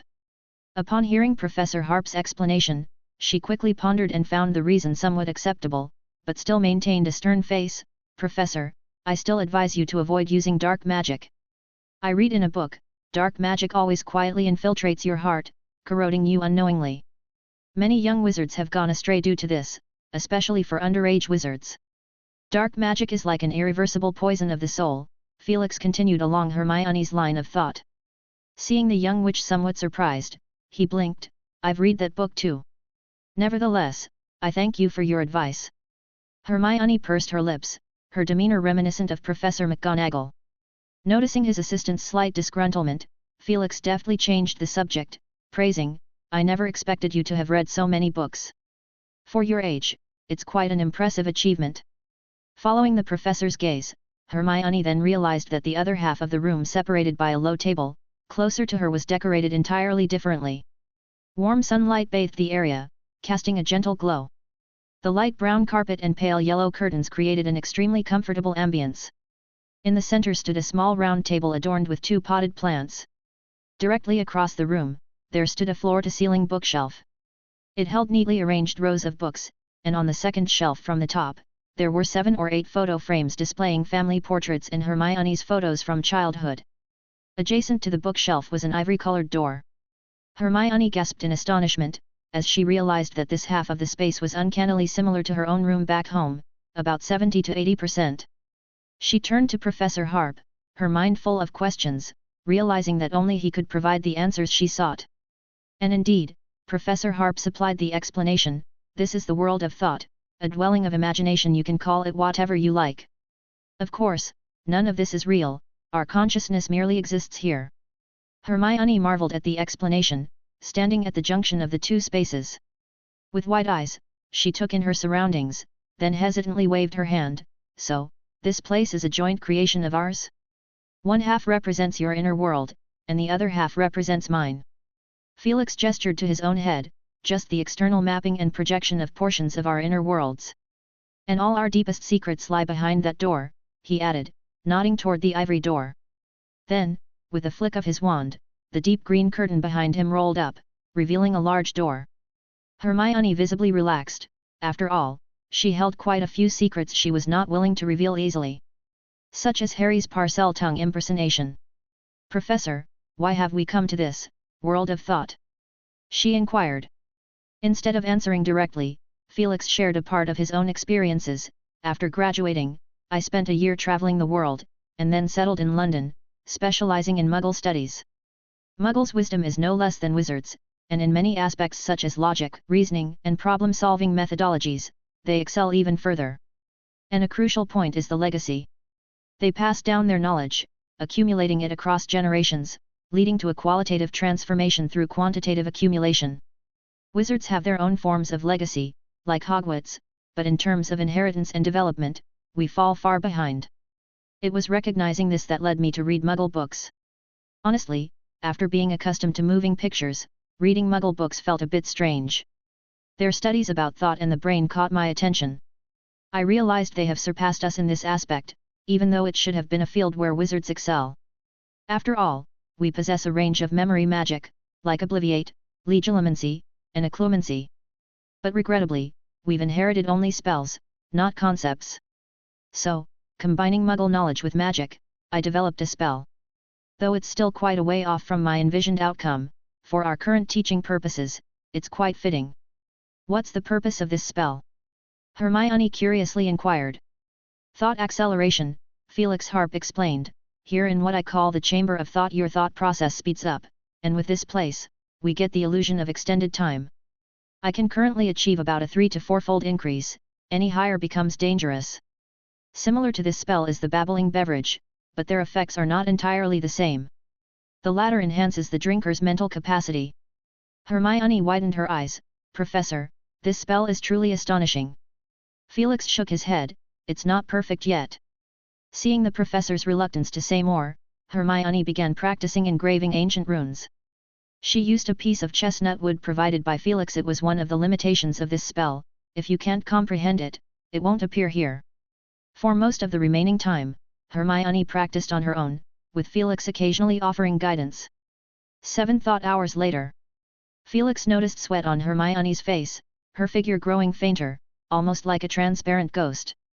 Professor, I can't concentrate, I can't maintain focus. It's about time. Let's conclude for today. Felix snapped his fingers, and in the next instant, the world spun, and the two of them returned to the sitting room. Felix's wand still rested on Hermione's head, and the previously still professor suddenly stumbled, almost falling to the ground. He pressed his hand to his forehead while waving his wand, summoning a potion from his bag.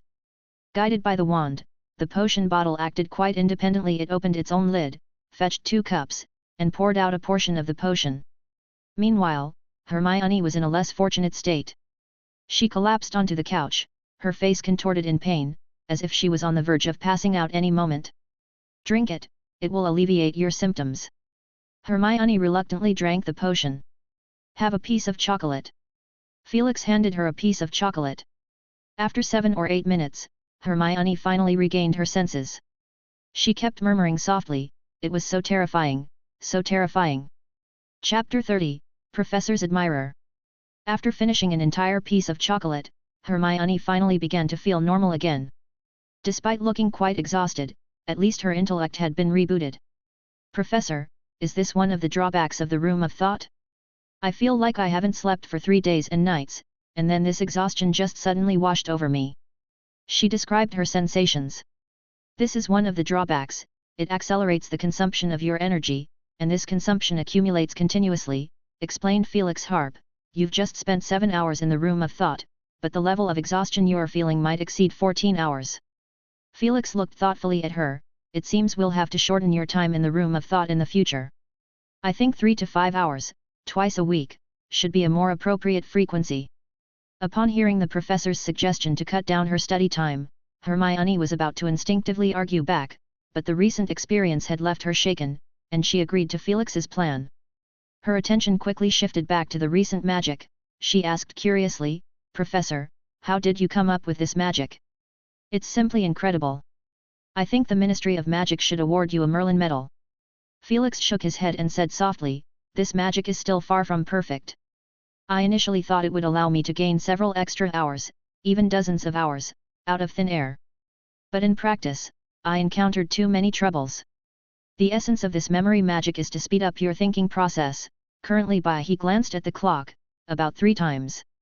Hermione also turned to look at the clock, her expression very complex. I spent 7 hours in the Room of Thought, and only 2 hours have passed outside. This is truly a miracle. If others were to learn this magic, how much time would they have for studying? But not many people could withstand the side effects of the magic, most likely. And they would also need Professor Harp's assistance. It seemed she was the lucky one, Hermione thought gleefully. Felix continued to explain, the Room of Thought is not the real world. Fundamentally, everything in it is constructed by your cognition. Have you realized its problem? Felix asked. Hermione thought for a moment. It reflects our own understanding of the outside world, which means we can't get accurate feedback. No, I could definitely practice runes inside. The young witch's thought was that the foundation of the Room of Thought was built upon the wizard's understanding of the outside world, so it couldn't create something they weren't clear about, like using the Room of Thought to brew potions, practice magic, and of course, learn runes. But this contradicted her own experience. Felix looked at the young witch with interest as she struggled to put her thoughts together, her expression one of deep concentration. Professor McGonagall's assessment of Miss Granger was quite accurate. That child is very eager for knowledge, she always manages to grasp the knowledge from books faster than others. Of course, her talents might not match yours, but I think you're an exception. Indeed, she was an exception, especially since she had a particular advantage when practicing spells. His perception of this witch had been constantly evolving, from a familiar stranger to a recommended assistant, and now, a hard-working academic achiever. Truly worthy of being one of the original trio of main characters. Few could rival her potential. What about the other two's talents? Felix wondered. The clock ticked on. Could it be because of your existence, Professor? Hermione's eyes lit up. Felix Harp looked approvingly at her and revealed the answer, I'm the one using magic, so the Room of Thought is constructed based on my cognition, at least mostly. And that means? It means that your understanding of ancient runes extends beyond mine. Hermione suddenly realized, your understanding of ancient runes far surpasses mine, which is why I can practice ancient runes within your cognition. In simple terms, Felix was the creator of the Room of Thought, and Hermione was his invited guest. Following this thread of thought, Hermione continued to deduce, so, what's the effect of this magic on you, Professor? It seemed rather insignificant. Felix shrugged, it's still somewhat useful. I have all the books I've ever read here, which allows me to quickly review the knowledge I've learned. Or when I want a period of undisturbed contemplation, it's very convenient. In fact, Felix initially developed this magic as a combat spell, using it to gain supercharged dynamic vision and reaction abilities. Coupled with his 6th level phantom shifting and being knocked unconscious, he could move as swiftly as a dart. He had this idea back in his 5th year, but he had no clue until he graduated. Frustrated, he had to carry a vial of potion with him and use it to enhance his reaction speed by quaffing. It wasn't until he read numerous research papers about the brain and thinking in the Muggle world that he made progress, though it was unfortunate that this progress ended up being applied in teaching. A long road lay ahead. Putting these thoughts aside, Felix advised her, the Room of Thought and the real world are not the same. In the coming week, you must practice continuously to turn the illusionary sensations into genuine reality. Hermione's current state was like she had just played a VR game and learned the skill of cooking. If she were to return to reality and start learning to cook, it would be like having a tenfold experience boost, but if she didn't put in any extra effort, that somewhat illusory experience would quickly fade. Today wasn't the day for it, she was too exhausted. Professor. Hermione hesitated, biting her lip, as if she had something to say. What is it? Nothing, Hermione quickly replied. She had seen Malfoy leaving Professor Harp's office on her way here. Could it be that Malfoy also received the professor's help and was training in the Room of Thought? She wanted to ask the professor, but couldn't find a suitable excuse. Perhaps Ron would know? Ever since the slug incident, Ron had been paying special attention to Malfoy, especially news of his misfortune. After resting for a little over 10 minutes, Hermione still looked a bit under the weather, but it wasn't a big issue. A good night's sleep back in the dormitory would fix it. In the evening, in the common room, Hermione asked Ron about this question, and unexpectedly, he knew about it. Ron grinned widely with delight. He's been put in detention by Professor Harp. It's been 3 days now. Apparently, Professor Harp thinks he's been disrespectful to his classmates, so he's making him copy books as a punishment. Copy books? Harry asked curiously. Seeing his old rival's misfortune made him quite pleased, and he couldn't wait to hear more details. That's right, completely hand-copying them. I overheard him complaining to Crabbe and Goyle about it. They're 2 massive tomes, stacked together they're at least 3 inches thick. It'll take him a month at least. What books? I caught a glimpse, didn't see them too clearly, seemed to be something about Muggles. Ron furrowed his brow in thought for a while. Wait. I remember, Malfoy mentioned something, griping that Professor Harp's books don't sell at all, they can only be used as tools to punish students. Are they How Muggles Think and A History of Muggle Struggles, starting from a million years ago? Hermione said both book titles in one breath. Ron scratched his head. Sounds about right, but how did you know? Hermione didn't reply, but dashed back to the dormitory and soon returned with 2 books. They were indeed massive. Harry thought. He looked at the spines and they were exactly the 2 titles Hermione had mentioned. Ron's mouth fell open. Hermione, don't tell me these are your pastimes. Do you have a problem with that? Hermione retorted assertively. Harry took one of the books and flipped it open from the middle, finding pages upon pages of text that made his head spin. Hermione, do you really need to read these kinds of books? I mean, we've lived in Muggle households since we were kids. Hermione looked very pleased. Looking at the Muggle world from a wizard's perspective is still quite interesting. And Professor Harp's books are really well written, the perspectives he brings up are ones I'd never think of. Then she added with a hint of resentment, Malfoy is really getting off easy, if it weren't for Professor Harp, he'd never get to read such outstanding books in his life. Hermione generously praised Felix Harp, and the 2 boys exchanged a glance, silently sharing their thoughts. Had Hermione's admiration shifted from Lockhart to this Professor Harp? Chapter 31, Felix's Journey of the Heart. Felix Harp watched as the young witch walked away. He stood by the window, able to glimpse through the darkness the distant sight of 2 young wizards sitting together, holding hands, savoring a leisurely weekend. Times of peace. He pondered the phrase with a touch of nostalgia. It wasn't until he returned to Hogwarts that he truly realized the impact of the war. While the Dark Lord's reign of terror persisted, Felix was leading older children in the Muggle orphanage to thrash the bullies from the neighboring school. He was, in a sense, having a jolly good time. By the time he entered school, the Dark Lord had been defeated for nearly a year. The magical world was in chaos at that time. Death Eaters were busy evading punishment, ambitious individuals were eager to seize power vacuums, victims were demanding compensation, and those who refused to accept defeat were plotting counterattacks from their hiding places. Of course, none of this affected him. What affected him were the young wizards within Hogwarts. During those days, pure-blood families in the wizarding world were doing their best to distance themselves from the Dark Lord.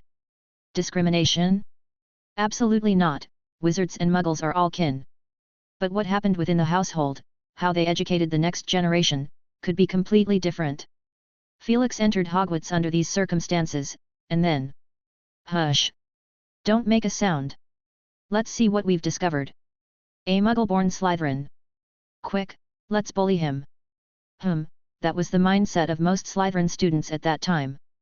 After the evening feast, Felix prepared to use his talents to make friends with his housemates. But a Slytherin looked at him with disgust and said, "Get lost, filthy mudblood." It wasn't until Felix unconsciously petrified the Slytherin that he realized the meaning of the word. What on earth had just happened? Both sides were a bit dumbfounded. Thankfully, he was as stubborn as they come, and while his other 2 roommates lacked any sense of integrity, Felix's responses were sharp, and so, that night as he lay in bed, he had already predicted his future situation to some extent. He realized that this conflict today was not the end of an event, but the beginning of everything. Subsequent developments unfolded as he expected, but luckily, within a week, he had proven himself, well, he had forcefully made friends with the new students. They said more than once in public that Felix was a good person, not only gifted but also helpful. Though he couldn't yet overpower the older students with professors and school rules in place, they wouldn't curse him either. After all, fighting within the same year could be brushed off as friction, but if older students attacked younger ones, they could be expelled. By the time he displayed his immense magical talent, there were few left who wanted to trouble him. It must be said, Slytherin wasn't lacking in clever minds. But danger wasn't confined to the school. Felix couldn't remember how many death threats he received during his years there, but he clearly remembered the first one during his first-year Christmas party. It was an anonymous howler. Later, he speculated that it might have been sent by the parent of a new student he had beaten up. However, that year he chose to stay at school cautiously, flipping the second-year Slytherins can't blame him, they started it, he merely guided the situation to his advantage. But he hadn't anticipated the escalation of death threats. In the beginning of his second year, a barrage of red howlers flew at him. The entire Great Hall echoed with "You filthy mudblood, get out of Slytherin! Or don't let me see you, or I'll personally erase Slytherin's shame." The young wizards at the dining tables were all bewildered.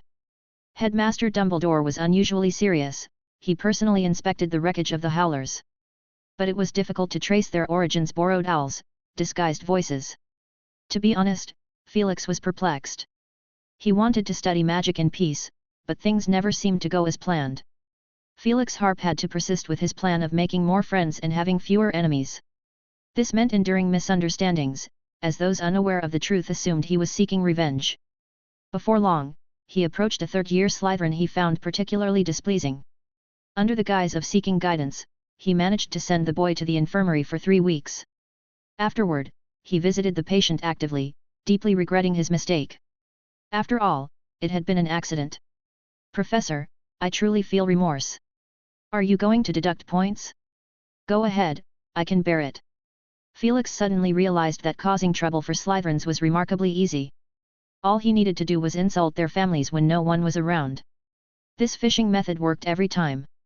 After a few attempts, even the stubborn third-year Slytherin conceded. The most stubborn one was his own roommate, but even he eventually accepted Felix's friendship after 7 days of sleeping on the floor. By the time he reached his third year, he had settled the last resistant 7th-year Slytherin. When it was all said and done, it felt like leveling up and graduating from a game. Still, he dared not venture beyond the school grounds, as he continued to face death threats every year. Hence, he spent a whole year pushing himself to master 2 6th-level spells, even though his magical theory was only at level 4. Fortunately, it was all worth it. Using his 6th-level Stupefy and Protogo spells, he managed to deal with 7 fools who had tried to attack him during his 4th-year summer break. They were currently residing in Azkaban. Upon returning for his 5th year, he initiated family duels, which, to him, were no big deal. He didn't even get to fight a formal duel. Shafik was taken away the next day. From then on, until his graduation, he lived quite contentedly. After leaving Hogwarts, Felix didn't choose positions at the Ministry of Magic or Gringotts. He had no interest in working there. Great prospects? High salary? Well, he could finally say with pride, "I'm not interested in money." He wanted to stay at the school, but unfortunately, Headmaster Dumbledore refused him. "You're still young. Travel and explore more before settling down to work in a couple of years." Felix eventually chose to travel the world, experiencing different magical customs of various countries like checking off a list. He was especially drawn to the black markets of different nations, where he found ancient magical manuscripts and alchemical products he desperately needed. This was how he came to know some interesting, dark, wizards, all of them masked so they wouldn't be judged by appearances, but rather by what they could offer each other. In dealings within the shadows, he joyfully tested the magic he had conceived on them. It's crucial to emphasize that he hadn't personally ended any lives, just left behind a bunch of imbeciles. Hopefully, their friends and family took them for treatment. His chamber of thoughts also began to take shape, bit by bit. After completing his travels, Felix once again applied for a teaching position at Hogwarts, only to be gently rejected. However, Dumbledore seemed to discern his disinterest in the Ministry of Magic. He suggested Felix spend some time in the Muggle world. Felix chose to accept the suggestion. On one hand, he believed this might be Dumbledore's assessment of him, considering his actions during his school years hardly qualified him as a potential professor. On the other hand, he wanted to pave a path for himself, to mold an identity as a scholar so that even if becoming a professor didn't pan out, he could still engage in conversations with other renowned wizards. He was confident about it. In the field of Muggle studies, he could catch on quickly. If he didn't worry about shocking the wizarding world, he could write 10 Muggle research books in a year. But in the end, he decided to exercise patience and make his actions more reasonable. During those 2 years, his correspondence with Dumbledore increased substantially.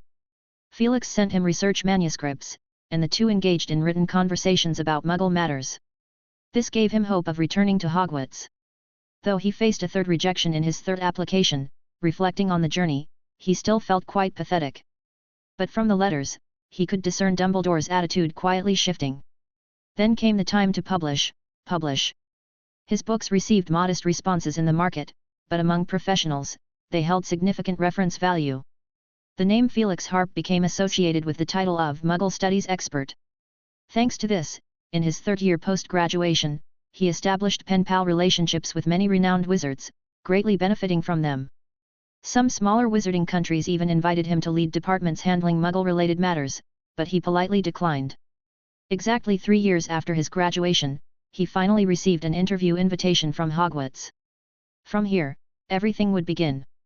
Felix stood by the window, watching as the sun set, its last rays touching the horizon. Chapter 32, Transition. As time gradually moved into October, Felix Harp found himself settling comfortably into the intense world of teaching, becoming more and more adept at it with each passing day. Teaching 3rd and 4th years, with the aim of sparking interest, Felix had organized a few practical activities in his classes. He had to admit, the young wizard's creativity knew no bounds. Even though they had only learned the first set of practical magical phrases, which allowed them to control magical puppets for basic movements, they had managed to turn it into a spectacle. The enchanted dance troupe among the girls and the fiery duels among the boys had become incredibly popular. Felix also discovered a talent named Cedric, a 4th-year Hufflepuff student, who had developed a magical application during lessons passing notes in class. During a history of magic class, probably due to the inherent dullness of the subject, Cedric controlled a puppet to roam around the classroom, passing notes to his friends. A few half-asleep young wizards were stunned as they witnessed the scene. The magical puppet bounced over to a young wizard who was deep in slumber, drooling away. Cedric made a subtle motion with his wand, and the magical puppet leaped up, its little fist tapping the sleeping wizard's knee. Bang! The slumbering young wizard awoke with a start, instinctively kicking out. The magical puppet was sent flying, passing through Professor Binns' spectral form and crashing to the ground. Professor Binns, who had been teaching for decades and was the sole player of the Hogwarts Merpage, magical multiplayer online role-playing game, displayed an unusual burst of anger. Lambert, disrupting the classroom order, 10 points from Ravenclaw. The honest Hufflepuff stood up, stating that his name wasn't Lambert and he wasn't in Ravenclaw. Nonetheless, he was given detention. This bit of gossip spread rapidly throughout the school. By the next day, some couldn't wait to replicate this feat. However, they were swiftly suppressed by a coalition of campus miscreants led by Professors McGonagall, Snape, and Flitwick. The Weasley twins suffered a stroke of misfortune as they controlled magical puppets and transfigured objects in their Transfiguration Class 2 lizards in a fight earned them a 50-point deduction and 3 weeks of detention. At the dining table, Professor McGonagall gently reminded Felix not to indulge the students. This prompted him to reiterate in his class that practicing magical puppets in other lessons, apart from his own, would result in the confiscation of the puppets. In the 6th year, young wizards were still trying their hand at contending with their disabled magical puppets. Their tools were not as refined as those of the 3rd and 4th years, they had to draw 30% of the magical phrases themselves. This resulted in the 6th year class having a rather peculiar style. One could frequently see magical puppets with disabled legs, crawling only with their hands. Many young witches had to sign a series of unequal treaties like doing assignments in order to borrow cherished dolls from younger students. As for the 5th and 7th years, their magical puppets were the most comprehensive, but they were the trial versions. Their experience time was determined by theoretical grades, and not everyone could get their hands on one. However, their manipulation of the puppets was the most dazzling. Come the weekends, the top students would encounter each other at various school events, exchanging secretive glances before engaging their magical puppets in battle. Elegant ice, raging flames, thunderous lightning, concealed slashes, all manner of moves and techniques were executed with incredible skill, clearly the result of dedicated private practice.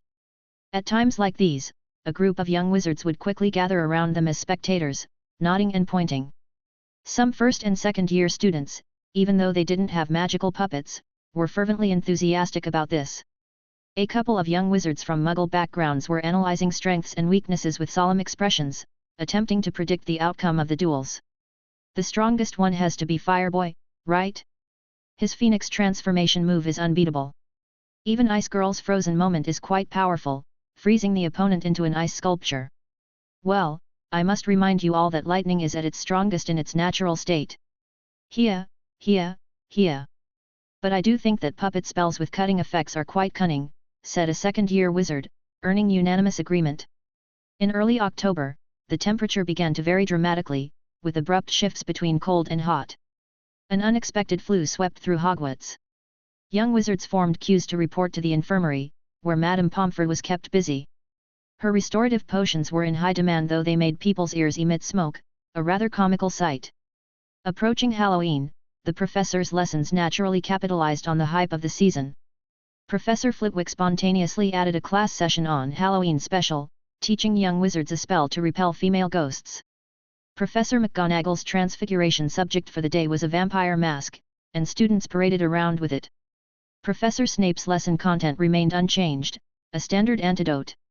However, in one class, he hinted that he might accidentally drop expired potion into a student's pumpkin juice at the Halloween feast. Harry and Ron shivered. Even the currently most popular Professor Harp couldn't escape this trend. In his class, he showcased a new creation, a magical puppet in the form of a ghost doll. It had a large head, a small body, a ghastly white face adorned with heavy dark circles under its eyes, and jagged teeth. It looked adorably grotesque. With a wave of Felix Harp's wand, the ghost doll opened its mouth and exhaled a plume of black smoke, darkening the faces of the young wizards in the front row. I mentioned at the beginning of the term that there would be an exam before Halloween.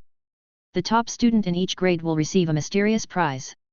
And now I can reveal it. It's going to be a magical puppet chosen from my personal collection. Limited edition, exclusive, power upgraded.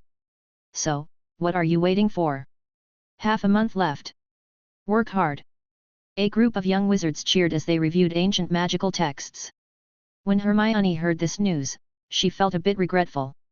Being only in her second year, she couldn't participate in the exam.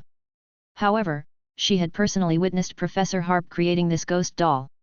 It was her first time seeing the entire process of transmutation from raw materials to finished product. To gain the privilege of observing, she had to bring her assistant duties to the common room. Seeing Hermione grading a thick stack of papers, the young wizards marveled.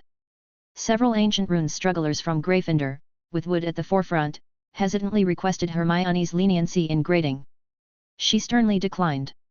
In just over a month, this young witch had gained a certain prestige throughout the school, especially among the senior students who had chosen ancient runes. Her delicate handwriting often appeared in their corrected papers. In contrast, Professor Harp's handwriting was relatively scarce. Harry and Ron looked at the papers on her desk and felt a bit relieved. Though most of it was multiple choice and short sentence translations, grading them wasn't an easy task. However, Hermione was enjoying herself.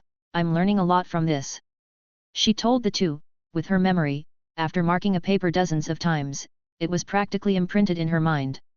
Is this what it's like to be a top student? Gryffindor students exchanged glances. Chapter 33, Hagrid. In mid-October, the raging flu at Hogwarts not only failed to subside, but intensified further, even affecting several professors unfortunate enough to catch it. Fortunately, Felix Harp had foresight.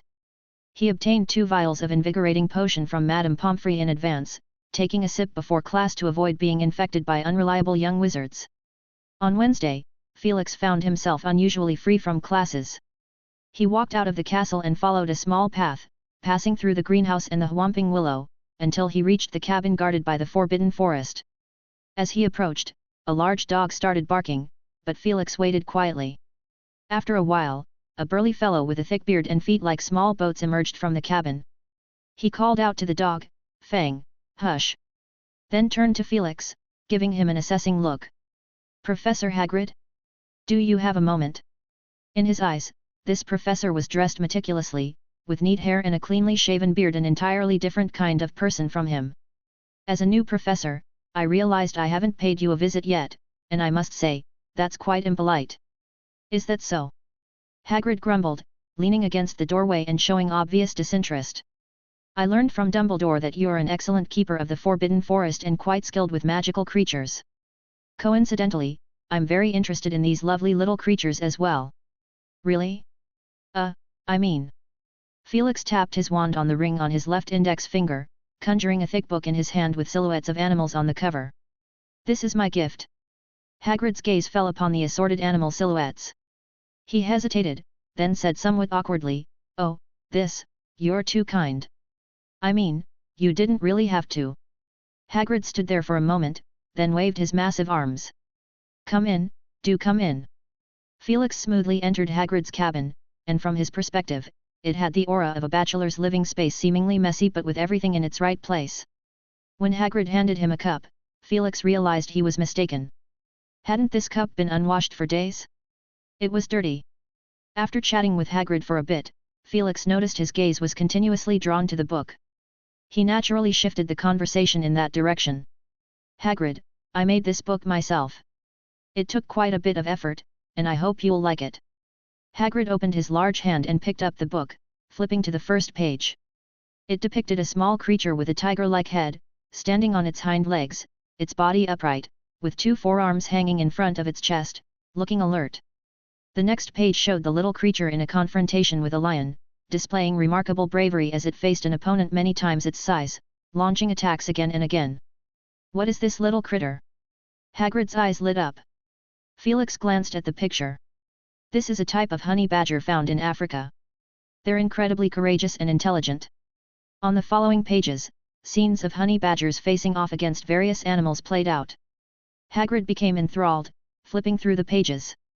One novel creature after another appeared before his eyes, as if he had opened up a new world. After a while, he looked up, somewhat puzzled. Professor Harp, I haven't seen these animals much, and they don't seem to be magical creatures. Indeed, you're an expert on magical creatures with more knowledge in this area than I do. Luckily, I worked in the Muggle world for 2 years and encountered quite a few interesting little creatures. Perhaps they lack magical traits, but with their unique physiology and survival environments, they still possess captivating qualities. I compiled a portion of these creatures from various Muggle books and media to create this magical book. Hagrid clearly appreciated the thought behind this gift, muttering under his breath, "This is too precious, far too precious." Felix chuckled. Hagrid, no need to be overly polite. I've prepared similar gifts for every professor. And, well, I do have a small favor to ask of you. What is it? Hagrid cautiously inquired. I need some unicorn hair, not too much. Felix seemed a bit hesitant. Oh, that's all? Quite simple. Hagrid relaxed, leaning over to grab a furry, dirty cushion from the side. Here, take this. If it's not enough, I've got more. These things, you see, I've got plenty.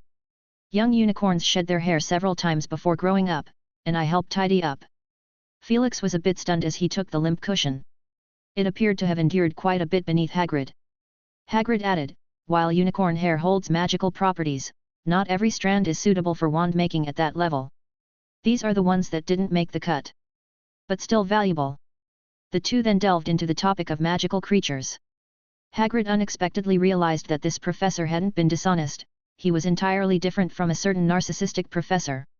Professor Harp was remarkably knowledgeable about certain magical creatures, so much so that he knew things even Hagrid wasn't aware of. For example, facing a sphinx, it was wise to preemptively present 3 riddles to confound and engage it in deep thought. For instance, when encountering a blast-ended scrut, one could use magic to shape a stone, and these creatures had an intense fear of dogs with pure white fur. And, the thought of food for mountain trolls and their fear of bright light. Midway through, the professor provided butterbeer and specially crafted cakes, and the two enjoyed their meal. When Felix exited Hagrid's cabin, the sky had already darkened. By the roadside, he spotted a young witch with red hair who seemed a bit disoriented. He redirected her back to the castle. The next day, Felix exchanged several whomping willow branches and a pot of devil's snare from Professor Sprout's herbology class. The former was a highly valued material, often used for wand making and important in the creation of several potions. Thanks to Harry and Ron due to their collision with a whomping willow at the start of term, this material was currently quite abundant. His office. Felix observed the materials on his work table, a dirty cushion, a few 7 to 8 meter long black branches, and a pot of tightly coiled plants. He was quite satisfied. Felix was preparing to craft a magical item. The method came from an extremely ancient and rare magical book he had recently come across in the library. Initially, he didn't pay it much attention, as the book's title, Alchemy Applications, seemed similar to what he had seen before. But he quickly realized the difference. The cover of the book had been added later, and the pages inside were visibly older. Were it not for magical protection, Felix had no doubt that they would have disintegrated into ashes immediately. Within this thin little tome were the notes of more than 10 individuals. Some were chaotic, while others were neat and orderly. There were annotations, corrections, additions, and condescending oversight of successors. Chapter 34, Magical Inscriptions and Halloween. Through a somewhat verbose message left by a certain loquacious Chagus Gant, Felix Harp confirmed that this ancient book came from a family named Gant, or at least they had long held possession of it. For behind-the-scenes notes, there was no shortage of praises for this great-grandfather. Not just one person either. This provided Felix with the pleasure of reading comments. The magical inscription artifact Felix was preparing also came from this ancient book. The reason it was called a magical inscription artifact instead of alchemy artifact was because its internal circuitry was entirely constructed from individual magical inscriptions, devoid of any traces of later alchemical techniques. Many people couldn't discern this distinction, but Felix was an exception. Magical inscriptions could be used in ancient magic and inscribed onto objects, as they were a language imbued with magical power. Their essence lay in the ancient wizards' exploration and summarization of magic. Alchemy, on the other hand, was different. It partially inherited ancient magical inscriptions while developing its own methods, its purpose being to imbue objects with magical power and grant them special magical abilities. Thus, the symbols used in alchemy couldn't truly be called a language, merely magical symbols. But it had its merits too. To infuse various objects with magical power, many great wizards had experimented with different methods, resulting in a multitude of enchanting techniques that bordered on the unimaginable. A pinnacle of this was achieved by the French alchemist Nicolas Flamel. Compared to alchemy, magical inscription craftsmanship was quite antiquated. That's also why he thought the notes were quite ancient in origin. The magical inscription artifact Felix aimed to complete was called the Binding Vine, utilizing the inherent growth extension of magical vine plants to launch surprise attacks. The advantage was that it required no incantations and could be activated stably without interference. However, when it came to assessing its power, opinions varied. At least Felix had his doubts. Yet he didn't prioritize power, he valued the ideas contained within it. First, the thought process behind crafting magical inscription artifacts, and second, the technique of deeply integrating opposing magical properties. The unicorn represented purity and goodness. The devil's web, on the other hand, was an aggressively magical plant, always launching attacks on various small animals and unfortunate humans. Hunting was in their nature. Under normal circumstances, combining the magical properties of these two was a challenging task. Following the approach in the ancient book, Felix used the beating willow to neutralize this opposition. The beating willow, despite its violent behavior, was genuinely a neutral plant. Felix waved his wand, unraveling the cushion woven from unicorn hair and placed it in clear water. In an almost instant, the clear water turned pitch black. Felix! He changed the water a few more times before finally cleaning the unicorn hair and then magically drying it. Only by now did the unicorn hair reveal its true appearance. Soft and smooth white strands extended luxuriously, radiating a warm light that flowed constantly, as if it were solidified liquid mercury. The other two main materials needed time to mature. The devil's web needed to grow larger, and the beating willow branches required soaking in magic to increase their flexibility for easier transformation. Felix estimated that the preparations would likely extend to the end of November. Nevertheless, he could start considering how to optimize the magical inscription circuits ahead of time. As days passed by, Felix completed the first extensive examination for 5th years, a promise he had made at the beginning of the school year. On the weekend before Halloween, he was still busy grading papers. Fortunately, he wasn't alone, another assistant was working late with him. It was 10 o'clock at night. Hermione stifled a yawn, stealing a glance at Professor Harp. "Professor, I've finished grading." Felix Harp looked up. "I still have some left here, you can head back. Enjoy the Halloween feast." Hermione bid him good night and left the office. As she walked along the corridor, she also had something to look forward to in 3 days. However, what she was preparing for wasn't the school-organized party, but the 500th Death Day celebration of nearly headless Nick, the ghost of Gryffindor House. Back in the common room, many young Gryffindor wizards were still working on their assignments. Ron let out a groan. His potion essay was missing 8 inches, and his magical history essay was lacking a foot. "Why on earth do we have so much homework before Halloween?" Ron vocalized what many young wizards were thinking, and they all shared a look of agreement before resuming their work. Hermione sat next to Harry and Ron, and she didn't hold back, saying, "If you had finished your homework earlier, you wouldn't have this much trouble." She was busier than most, not only completing her duties as an ancient runes assistant but also practicing the magical inscriptions taught by Professor Harp. Up to now, she had mastered 19 magical inscriptions. Professor Harp said she had the opportunity to independently create an alchemical product this year. Ron grumbled, "Enough of the lecture, just lend me your magical history essay. You should finish your own work." "I'm just using it as a reference, right, Harry?" Harry quickly nodded. In the end, Hermione lent them her essays. Over the next 2 days, the festive atmosphere on campus grew stronger. Despite the heavy rain pouring outside, turning the sky as dark as ink, inside the rooms were bright and cheerful. Professor Flitwick adorned the Great Hall with live bats, Professor McGonagall conjured massive colorful decorations, and Hagrid's enormous pumpkins finally found their purpose as they were carved into hollowed-out lanterns large enough to fit 3 or 4 people inside. Whispers circulated around the campus that Dumbledore had booked a skeleton dance troupe to entertain during the festivities. Everyone was eagerly looking forward to the Halloween feast. Only Harry and Ron were gloomy. The reason was that Harry, unable to turn down a request, had agreed to attend the 500th Death Day celebration of Nearly Headless Nick, and Ron, ever loyal, was accompanying his friend. However, the more they looked at the festively decorated Great Hall, the more bittersweet their smiles became. This bitterness reached its peak on Halloween Day. At 7 o'clock, the trio walked through the doorway, ready to join the feast. Passing by the Great Hall, which was adorned with lights and candles, the enormous pumpkin lanterns were as big as carriages. Some young wizards had already chosen their seats and were chatting animatedly. As Harry squeezed through the crowd, he even spotted one of the Weasley twins directing ghostly dolls to chase after one young wizard after another, spraying them with black smoke, while the magical puppets emitted eerie creak-creak ghostly sounds. Just the day before, Felix had distributed the grades and fulfilled his promise, awarding a custom-made magical puppet to the top student of each year. These puppets had even more power and a wider array of internal moves. The first place for the 4th year wasn't claimed by one of the twins, but rather by Hufflepuff's Cedric. He had been consistently at the top. However, when it came time for him to choose his prize, he was swayed by the twins and opted for a ghostly doll. Now he was sitting with his friends, his gaze straying to a 3rd-year Ravenclaw girl. He suddenly felt a pang of regret, if he had chosen a pretty girl instead and presented her with the doll. Cedric's thoughts spun in circles, and as for Harry and his companions, the path beneath their feet grew winding and convoluted. Descending further, they reached the dungeons. The cheerful sounds from above grew distant and subdued, mirroring their feelings. They passed through a corridor lit with black candles and saw Nearly Headless Nick standing at the entrance of a room, welcoming the guests. He was dressed up today, draped in a black velvet curtain. "Welcome, my dear friends. It's so wonderful to have you here."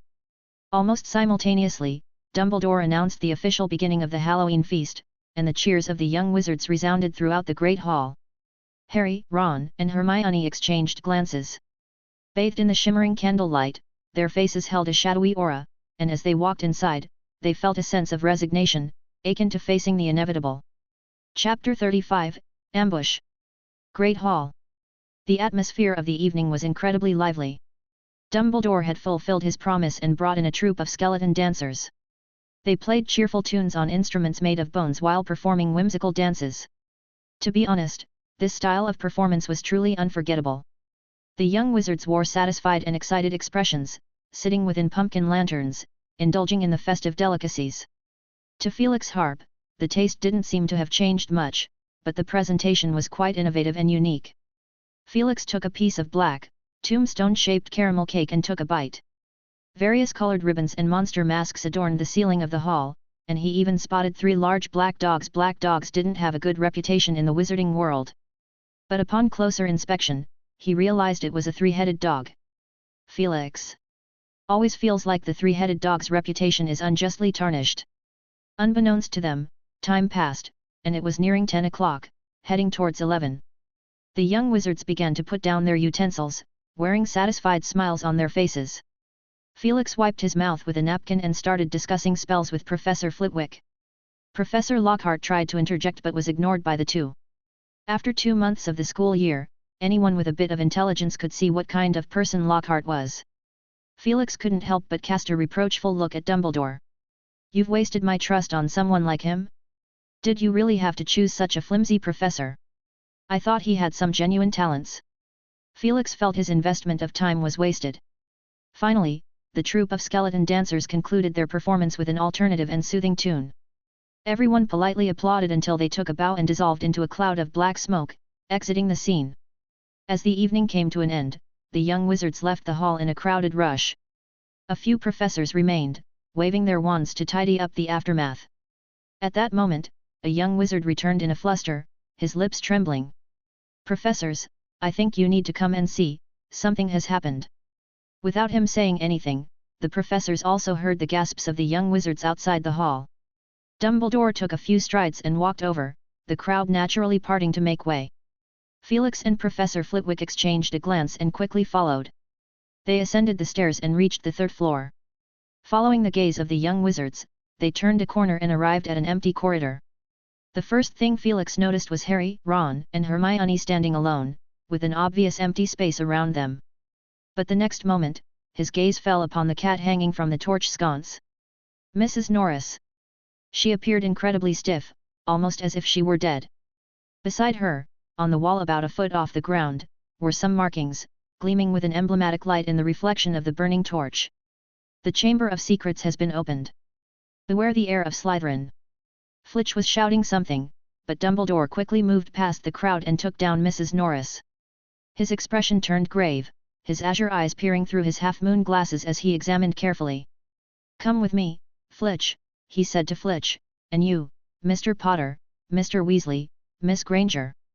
Lockhart was quickly directed to his office, and then Dumbledore led the way, followed closely by Professor McGonagall, Snape, Felix, and Professor Flitwick remained behind to comfort the frightened young wizards.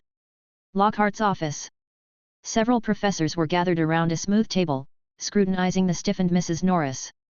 Dumbledore's long, hooked nose was almost touching the fur of Mrs. Norris. He peered at her through the half-moon glasses, his slender fingers prodding and poking here and there. Professor McGonagall bent over, her face nearly touching the cat, squinting as she examined closely. Snape stood behind them, his body mostly obscured in the shadows. Felix Harp stood on the other side, his fingers brushing over Mrs. Norris's back, her fur unusually rigid. He then lightly touched her body with his wand, sensing a powerful curse. "Not dead, seems to be petrified."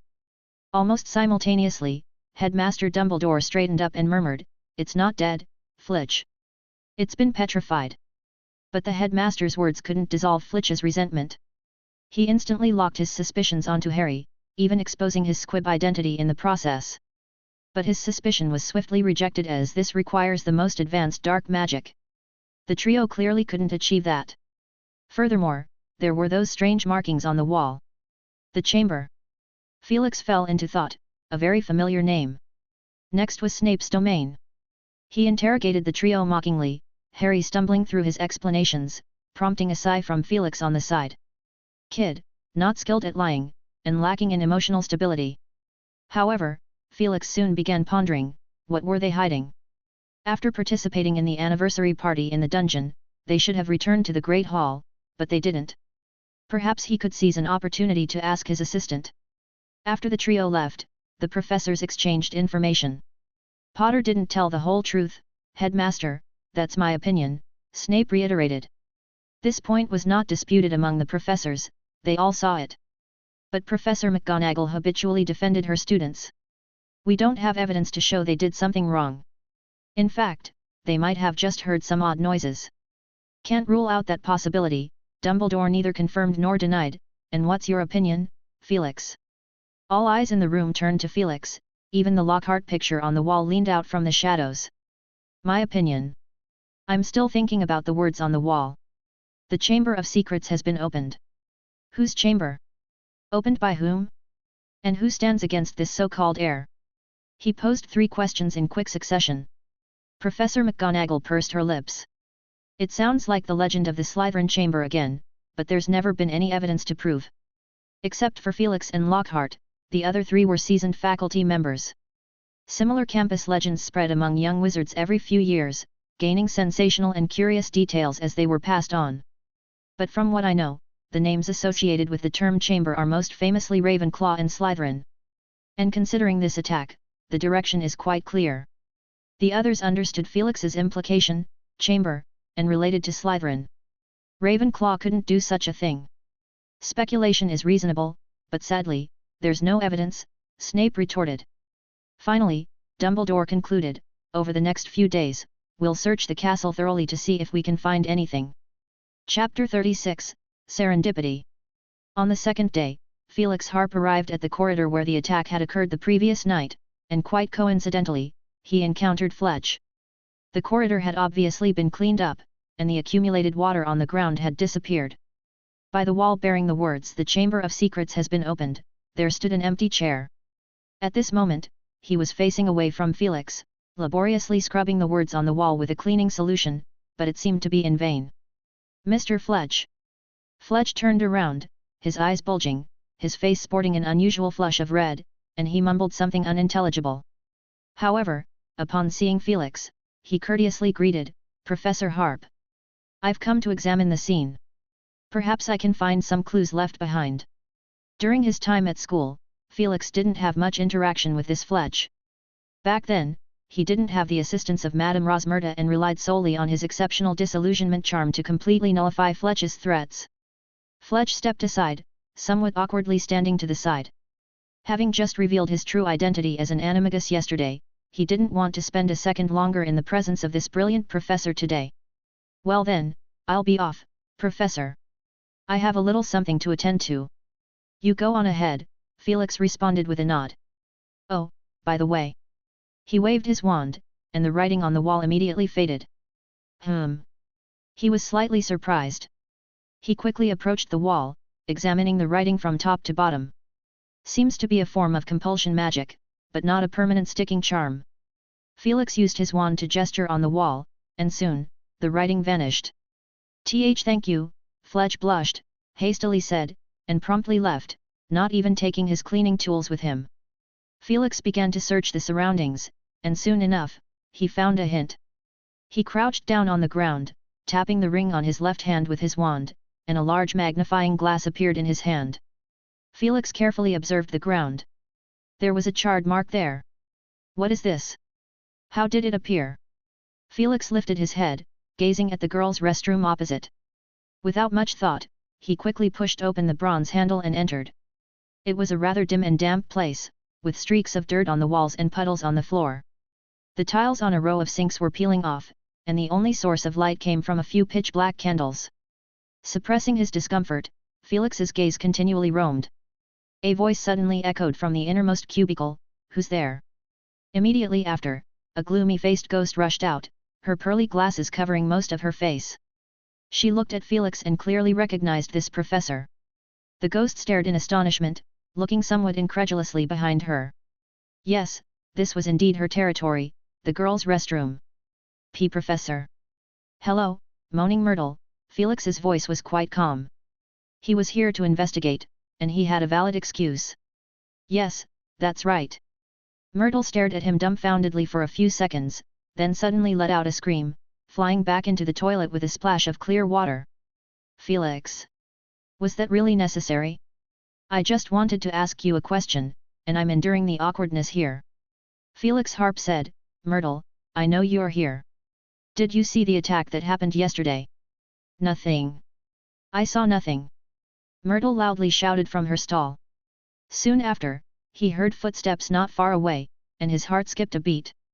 He quickly cast a disillusionment charm on himself, swiftly left the restroom, and brushed past a red-haired girl.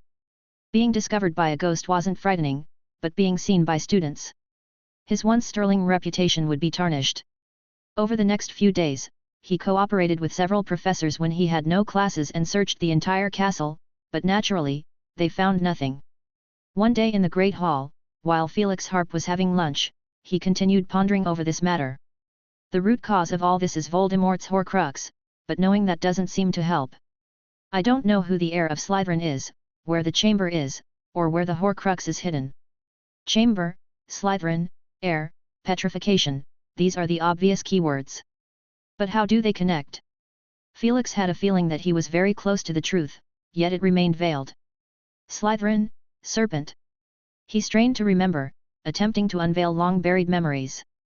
He seemed to glimpse something hairy battling a giant snake. But the memory was quite hazy, he wasn't sure if he was recalling it correctly. In his recollection, Harry seemed to have dealt with a large group of Dementors on his own. How was that even possible? Even most adult wizards couldn't achieve that. Furthermore, how could Dementors have attacked the school? However, Felix Harp quickly reminded himself that in the magical world, anything was possible. Especially with a main character present. So, it's quite likely that it's true a giant snake causing Madame Rosmerta's petrification. Felix followed this conjecture through. Yet he encountered another problem. What snake possessed the power of petrification? The only one Felix could think of was a basilisk, but these magical creatures were extinct. Unless Slytherin performed blood grafting, from his remaining notes, his research into magical bloodlines was quite extensive. Even after finishing his lunch, he hadn't sorted it all out. However, he soon had a new idea. He began collecting rumors about the chamber that had circulated at Hogwarts over the years and meticulously scrutinizing them. Perhaps the truth was hidden within the rumors. 3 days later, Felix Harp stood opposite a tapestry on the 8th floor of the castle, bearing the words "The Chimera takes on stupid Bobinus," looking at a silver door appearing before him with a curious expression. Could this be it? With a slight hesitation, he lightly tapped his chest with his wand. A flash of light passed over his wrists, ankles, and chest, and then he stepped forward into the room. It was an enormous storage room, piled high with all sorts of discarded items, broken quills, old books, damaged mirrors. He even saw the golden snitch with one wing missing. He cautiously walked around, finding no traces whatsoever. A hidden room. He found it difficult to believe that proud Slytherin would place the chamber here. However, this room is certainly well concealed. Its magic must be quite fascinating. I'll have to study it another day. Felix Harp walked out of the room, reluctantly taking his eyes off the silver door, which had quietly vanished. Meanwhile, the trio was also diligently researching the secret of the chamber, with this diligence mainly being attributed to Hermione Granger. After days of fruitless searching and the Hogwarts, a history borrowing list being booked for another 2 weeks, this Gryffindor witch finally raised her hand in History of Magic class, benefiting everyone by obtaining valuable information about the chamber. Poor Professor Binns had to deviate from the curriculum, delivering a lecture on myths and legends to the eager gazes of the students, much to his chagrin. Following this episode, his typically sluggish, dry voice sped up, enhancing his class's hypnotic power even more than before. The once lively young wizards fell once again, their faces rapidly becoming blank and vacant. Chapter 37, The Trio's Investigation. After class, Harry, Ron, and Hermione walked out of the classroom, discussing the information they had just received from Professor Binns. "I always knew Salazar Slytherin was a mad old loony," Ron said with a strong sense of disgust. Hermione was sorting through the current information.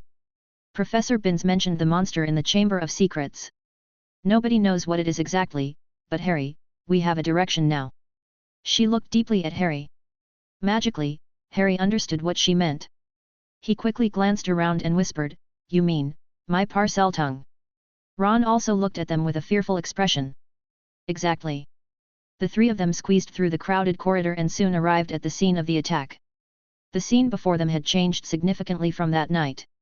The water was drained, the petrified cat was no longer hanging on the torch sconce, and the words "The chamber has been opened" were cleaned away. However, there was an empty chair leaning against the wall. "Filch has been standing guard here," Ron whispered. "He's been especially irritable lately, finding all sorts of reasons to deduct points, like talking too loud or goofing around. But that's not our concern. We just need to inspect the scene and see if there are any overlooked clues," Hermione said. The trio quickly got to work. Harry was crouched on the ground, his glasses almost touching it. Soon, he discovered burnt marks, and Hermione noticed a spectacular sight of spiders queuing to flee the castle. "What does this mean?" Harry was puzzled. Ron, staying far away from the spiders, looked terrified. "This could mean a lot of things, like the spiders are afraid of the monster." Hermione continued to piece together the clues. "So, the attacker is a snake, one that can petrify, and spiders are its natural enemies. This clue is getting us closer to the truth." The young witch exclaimed with excitement, "Give me a week, maybe 2 at most, and I'll have its information." "Ron, seriously, why have you been trembling all this while?" And so, Ron went on to tell the story of his childhood experience of being turned into a teddy bear with many legs by the twins' botched magic, making her burst into giggles. Ron grumbled, "You wouldn't find it funny if you'd been through that. Imagine hugging a teddy bear and calling its name, and suddenly it sprouts multiple legs." "The water on the ground is gone," Harry suddenly said. "Perhaps someone cleaned the floor, like Filch, that's his job," Ron replied without thinking. "But where did the water come from in the first place?" Harry felt it might be a clue. "Ah! I've got it," Hermione screamed. "What is it?" "I've thought of something, a possible witness. She's right next door to us, possibly witnessed the entire attack." Following her gaze, the two boys looked at the sign for the girls' restroom and nervously swallowed. After dinner, they left the castle and followed the path to Hagrid's hut. Along the way, they continued to debate about the events of the day. "I'm telling you, we shouldn't have gone into the girls' restroom, that moaning Myrtle, and that place, it's a nightmare. And we got caught by Percy," Ron complained incessantly. "But we also found out that she died 50 years ago, saw a pair of large, scary yellow eyes before she died." "What does that tell us?" "It's the snake's eyes," Hermione ignored Ron's grumbling, saying, "and your information is valuable too. We learned about the name Tom Riddle, who received the Special Services to the School Award 50 years ago. Perhaps this isn't a coincidence." Harry's eyes widened. "Are you saying Tom ended the last heir of the chamber?" "Exactly." The three of them knocked on Hagrid's door, and he warmly welcomed the young wizards inside. Ron looked surprised. "Hagrid, your house is clean." Indeed, the three saw Hagrid's hut was remarkably tidier. The dark floor had turned into a rich brown wooden one, visibly cleaner. "Oh, that," Hagrid casually mentioned. "Professor Harp dropped by last time he visited, and before he left, he just waved his wand, and it got sorted." "Professor Harp?" Hermione asked, astonished. "Indeed, Professor Harp. Dumbledore recommended him to me. He needed some advice on magical creatures, and I happen to be an expert in that area. But honestly, he's not bad either. He has some insightful perspectives, especially in more obscure areas." "Yes, quite insightful." Hagrid brought a plate of biscuits, a pot of pumpkin juice, and 3 cups. He said with pride, "Professor Harp is an outstanding wizard. We didn't interact much during school, but..." He pointed to a book on the chair, "Look, that's a gift from him to me." The three couldn't wait and opened the book. Hermione noticed that it was somewhat similar to Muggle comic books, mostly consisting of photographs, each with brief captions. "These are magical creatures?" Ron asked curiously. It was nothing like what he had seen in his childhood. "No, these are creatures from the Muggle world," Harry said excitedly. "Look, this is a lion, this is a giraffe, its neck is really long, I've seen one in the zoo. This one is a badger, somewhat similar to Hufflepuff's emblem, but they're definitely not the same." Hermione was not unfamiliar with these creatures. She had read the entire set of the Encyclopaedia Britannica, which included sections about animals. But Muggle books' pictures didn't move. So Hermione asked, "Did Professor Harp create this book himself?" Hagrid took a big gulp of butterbeer and let out a burp. "Yes, he did. Quite dedicated, isn't he? I feel like I owe him a favor." After a while, they remembered their reason for coming. "The chamber? The heir? The monster?" Hagrid's face turned pale. "Yes, we found some clues, from 50 years ago." Harry started to introduce their findings but was quickly interrupted by Hagrid. "Listen, there's no chamber, no monster, it was all an accident." Hagrid got a bit worked up, waving his massive hands, and then his voice lowered, muttering, "Truly an accident, no one could have foreseen something like that happening, no one." Afterward, the three were swiftly escorted out of the hut. "He's definitely hiding something," Ron protested in frustration. "We can all see that." Back in the warm common room, they had to face reality and get back to their assignments. After a while, Hermione suddenly closed her book, startling the other two. "You guys, who do you think the heir might be?" Hermione asked in a hushed voice, almost as if she were talking to herself. "Definitely a Slytherin, my guess is Malfoy," Ron quickly answered. Harry immediately accepted this viewpoint, could very well be him. Think about it, his family has been pure blood for generations, he'd have a reason to do it, and most importantly, he's been through a lot lately being punished by Professor Harp for insulting Hermione, he got detention. Hermione's breath caught for a moment. Ron seemed to have found some theoretical basis too. Harry's right. It's likely him.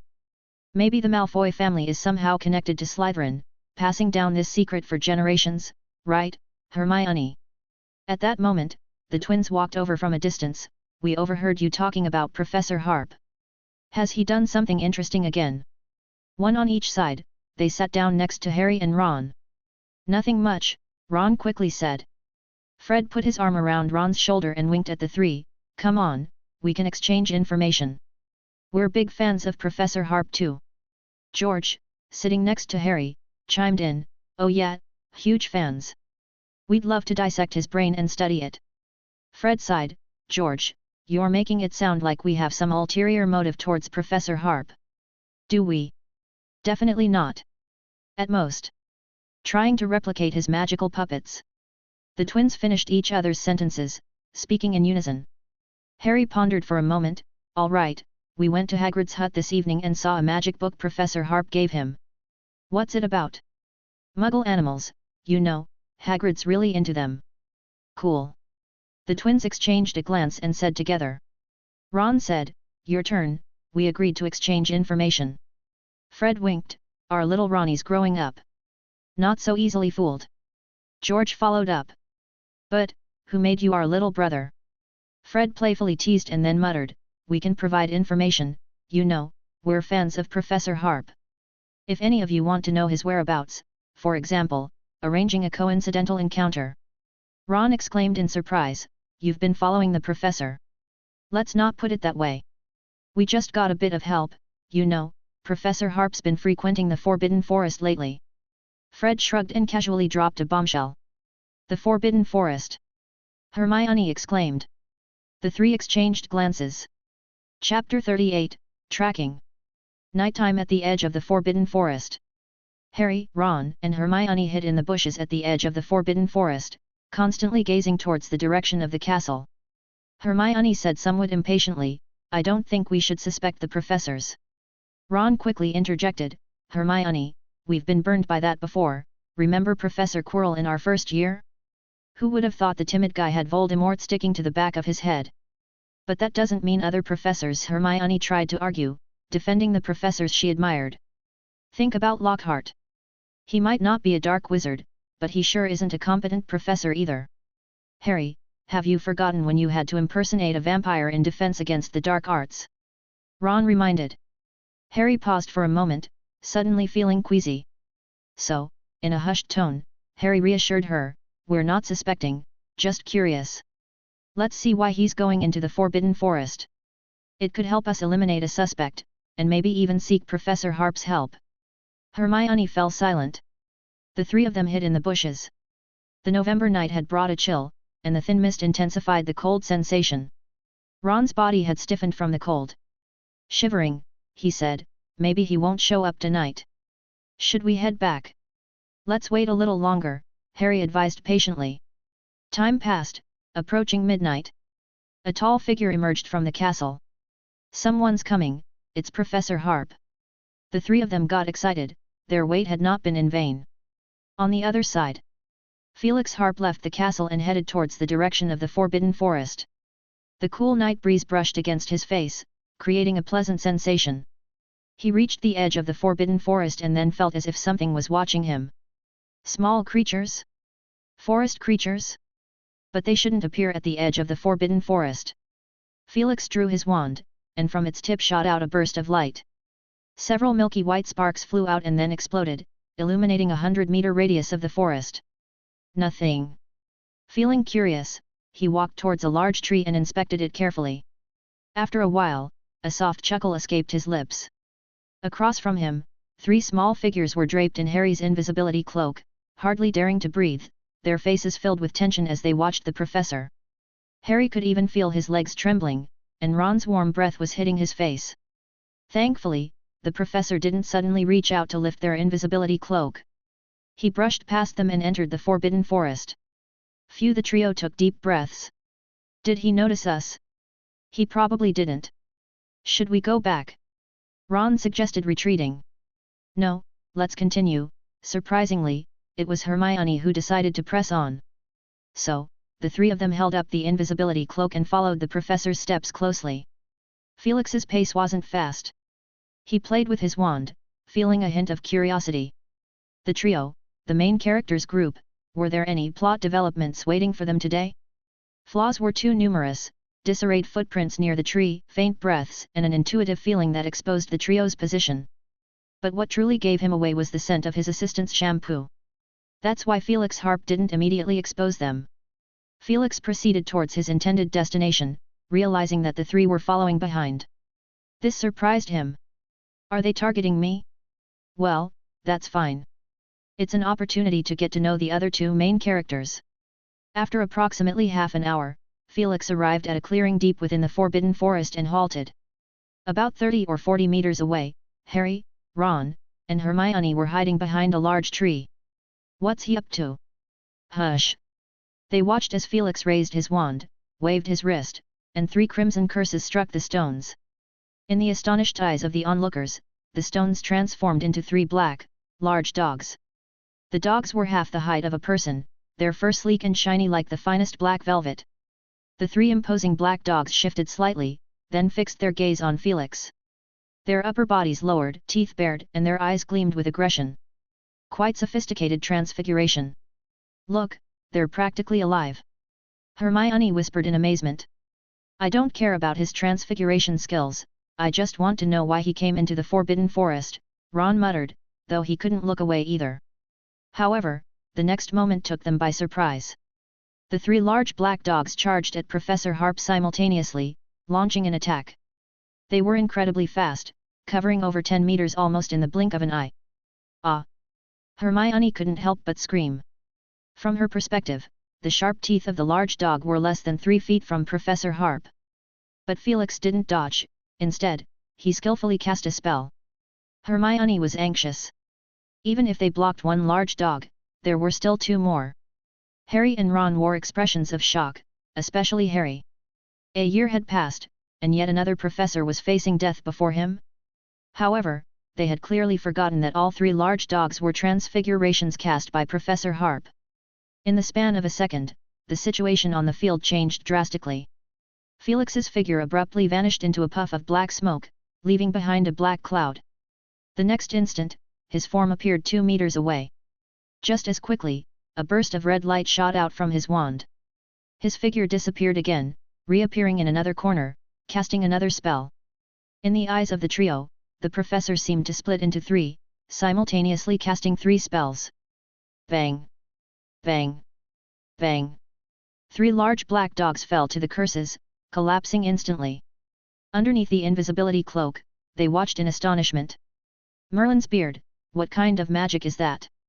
Ron exclaimed, his mouth agape, replaying the scene in his mind.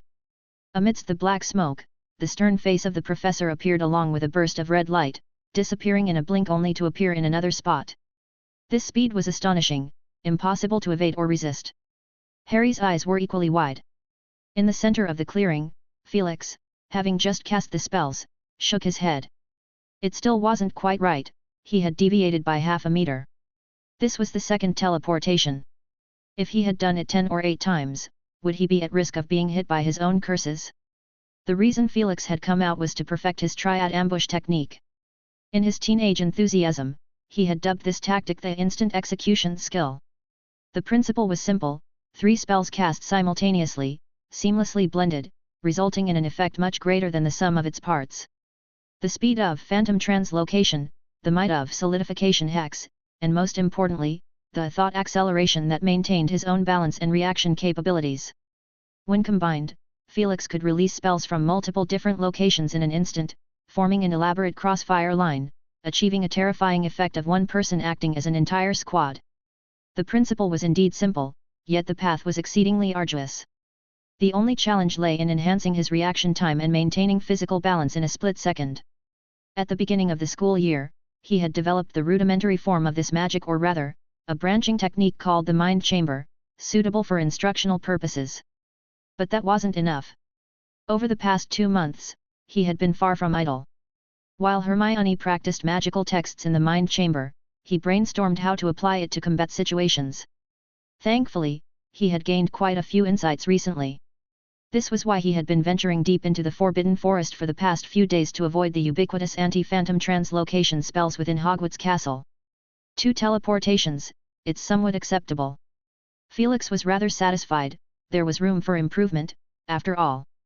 Afterward, he looked up and fixed his gaze steadily in the direction of the trio. Come out. Chapter 40, The Detention. Harry, Ron, and Hermione tentatively lifted the invisibility cloak. Approaching, they wore mournful expressions. Professor Felix Harp's gaze swept between them. Miss Granger, as well as Mr. Potter and Mr. Weasley, could you explain the reason for your presence here?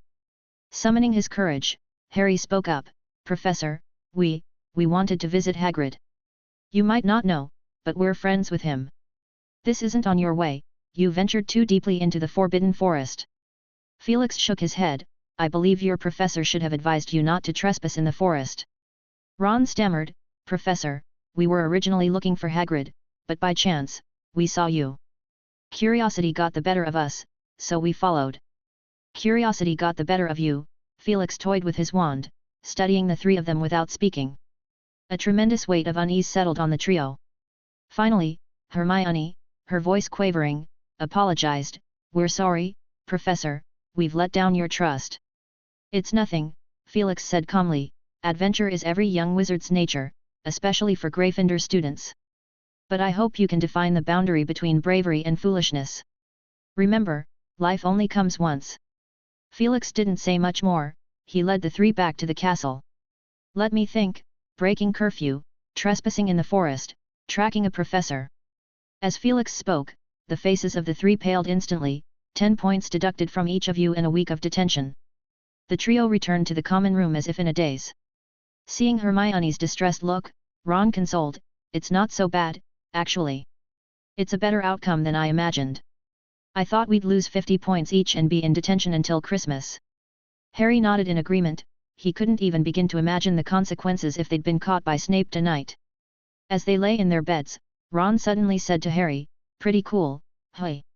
"What?" "Professor Harp, whoosh whoosh whoosh. You can't even see his moves properly. I'm telling you, he's definitely way stronger than Snape, maybe even stronger than Dumbledore." "Dumbledore is the strongest," Harry replied without hesitation. "Not necessarily, the headmaster hasn't been in action for many years. If it were a few decades ago, I definitely wouldn't doubt." Ron murmured softly before gradually drifting into sleep. Harry, however, found it hard to sleep. In his mind, he kept replaying images of Professor Harp performing magic, from the moment he cast the first spell to when he transformed into black smoke.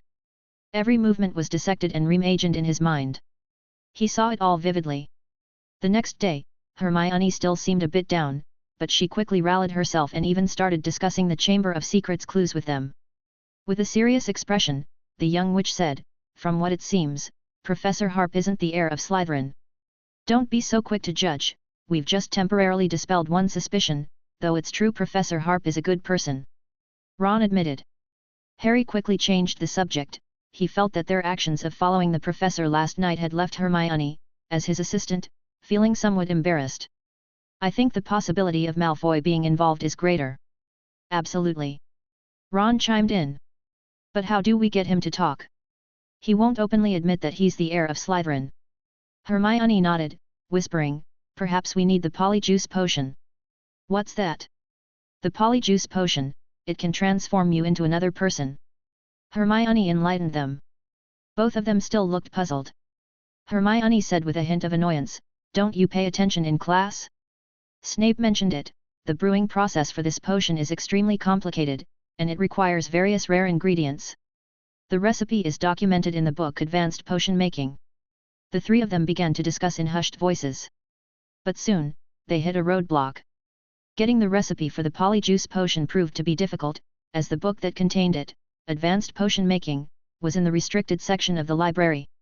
To borrow a book from the restricted section, there was only one way, obtain a signed note from a professor. "We have no reason to borrow that book," Ron said, "it's not something we should be touching at our age level." "I think," Hermione said, "if we pretend to show interest in the theory, there might be some hope."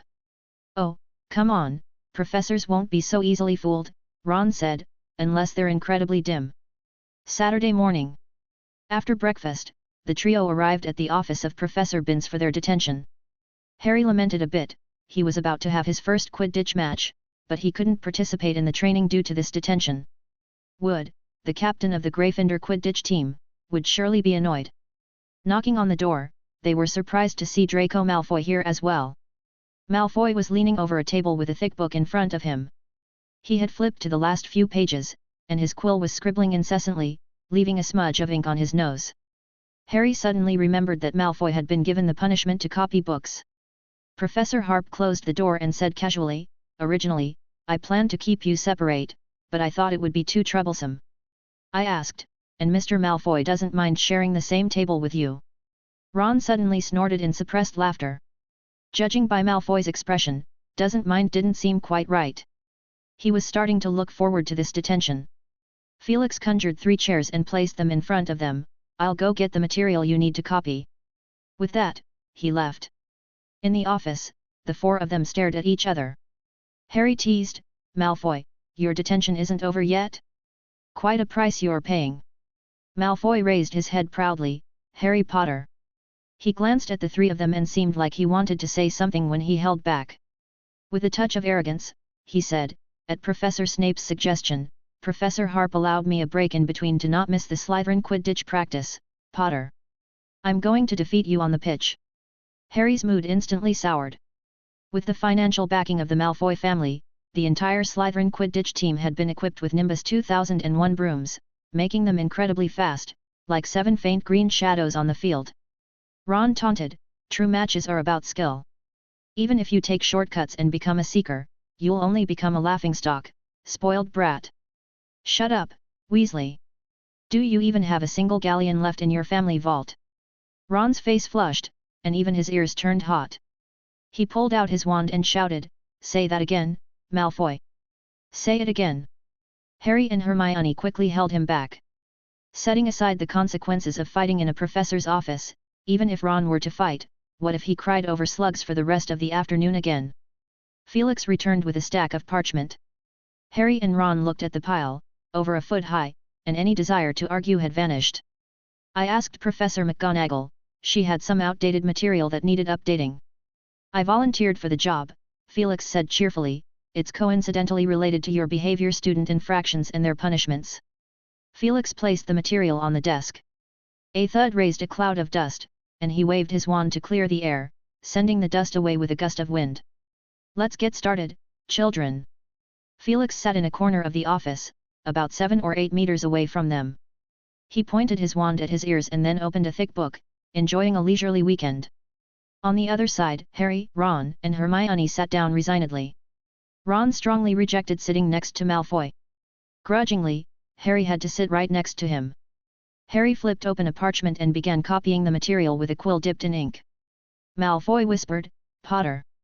You know, you're going to lose. Shut up, Malfoy. Harry hissed. Chapter 41, Malfoy. Harry felt absolutely miserable in detention, as Malfoy had been muttering and taunting him incessantly. This caused his productivity to plummet, and by nearing noon, he had only managed to copy 10 pieces of parchment. The thickness wouldn't even match up to a small thumb. During lunchtime, Harry complained about this to Hermione and Ron. He was somewhat exasperated, saying, I never imagined he could talk so much, buzzing and buzzing non-stop. Ron gave him advice, you could harass him back. Harry was at a loss, he didn't have that much to say to Malfoy. Hermione pondered, perhaps you could provoke him, use the opportunity to ask if he's the heir of Slytherin. Don't be absurd, he'd never admit it unless it was someone close to him, Ron countered. Harry also found this idea implausible, it might just backfire and alert the enemy. By the way, Hermione, what about the signing? How about you consult Professor Harp? Ron suggested. That's not a good idea, Hermione sighed, he's not like Professor Lockhart, that kind of fool. Ron finished her sentence, earning a glare from Hermione. But I could give it a try tonight, just to see. It's worth a shot, Hermione didn't give a definite answer. After lunch, they returned to the Ancient Runes office to continue their copying task. And Harry had to endure Malfoy's taunting looks. He considered using his wand to cast a curse on him a few times, not just one, preferably 3 spells in quick succession like Professor Harp, rendering him powerless. In the afternoon, Felix took a look at their progress and nodded in satisfaction, not bad at all, the 3 of you will be able to finish the task tomorrow afternoon. And Mr. Malfoy, you're even faster, only about 7 or 8 pages left. Draco Malfoy nearly cried, thinking about how much he paid for his impulsive words 2 thick volumes of entirely hand-copied books. Over the course of nearly 2 months, despite him sneaking out of detention several times to attend Quidditch training. Following that, Draco wrote furiously, to the point that Harry was ignored. He finally managed to complete the entire content just before dinner. Felix couldn't help but praise him, very well done. All right, Mr. Malfoy, your detention ends here. Yes, Professor, Draco said softly. Seeing him tidy up his belongings, Harry and the others envied him. They still had a whole day of detention tomorrow. Oh, by the way, Mr. Malfoy, Felix called out to him, causing Draco to startle. He wasn't going to assign him a few more books, was he? Thankfully, Felix had no such intention. He waved his wand, and from a corner, a thick stack of parchment flew out densely filled with writing. With a wave of his magic, the parchment split in half and swiftly bound together in mid-air. 2 book covers flew out from his briefcase, wrapping the parchment. Gilded letters appeared on the covers, slowly forming, making it look like 2 books. Mr. Malfoy, this is the result of your labor, a gift for you. The 2 books landed in front of him, leaving Draco momentarily stunned. Felix said, although you come from a prestigious pure-blood lineage and possess remarkable talents, Muggles also have their merits. I believe you've come to realize that. He gestured to the 2 handwritten books in front of Draco. Through this detention, I hope you'll remember one thing: weakness or strength isn't a barrier to survival, arrogance is. Draco held the 2 books in his hands, his lips moved, but nothing came out. After he left, Felix turned to the other trio who were watching. All right, your task for today is over, continue tomorrow. Hermione asked Felix in a low voice, Professor, can I continue studying ancient runes with you tonight? Felix was somewhat surprised. He thought for a moment and said, in principle, I don't object, but your assignments? Hermione joyfully said, it's okay, I've already finished my assignments. Her expression was as if she had won a prize. As the 3 of them walked out of the office and headed to the cafeteria, Ron looked at Hermione in disbelief. You really finished your assignments? Of course. When did you do it? Ron was seriously suspicious. His timing and Hermione's were different. Did she have a few extra hours every day? Hermione was in a great mood, and she somewhat proudly said, since we knew we'd be in detention over the weekend, it's only common sense to finish the assignments in advance, isn't it? Ron was speechless, and Harry looked embarrassed. Malfoy returned to the Slytherin common room and placed his bag down. He sat in a chair with a gloomy expression, his gaze piercing through the greenish light of the common room, looking at the black lake outside the window. Occasionally, a fish would swim by the window. 2 of his cronies came over. Draco, are you having dinner? Crab, Goyle. Malfoy scrutinized them seriously. Never mind, you guys go. Crab and Goyle shrugged and left quickly. Malfoy shrank into his chair, half of his pale face and his platinum blonde hair concealed in the shadows. He was still pondering the words of Professor Harp. Though he tried to argue against this absurd viewpoint, the 2 months of copying punishment had already ingrained a portion of the content from the book into his mind. It reminded him of a scene from his childhood when his mother took him to visit a pure-blood wizard and they happened to encounter his aunt. His aunt was his mother's second sister, but because she married a foolish Muggle, a Muggle wizard, she was disowned by the family. At that time, they had a fierce argument. His mother tried to persuade her to come back and apologize, but she was bluntly rejected. He had vague memories of the incident. The only sentence he remembered was his aunt shouting at them, besides magic, what else do you have that's superior? He still remembered her twisted expression. Somehow, he suddenly picked up his bag, took out the 2 books, and stared at their covers. One was titled The Struggles of Muggles, Starting from a Million Years Ago, and the other was How Muggles Think. He was familiar with the covers, after all, he had been holding them while copying for 2 months, but there was a slight difference. Underneath the author's name, a few words had been added: transcriber, Draco Malfoy. Malfoy picked up the book How Muggles Think and opened it to the first page. Looking at the familiar font, he cast aside his preconceptions for the first time and earnestly started reading. Chapter 42, Potions.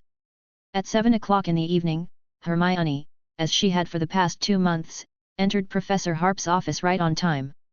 However, this time, she felt a bit nervous. Felix Harp looked up and saw the young witch appearing somewhat uneasy. With a smile, he said, please have a seat. I had thought you might have a week off, considering you spend most of your daytime here. Hermione gathered her courage and said, Professor, I apologize, but we tracked you because we were following a lead on the Chamber of Secrets and happened to find you in the Forbidden Forest. Felix understood, so, I'm a person of suspicion, I see. It's not that, Professor. You're incredibly skilled. We were just being overly cautious. In the previous school year, we encountered a professor who was a dark wizard and tried to steal the Philosopher's Stone hidden in the school. Ah, I see. With such experiences, it's no wonder you're a bit jumpy. However, let me advise you, your intentions might be noble, but it's important to be realistic. Many dangers don't change based on whether a person is vile or virtuous. Hermione nodded meekly. For the next 2 hours, they stayed in the pensieve for 5 thought hours, and Felix taught her 3 incantations. They had determined this time frame through trial and error, not too exhausting and still conducive to learning. Hermione even had some energy left to practice for a little over 10 minutes after returning to reality, managing to barely sketch out the 3 incantations. Absolutely splendid, Felix couldn't help but applaud.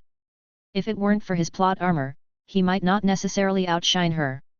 Yet he also noticed a flaw in this young witch. The magic she wielded always seemed to be within the boundaries of the norm, with little fluctuation. While this was good in a way, stable spell casting that once mastered, had a low chance of failure, it was also a drawback. She was unlikely to burst forth with magic, unable to amplify spell effects through powerful emotions. In a sense, she was better suited to be a magical scholar, studying and learning magic, rather than becoming a formidable spell-casting wizard like an Auror. Felix pondered, perhaps after her graduation, he could make her his research assistant, or even, a partner? He couldn't blame himself for overthinking. Qualified backup options were scarce, which was also what he disliked about Hogwarts and the magical world at large. Their methods of education were too broad. How many wizards continued tirelessly researching magic after graduating? On the other hand, the black market was filled with such wizards, but the question was, could he trust them? If I could govern the wizarding world. A thought crossed his mind but was quickly discarded. That wasn't his path. It's still early. You can head back ahead of time or perhaps watch a movie together. Felix snapped back to the present, checking the time. It was just past 9. He asked the young witch. Hermione smoothed her hair and stammered, "Oh, Professor Harp? I was thinking, I'm quite curious about certain potions. I'd like to gain some background knowledge." Potions? Yes, you know, in our potions class, we learn about antidotes and hiccup drafts and such, but I've read in books about some potions, more advanced ones, that have incredibly magical effects. Indeed, that's true, Felix Harp pondered for a moment. Potions, let me think. He waved his wand, causing the wand to lightly tap the ring on his left index finger, and 6 small vials, each as thick as 6 fingers, appeared before him. The world of potions is indeed complex and wondrous. Although I took Snape's advanced class, I must admit that I still have a long way to go in the field of potions. Hermione was a bit surprised that Professor Harp held Snape in such high regard. The first one, Baba-E Awake Elixir. Felix gestured, causing the first vial on the left to fly before Hermione. It significantly enhances the user's intellect, speeding up their learning efficiency. To some extent, it's a bit similar to the pensieve. Hermione looked at the vial before her. It contained a pale blue liquid, gently swaying, with bright fluorescent flashes. Many wizards have become addicted to Baba-E Awake Elixir due to its misuse, losing the ability to think clearly. But occasionally taking it is fine, he added, seeing Hermione's hand trembling a bit. The second, Flamebane Elixir. A small vial of purple liquid flew before her. Though its name isn't flashy, it effectively shields against magical flames. Suddenly, Hermione recalled the challenge Professor Snape set up during her first year. It was a logic puzzle, and one of the potions in that challenge allowed them to pass through magical flames unharmed. The third, Felicitia Elixir. A vial with the least potion, only a third full, around 2 or 3 milliliters, flew before her. But it was the most beautiful, a liquid akin to melted gold, shimmering like playful fish when lightly shaken. Also known as liquid luck, it makes the drinker's endeavors smooth and fortuitous, as if they're blessed by providence. However, overuse can lead to dizziness, recklessness, and arrogance. The brewing process must be quite intricate, right? Hermione inquired. Extremely intricate, requiring at least 6 months. If even a single step goes wrong, it could turn into a cauldron of poison, Felix reflected with a touch of emotion. The fourth, Wolfsbane Elixir. It prevents a werewolf from losing control after transforming during a full moon. Of course, it's not useful to me. It's just part of my collection. The fifth, Polyjuice Potion. Upon hearing this, Hermione's spirits lifted, and she stared at the vial that had flown before her. "It seems you've also heard of this potion," Hermione whispered. "Professor Snape mentioned it in class. It can make the drinker take on the appearance of someone else." "Exactly, it's another rather complex potion, with a month-long brewing time. A standard dose lasts anywhere from 10 minutes to 12 hours, depending on the quality of the potion." "And your sample?" "Mine? It would probably sustain a half-hour transformation." Hermione felt somewhat disappointed. It seemed she'd have to brew her own. The problem had circled back: how could she obtain Professor Harp's signature and recipe? Felix's explanations continued. He waved his wand, causing the last vial to fly before her. The sixth, Amortentia. Also known as love potion.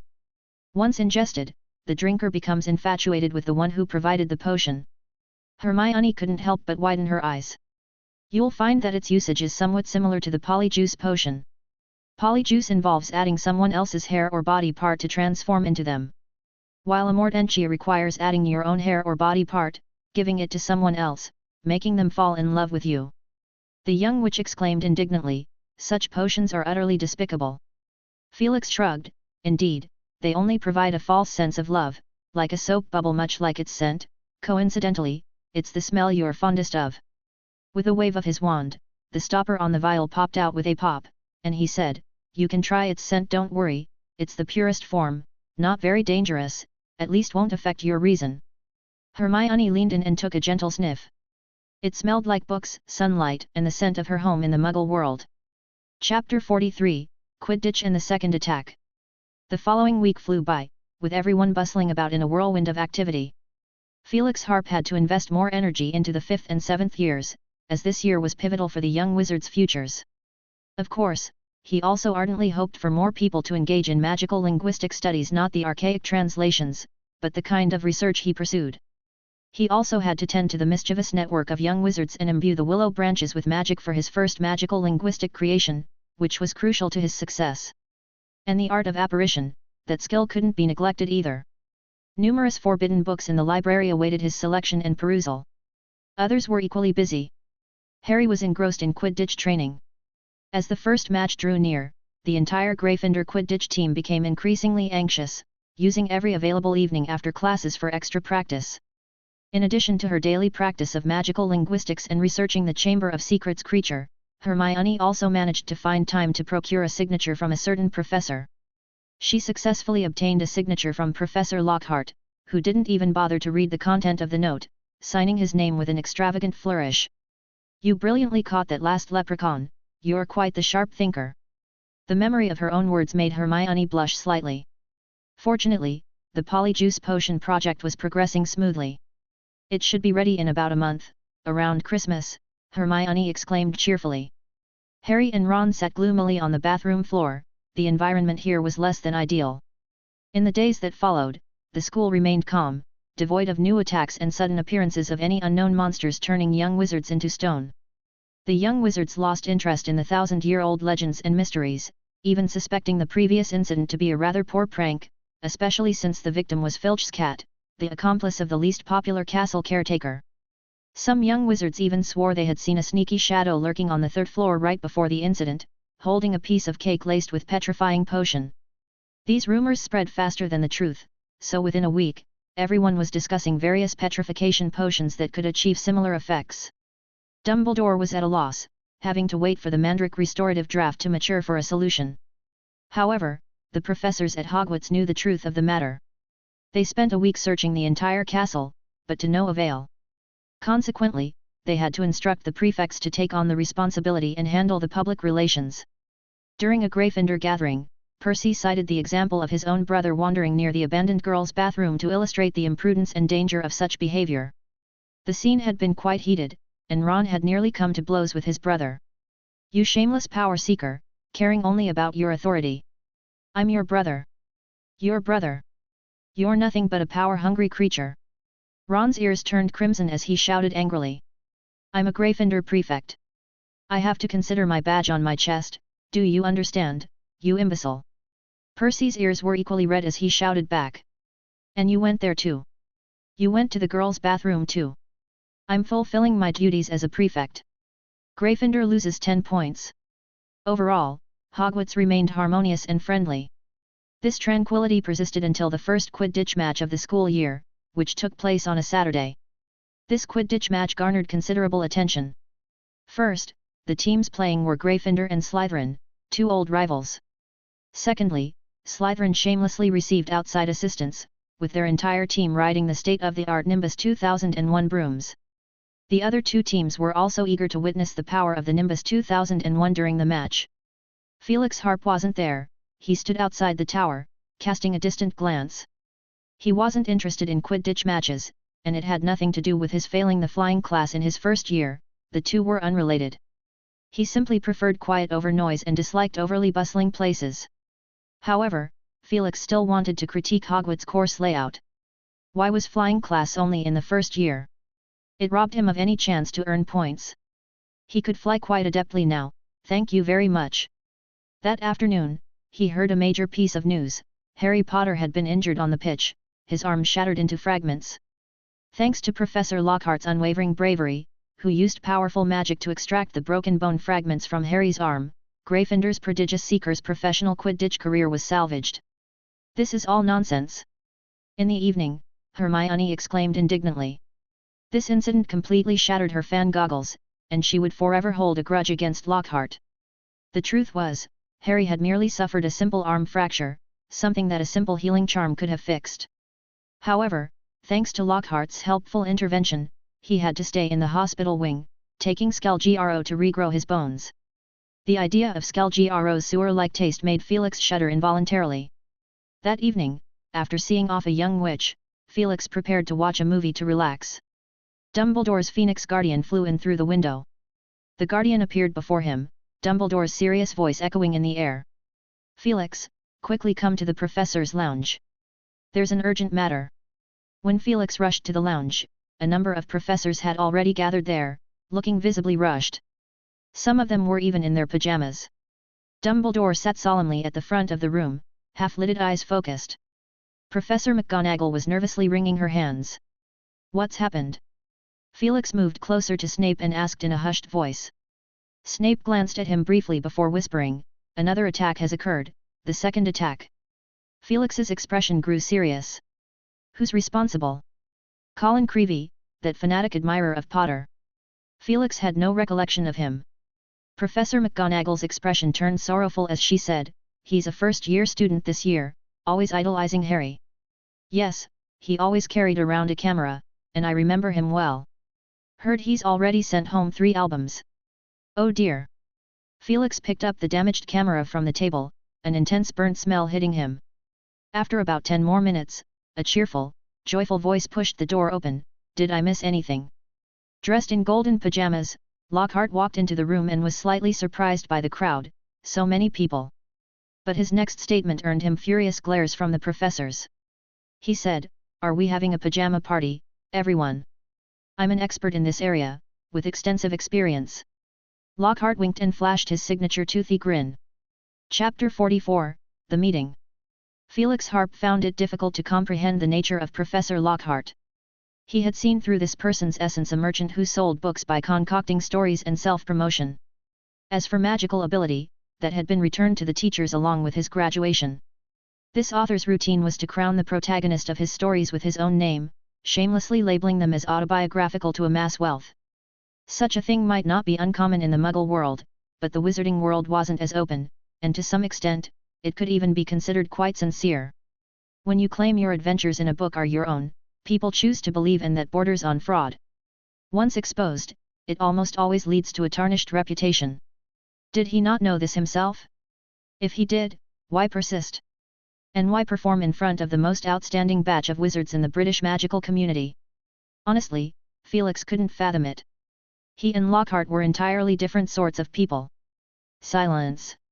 With Lockhart's arrival, Dumbledore convened the meeting. The second attack has occurred, just an hour ago. Again, a case of petrification, like Lady Loris. Dumbledore's tone was somber.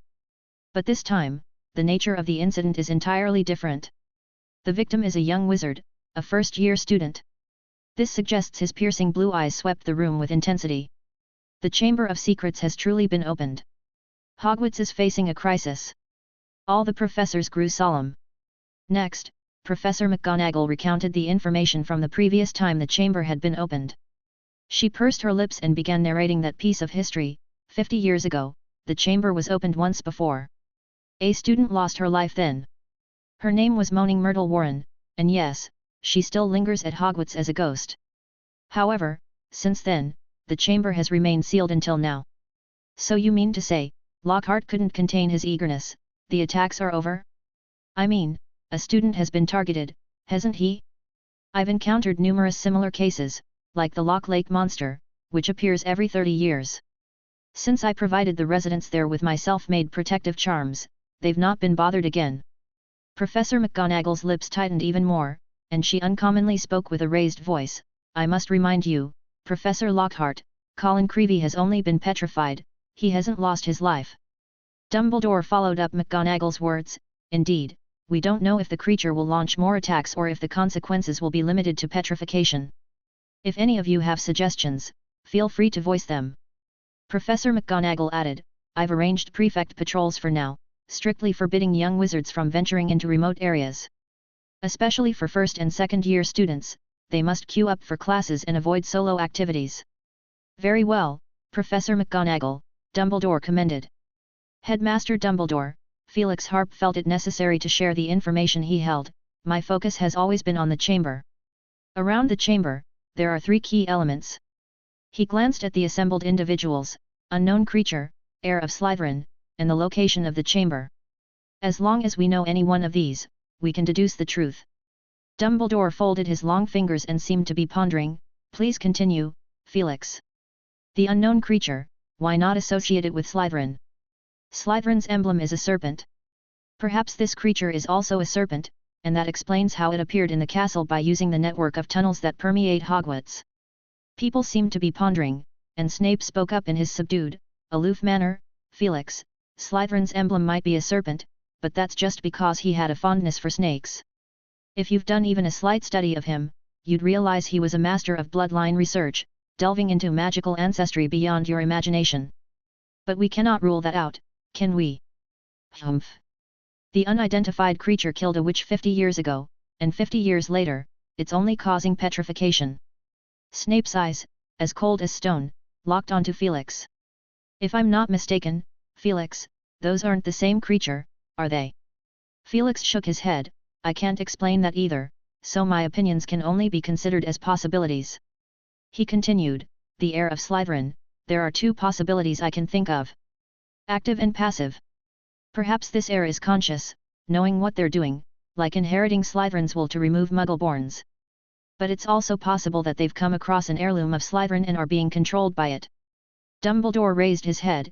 Insightful perspective, Felix. You've expanded our horizons.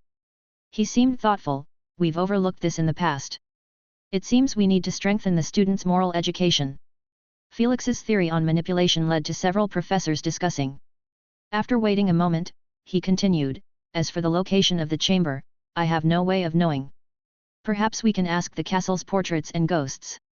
After a quiet moment, an elderly professor with hesitation began, originally, I shouldn't say this, but I believe Hogwarts is in a critical time. Every clue matters.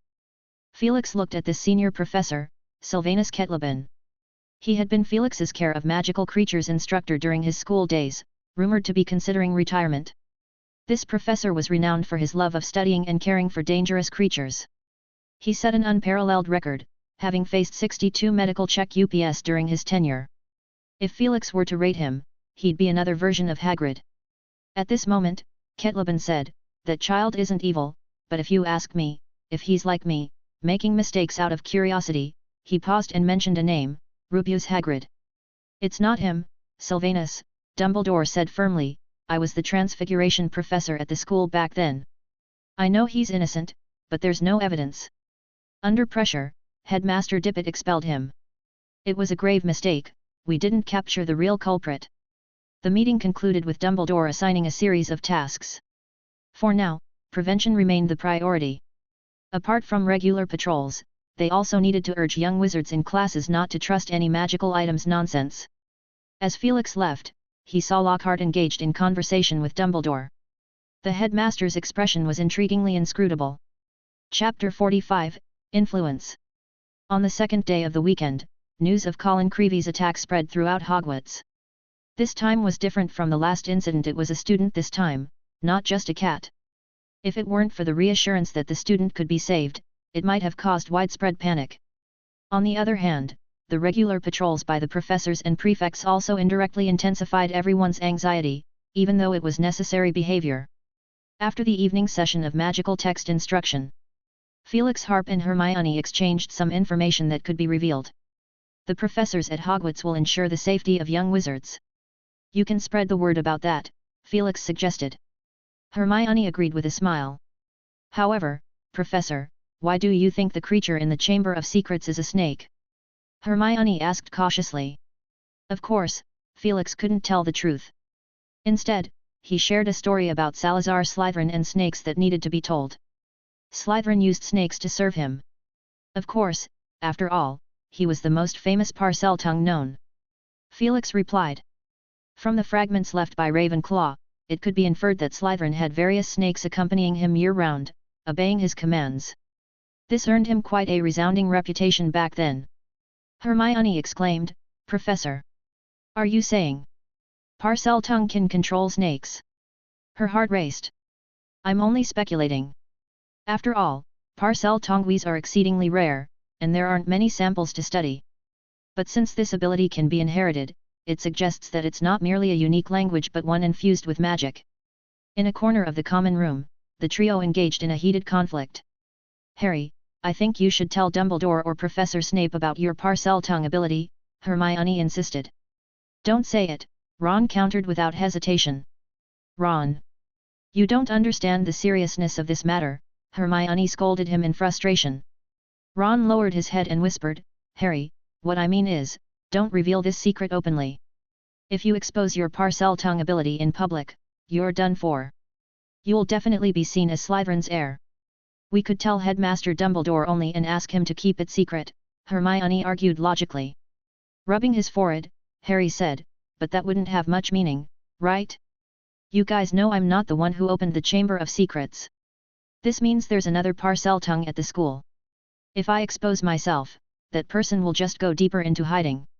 Harry didn't want to reveal his secret, not only due to the bad reputation of Parseltongues but also because of a hidden resistance deep within him. During his first year sorting, the Sorting Hat had strongly invited him into Slytherin House. Did that signify something? Did the Sorting Hat see his true nature? Harry said to Hermione, moreover, we still can't be sure if the monster is a snake, right? Maybe what I heard that day was just a passing snake's muttering. Professor Snape even admitted that. You've been researching in the library for days, and you haven't found any matching snake species, have you? Hermione had no response. Among the information she found, the closest match was a creature called a snake creature, with its gaze being lethal, but it couldn't petrify people. Ron finally compromised, let's just brew the polyjuice potion as soon as possible and ask Malfoy directly. And that house elf named Dobby is also quite strange. In the new week, Felix Harp not only soothed the emotions of young wizards in his classes but also gave them a particular warning, do not trust any magical creatures that can speak unless you can see where their minds are hidden. Professor, are you talking about the Sorting Hat? One of the twins, Fred, asked. No, it has endured 1,000 years of testing, we can trust it, Felix said gravely. But there are other things, like items you might accidentally find in the library mezzanine or in abandoned broom cupboards. If you find you can converse with them, be extremely cautious. They could be extremely dangerous dark magical creations. I can cite hundreds of similar examples. During the next half of the lesson, Felix, using real cases from various countries, continued to intimidate these unreliable young wizards. Judging from their expressions, he achieved his purpose. By evening, when the twins recounted the stories they had heard to everyone, they were all captivated. I never realized Professor Harp was so knowledgeable, Fred and George said to Ron when they reached a corner of the common room. He winked, gesturing towards Ginny, who seemed upset. Ginny, I have plenty more stories to tell. If you're interested, No need. Ginny said curtly. The twins exchanged glances and began to exaggerate their performance. They mimicked someone who had stumbled upon a dark magic book, making it seem like their eyes were glued to the pages. Ginny shivered. "All right, you two, don't scare Ginny," Hermione intervened, holding the young girl's hand and comforting her. "Professor will look after us, as long as we don't let our curiosity get out of control." Ginny nodded. The next day at noon, Ginny sneakily looked around and left the main group to reach a secluded spot. She took a black book out of her bag and tossed it away forcefully. After the afternoon potion class, the trio quietly entered an abandoned restroom to brew the polyjuice potion. "Progress is going well," Hermione said, looking at the color of the potion, and announced happily. "Wait a moment," Harry said, looking towards a corner of the restroom where something seemed to be, but it was too dark for him to make out. Just as he was about to approach, footsteps sounded from outside the door. The three exchanged fearful glances. "Who's there?" Harry called out. The footsteps quickly moved away. Gritting his teeth, Harry opened the door and went after the source of the footsteps. After a while, he returned. "It was Malfoy," he said through clenched teeth. "He must have followed us. Did he find out? I'm not sure. But this place isn't safe anymore." Harry, Ron, and Hermione unanimously agreed to change their location. This time, they chose an abandoned classroom underground. "It's quite remote here." The trio was satisfied with the new spot. In the evening, a young wizard sneaked into the place where Harry and the others had been brewing potions before. After a moment's hesitation, he walked into the girls' restroom. After a while, he came out and quickly left, something hidden in his robes. Chapter 46, A Guest Appearance by the Mind Healer. As the aftermath of the Crivey incident unfolded, the young witches and wizards of Hogwarts displayed an unexpectedly unreliable side. They exchanged amulets, protective charms, and other trinkets to guard themselves, all while keeping it hidden from the teachers. During this time, this trend quickly swept through the school. Ernie Macmillan bought a foul-smelling giant onion, a sharp-pointed amethyst, and a decaying newt tail from Nocturne Alley. Resulting in Neville Longbottom, the other boys in Gryffindor House told him that he wasn't actually in danger, he was of pure blood, and thus immune to attacks. "They went after Filch first," Neville said, his round face filled with fear. "Everyone knows I'm more like a squib." The professors had to repeatedly stress in class that these items were completely ineffective. Among them, Felix Harp, with his good reputation and gentle demeanor, gained a following among many young witches and wizards. There were even numerous lower-year students who came by word of mouth seeking psychological guidance. "Professor, could I, talk to you?" A curly-haired Hufflepuff boy intercepted him as he patrolled the corridors. Of course, Felix Harp sighed inwardly. This was the fourth one this week, the weight of his reputation was truly felt. The two made their way to a nearby pillar. The young wizard seemed somewhat uneasy, but Felix, with his high approval rate among the student body, quickly reassured him. "Professor, I'm facing some difficulties," Felix gestured for him to continue. "I'm Justin Finch-Fletchley, and I come from a Muggle family." Felix understood the situation. "When I received my acceptance letter, I wasn't sure about coming to Hogwarts. But, well, you know, I was supposed to attend Eton College. My father graduated from there." Felix nodded in agreement. "I've heard of that school, it's quite famous in the Muggle world." "Yes, exactly," Justin became more enthusiastic. "But I'm more curious about magic. I convinced them to let me come to Hogwarts. Professor McGonagall's performance at my house terrified them." Felix Harp nodded. Hogwarts had a tradition of visiting Muggle-born new students' families. Though thinking of the expression on a Muggle's face upon seeing magic for the first time from a materialistic perspective would be quite interesting. Justin continued, "A lot has happened this year, the situation is tough. Everyone's in a panic, and many people are writing letters home. Your parents are worried about you too, aren't they? Did they ask you to take a temporary break from school?" Felix asked. No, Professor," Justin quickly replied. "I didn't tell them. I believe Hogwarts will continue, Professor. I love magic. I'm just a bit afraid. There are rumors going around.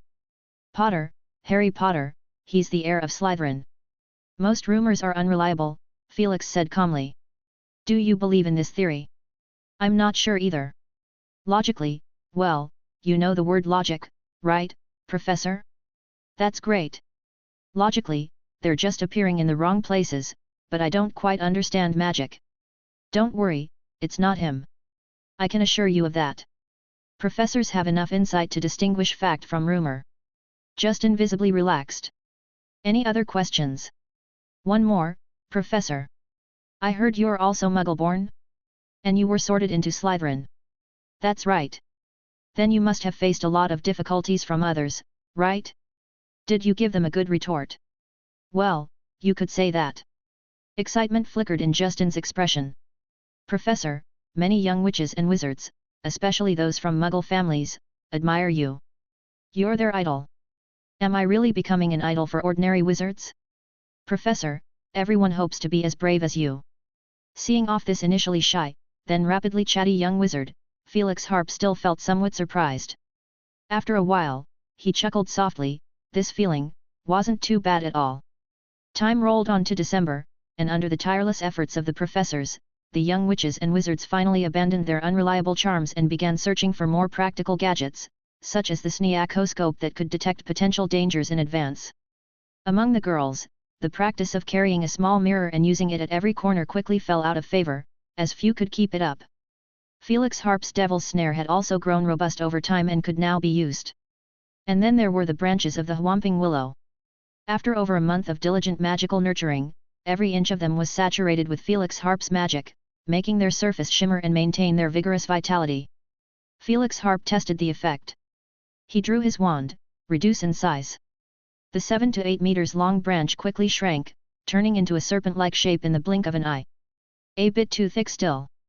He continued to cast spells, the branch becoming smaller and smaller, yet the process grew more and more challenging. Thankfully, the branch had absorbed his magic and didn't reject him.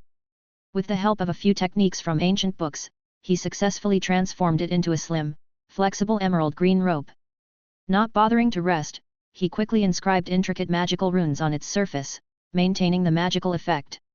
It looks rather impressive. However, his difficulties were just beginning.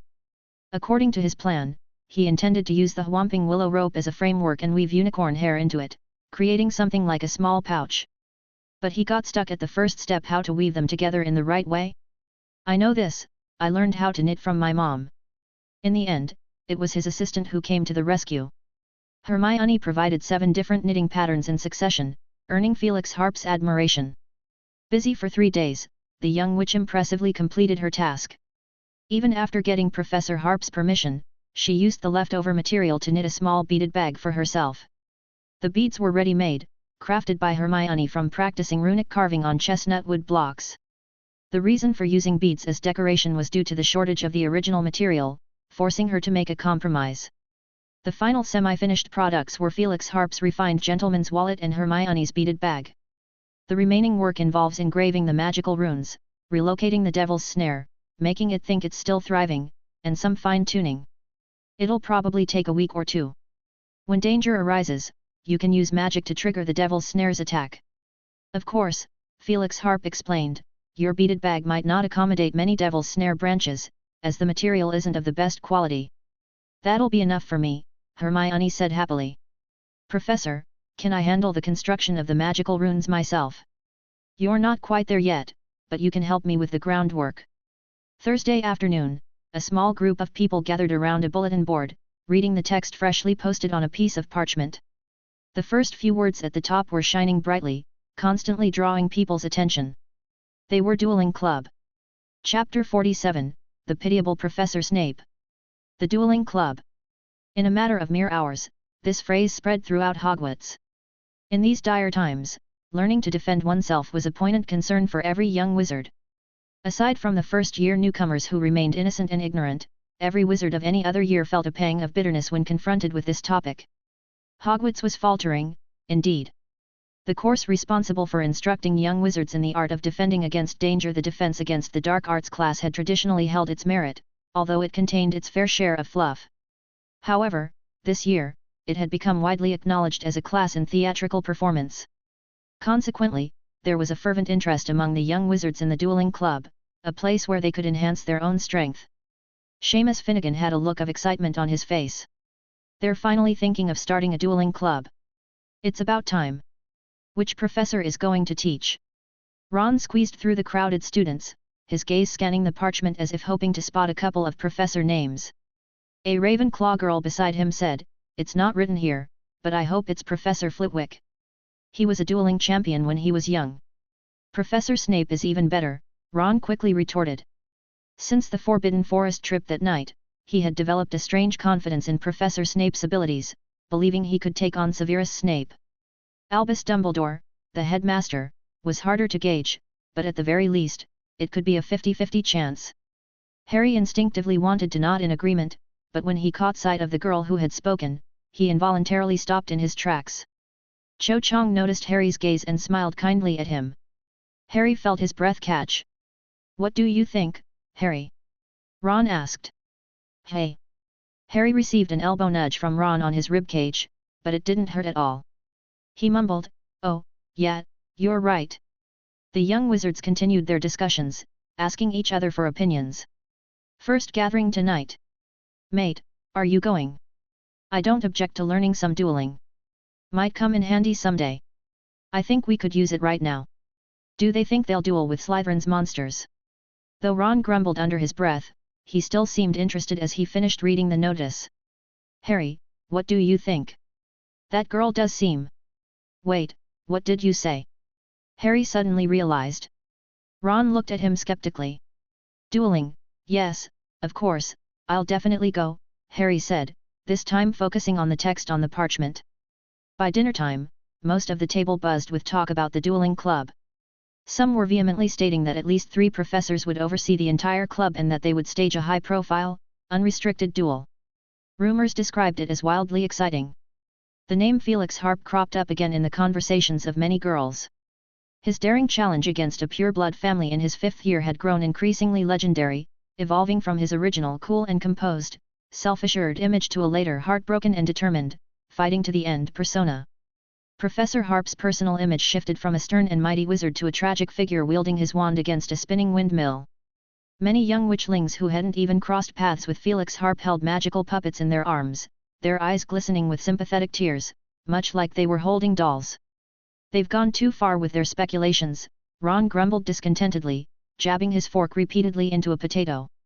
He was really undermining the formidable image of Professor Harp in his mind. He turned his head, seeking agreement, only to find Hermione's eyes also misting up. He really had it tough, in those times. The young witch spoke with great emotion. "Who? Professor Harp?" Ron's head was a question mark. "Are we talking about the same person?" Harry ate his dinner in silence, occasionally glancing up, but otherwise remaining wordless throughout. "Harry, something's off with you," Ron said. "I'm fine." "Something's been off with you since you came back," Ron leaned closer and whispered, "Did you hear that voice again?" "No, I'm done eating. See you in the common room." Harry hurriedly left. Halfway there, he lightly tapped his head, wondering what was wrong with him. But he did hear her friend call her name, Cho Chang. It sounded so nice. After a while, Ron returned alone. "Where's Hermione?" "Don't know," she said she had something to do and left, asked us to wait for her in the Great Hall. Ron shrugged. "By the way, what do you think, if Professor Harp were to teach us, what do you think he would teach?" This topic caught Harry's attention, and he quickly ran through scenes of Professor Harp casting spells. The most memorable one was undoubtedly the Forbidden Forest incident. He expressed his opinion to Ron. "Harry, that magic is way too advanced." Ron looked around and, a bit mysteriously, said, "I asked Fred about it." "No, I didn't say it was Professor Harp." Seeing Harry about to say something, he quickly added. They were both bound by Professor Harp's request for secrecy, unable to reveal what had happened that night. Disillusionment charm is a rather dangerous magic, something we can only learn when we're of age at the very least. Disillusionment what? Disillusionment charm. It lets you disappear from one place and reappear in another. Harry quickly noted down the name of the spell. Professor Harp's performance that night in the Forbidden Forest had deeply impressed him, but he had thought it was an exclusive spell of the professor's. "Moreover, I did some sleuthing, and this spell is used for traveling at high speed. Very few people can use it in quick succession, and a slight mishap can result in splitting." "Splitting? Like your head flying off and your body staying put?" Ron somewhat exaggeratedly explained, "Not to mention, you have to cast the spell while moving. Honestly, when I talked to Fred about it, he thought I was joking." Harry ignored the danger Ron mentioned, his face full of daydreams. Ancient Runes classroom. You mean the dueling club? Felix Harp asked with great interest. Yes, the notices are all up. It's in the Great Hall at 8 tonight. Professor, you didn't know? Felix shook his head. Hermione's expression was quite disappointed. She bid her farewell and took a few steps, then suddenly turned back, clenched her fist, and encouraged him with a flushed face, Professor, we all think you're a truly exceptional wizard. I read a line in a book, the hardships of youth are nothing, they only become the driving force for your progress. Life is long, keep going. As she trotted away, Felix was left with a puzzled expression. Chapter 48, Farce. At 8 o'clock in the evening, the school's great hall was bustling with activity. The long dining tables had vanished, replaced by a temporary gilded square stage at the center of the hall, bordered by 3 tiers of wooden steps. Hundreds of candles floated in midair, adorning the center of the hall with their enchanting glow. Harry and Ron hurriedly returned to the great hall. Nearly all the students in the school had arrived, squeezing and jostling as they excitedly discussed. Squeezing through the crowd, Harry accidentally knocked off the frog-shaped glasses of a first-year witch. He quickly apologized, I'm sorry. The witch took her glasses back, placed them on her forehead, and softly hummed a tune that Harry couldn't quite catch. They reached the Gryffindor section where Seamus, Dean, and Neville were. Hey, Harry, over here, they sighed with relief. It's getting really crowded. Neville Longbottom's round face turned, taking in the scene. Seems like everyone's here. Looks like everyone's curious about the dueling. At that moment, Hermione joined them from another direction, holding a newspaper in her hand. You're a bit late. Where were you? Harry asked, craning his neck to look down the corridor. I went to see Professor Hagrid first. On my way back, I bumped into Professor McGonagall. Anything important? Ron asked absent-mindedly. Before Hermione could answer, he let out a heavy sigh, echoed by many other young wizards. They had caught sight of Professor Gilderoy Lockhart, dressed in splendid purple and crimson robes, striding into the hall. Walking beside him was the stern-faced Severus Snape. The contrast between the two was remarkable. Lockhart exuded exuberance, while Snape emanated somber gravitas. Lockhart's attire was vibrant, whereas Snape's was entirely dark. Harry groaned, his 2 least favorite professors were about to teach them dueling. With a peacock-like flourish, Lockhart started his speech.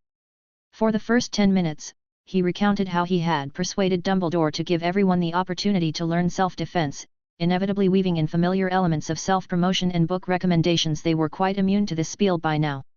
In the last 30 seconds, Lockhart unusually introduced his assistant Snape.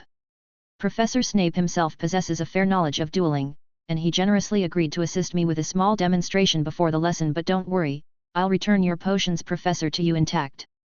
Lockhart grinned widely. Snape curled his upper lip and managed a courteous smile. Watching Snape smile that way sent a shiver down Harry's spine. If Snape ever smiled like that at him, he'd have fled in an instant. During this time, Madame Pomfrey, the school nurse, stood at the edge of the area, looking impatient. She carried a white medical kit with her. Felix Harp, also known as Professor Flitwick, quietly appeared in a corner of the hall. He was quite intrigued by this so-called dueling lesson, harboring some ideas deep within him. He decided to come and observe. If Lockhart messed up, perhaps he could take over. Given what he knew about this professor, a blunder was a high-probability event. This was his subconscious attempt to assess the mediocrity and chaos of the magical world and Hogwarts. But for the sake of caution, he chose to watch and wait for now. The dueling class had officially begun. In less than 3 minutes, Felix Harp watched as Gilderoy Lockhart was sent flying by a disarming charm, his eye twitching in the corner. Lockhart awkwardly got to his feet, his magnificent purple robe now sporting a long tier. Incompetent as ever, but could he at least acknowledge it? Assisted by a few young wizards, Lockhart struggled back to the center of the stage. All right, everyone saw that. His wavy hair stood erect as a result of the spell's effect, looking quite ridiculous. But what was even more amusing were his subsequent words. This is the application of the disarming charm. I hope my recent demonstration left a deep impression on you all. He glanced at Snape, though, don't take this the wrong way, but your intentions were quite clear just now. If I wanted to stop you, it wouldn't take much effort. But young wizards need to broaden their horizons. Why not show them? Lockhart's words trailed off, as Snape stared at him with a murderous glare. Lockhart wisely changed the subject, moving the lesson to the next stage. Without any specific teaching, he paired up several young wizards, having them stand in squares on the stage. The demonstration phase ends here. Let's see what you've learned. Professor Snape, if you'd be willing to assist me. What followed was a mess. Lockhart aimed to avoid direct confrontation with Snape or actual magical instruction, so he shifted his focus to critique and guidance. However, he had overestimated the spell-casting level and discipline of the Hogwarts young wizards. Especially with Snape intentionally or unintentionally grouping his own house and the Gryffindors together, of course, a fight was inevitable. Despite Lockhart's repeated emphasis on only using the disarming charm, the young wizards were clueless, excluding Lockhart's previous demonstration. As a result, after several unsuccessful incantations, a variety of minor hexes popular among the student body were unleashed. From Felix's perspective, only Harry and Malfoy's group had a semblance of skill, but they hardly grasped the concept of dueling. It was a turn-based affair, with one uttering Lethafold Lariat while the other countered with Tarantelegra, leaving the rest of the time spent in idle observation. The remaining young wizards fared worse. Neville and Justin lay fallen, gasping for breath. If Felix wasn't mistaken, they hadn't managed to cast a single spell throughout the ordeal. Ron was clinging to the ashen-faced Seamus, his wand still emitting a faint green smoke. As for his own assistants group, their wands were long gone, and they were grappling with each other. The Slytherin girl's larger size gave her the upper hand, her arm locking Hermione's head in place, though Hermione had a handful of the opponent's hair in a vice grip. "Oh my, oh my!" Lockhart screamed. But he was utterly ineffective in the chaos. Felix had to step through the crowd, waving his wand to cast several spells, separating the young wizards. "Professor Harp!" Lockhart sounded panicked and somewhat hesitant. But soon his attention was captured by the pitiable state of the young wizards. "Miss Fawcett, grip tightly, your bleeding will stop in an instant."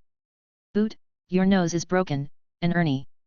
Madame Pomfrey ascended the stage, pulling Lockhart away.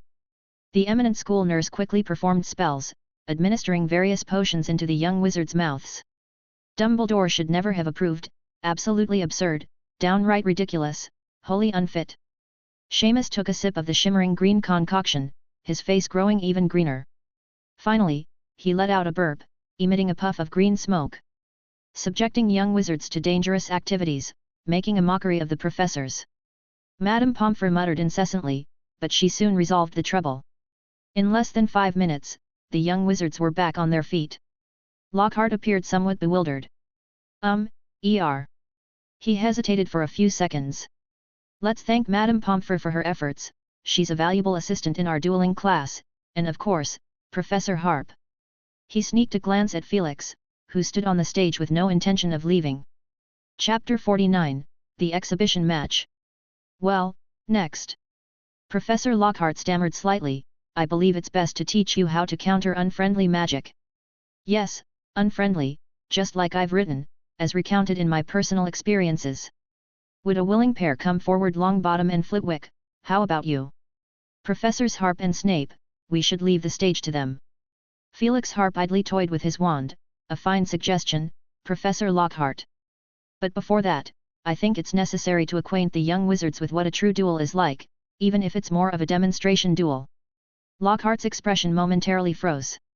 He looked around, noticing that the young wizards in the audience were quite intrigued. He struggled to find words. "Professor Snape, what are your thoughts?" Felix inquired of Snape, who had remained silent all this time.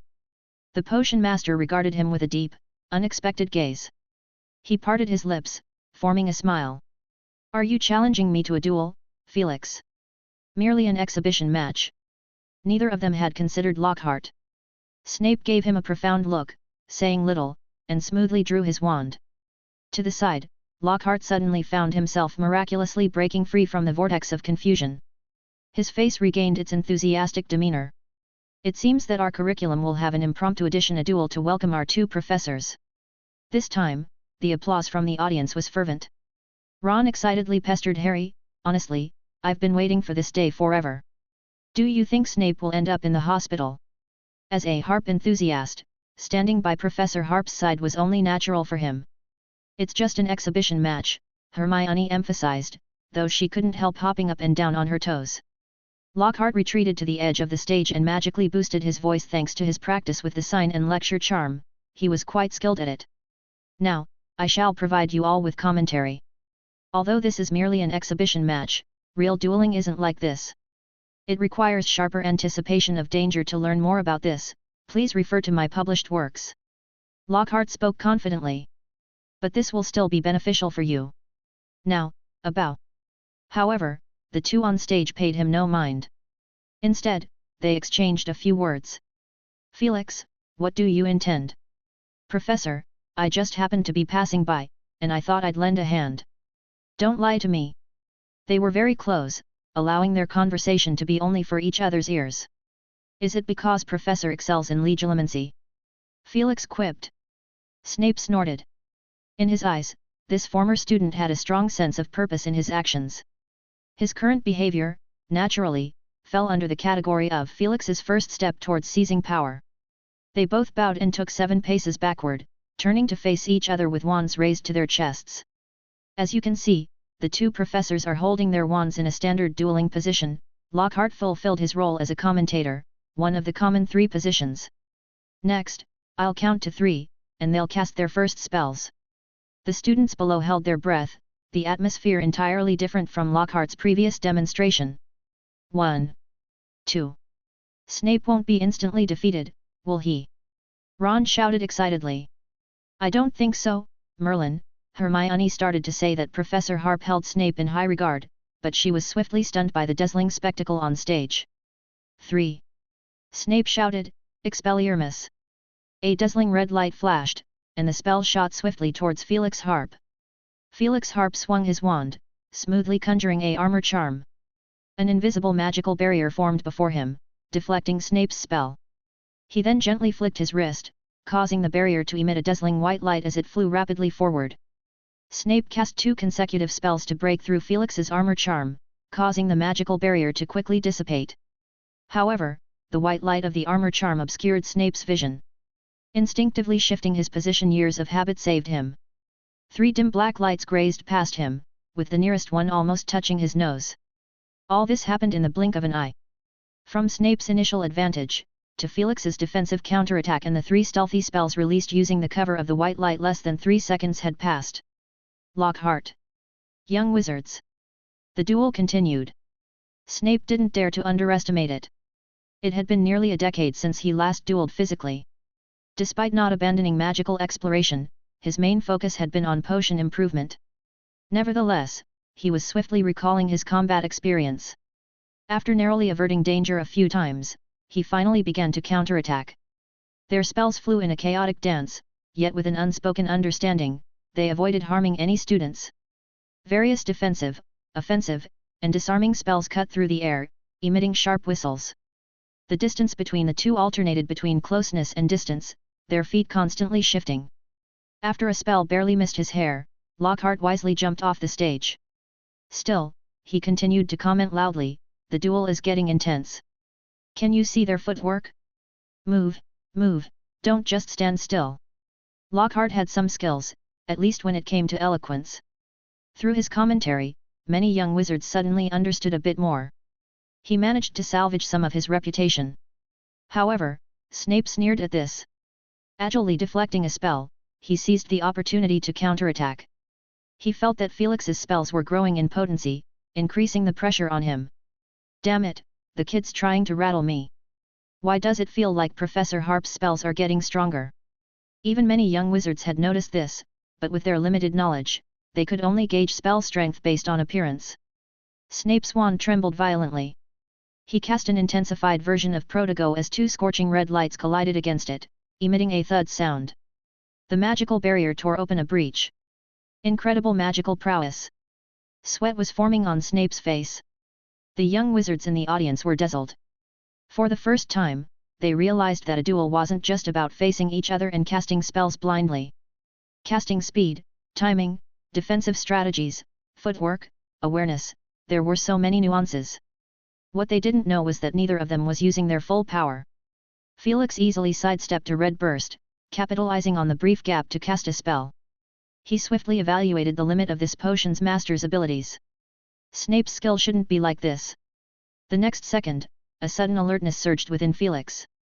He quickly cast 3 successive armor charms, sending them flying far ahead to block the anticipated path. A powerful crimson spell sliced through the air, piercing through the first 2 barriers and then hurtling fiercely toward the third. The young wizards widened their eyes. While they might not gauge the strength of spells accurately, Snape's spell left a trail of burning light in the air and managed to penetrate the armor charm barrier. They saw it clearly. Thud! A resounding explosion echoed through the hall.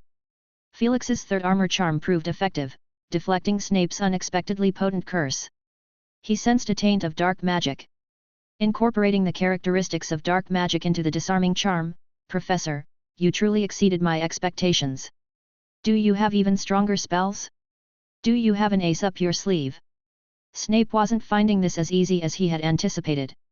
He did have a few spells hidden away, but they were all dark magic, inappropriate for public use.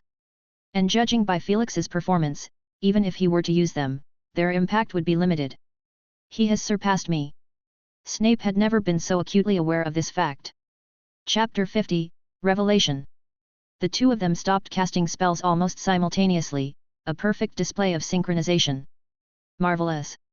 A battle of equals. Professor Lockhart's voice chimed in at the right moment. Did you see that? How perfectly in sync they are. I bet these 2 professors practice spells together often in private, 2 cunning fellows. Snape's face was dark and grim. He remained silent, stepping down from the stage. However, he didn't leave. Instead, he positioned himself in the shadows. Their exchange was less of a duel and more of a probing. Indeed, Snape still held a few dark spells in reserve, but those were learned from the Dark Lord, and he hadn't used them since that time, as they held little meaning. And Felix? What about his ancient magic? His alchemical creations? Dark magic? In the midst of the duel, Felix's magical prowess continued to grow stronger. Would that be his limit when the duel ended? Snape attempted to assess Felix's strength, but he found himself unable to see clearly. Felix calmly descended from the stage, and the crowd automatically made way, gazes of awe shifting between Snape and Felix among the young wizards. From the perspective of these young wizards, the duel was a tie, with no clear winner.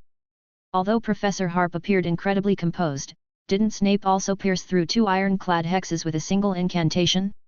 Those were, after all, the most formidable defensive spells most young wizards knew. Snape is unexpectedly powerful. Ron exclaimed, obviously taken aback. Professor Harp holds Snape in high regard, Hermione whispered. She was somewhat worried, as to complete the complex potion, they'd likely have to break into Snape's private stores. If they were caught. Harry remained silent. The recent duel had stirred his blood, making him wish he could take the place of either combatant. However, he realized that while he might be able to see each spell clearly, if he were in their shoes, he might not be able to dodge even the first one. At this point, Professor Lockhart returned to the center of the stage, his spirits high as he delivered a speech. It seems the demonstration went well. I'm sure you're all eager, my goodness, I want to cast spells as smoothly as our 3 professors, but let's not get ahead of ourselves. You're still far from reaching that level. Ron muttered something under his breath, and though Harry couldn't hear, he had a strong suspicion it was a criticism of Professor Lockhart, as he felt much the same way. Now, according to the plan, we'll select 2 representatives to showcase their skills. How about Longbottom and Finchley? I find this choice inappropriate, Professor Lockhart. Snape regained his composure and swiftly ascended the stairs, his robes swirling like a bat gracefully gliding across the stage. Even using the simplest spells, Longbottom can cause unexpectedly profound damage. If he were to participate, Snape's gaze turned icy, sweeping from Felix to the crowd, we might end up fitting Finchley's remains into a matchbox. Laughter erupted among Slytherin students. What about Malfoy and Potter? Excellent. Lockhart agreed swiftly, regardless of Snape's suggestion, he would agree to it. He gestured for Harry and Malfoy to step into the center of the stage. Watching Snape and Malfoy converse in hushed tones, Harry first glanced at Professor Harp on the other side, lost in thought. He then turned to Lockhart. Professor, could you demonstrate the disarming charm again? Lockhart hesitated for a moment, then leaned in closely to Harry. After a pause of around 15 seconds, he straightened up and patted Harry's shoulder. Just do what I told you. What? Harry asked, baffled. But he noticed Malfoy had already taken his position across from him. On the count of 3 begin. Lockhart promptly shouted. Kelpie Ascendant. Malfoy shouted, and his wand exploded with a burst of magic. The smoke coalesced into a long, serpentine creature. With a thud, the dark serpent crashed onto the floor, slithering its way closer to Harry. The young wizards near the stage screamed and retreated, leaving a space. Felix glanced briefly, then lost interest. It was merely a minor hex. Snape lazily withdrew his wand. "Stay still, Potter," he instructed. Seeing Harry's expression, Snape found satisfaction. The gloomy mood Felix had cast seemed to improve miraculously. At this point, Lockhart saw an opportunity. He felt compelled to do something to regain control of the situation. Stepping forward, he announced loudly, "Allow me, I'll handle this nuisance." Yet, he quickly realized Harry's expression was growing even more terrified. Lockhart's spellcasting typically equated to trouble, a simple awareness Harry had developed in a matter of months. The bones Lockhart had removed on the Quidditch pitch could attest to that. Indeed, Lockhart's powerful incantation struck the serpent, resulting in a loud bang echoing through the hall. However, instead of vanishing, the serpent expanded rapidly, transforming into a massive python. Furthermore, the python, as though injected with hormones, grew increasingly agitated. It reared its head, bearing venomous fangs and adopting an aggressive stance. Felix and Snape raised their wands in unison. But in the next second, a hair-raising sound echoed, an eerie hissing reminiscent of snakes, yet even more terrifying, causing everyone's skin to crawl involuntarily. Both turned their heads simultaneously, gazing at the young wizard who uttered these eerie words, "Harry Potter." The python writhed violently, contorting its body like a spasming muscle. It grew even more grotesque and threatening, but it suddenly collapsed to the ground, creating a large pit in the floor. It narrowly missed Justin Finch-Fletchley. Although Harry wasn't entirely sure of the situation, he knew he had thwarted the serpent's attack. With a bright smile, he turned to Justin. However, he quickly realized something was amiss. The Great Hall fell into an unnerving silence. Everyone's gazes fixed on him with a disconcerting intensity. Justin trembled, shouting, "What kind of trick are you playing?" He dashed out of the Great Hall like a startled rabbit. Snape stepped forward, transforming the prone serpent into a wisp of black smoke. His gaze was just as intense, carrying so much beneath the surface that Harry couldn't begin to understand. Whispers began to ripple through the crowd, accompanied by pointing, certainly not a good sign. Harry felt a shiver run down his spine. Just then, he felt someone tugging at the back of his robes. "Come on," Ron whispered, "let's go quickly." "But why?" "Don't ask, Harry. Let's just go." Ron and Hermione practically dragged him out, leaving the Great Hall. The crowd naturally parted on both sides, and as they exited, a cacophony of discussions erupted behind them. Meanwhile, Felix stood still, the recent events playing back in his mind. Parseltongue. Harry Potter was a Parselmouth. All the inexplicable moments connected the times Hermione had hesitated before asking him questions only other wizards couldn't hear, her unusual interest in magical creatures of the snake variety after the attack.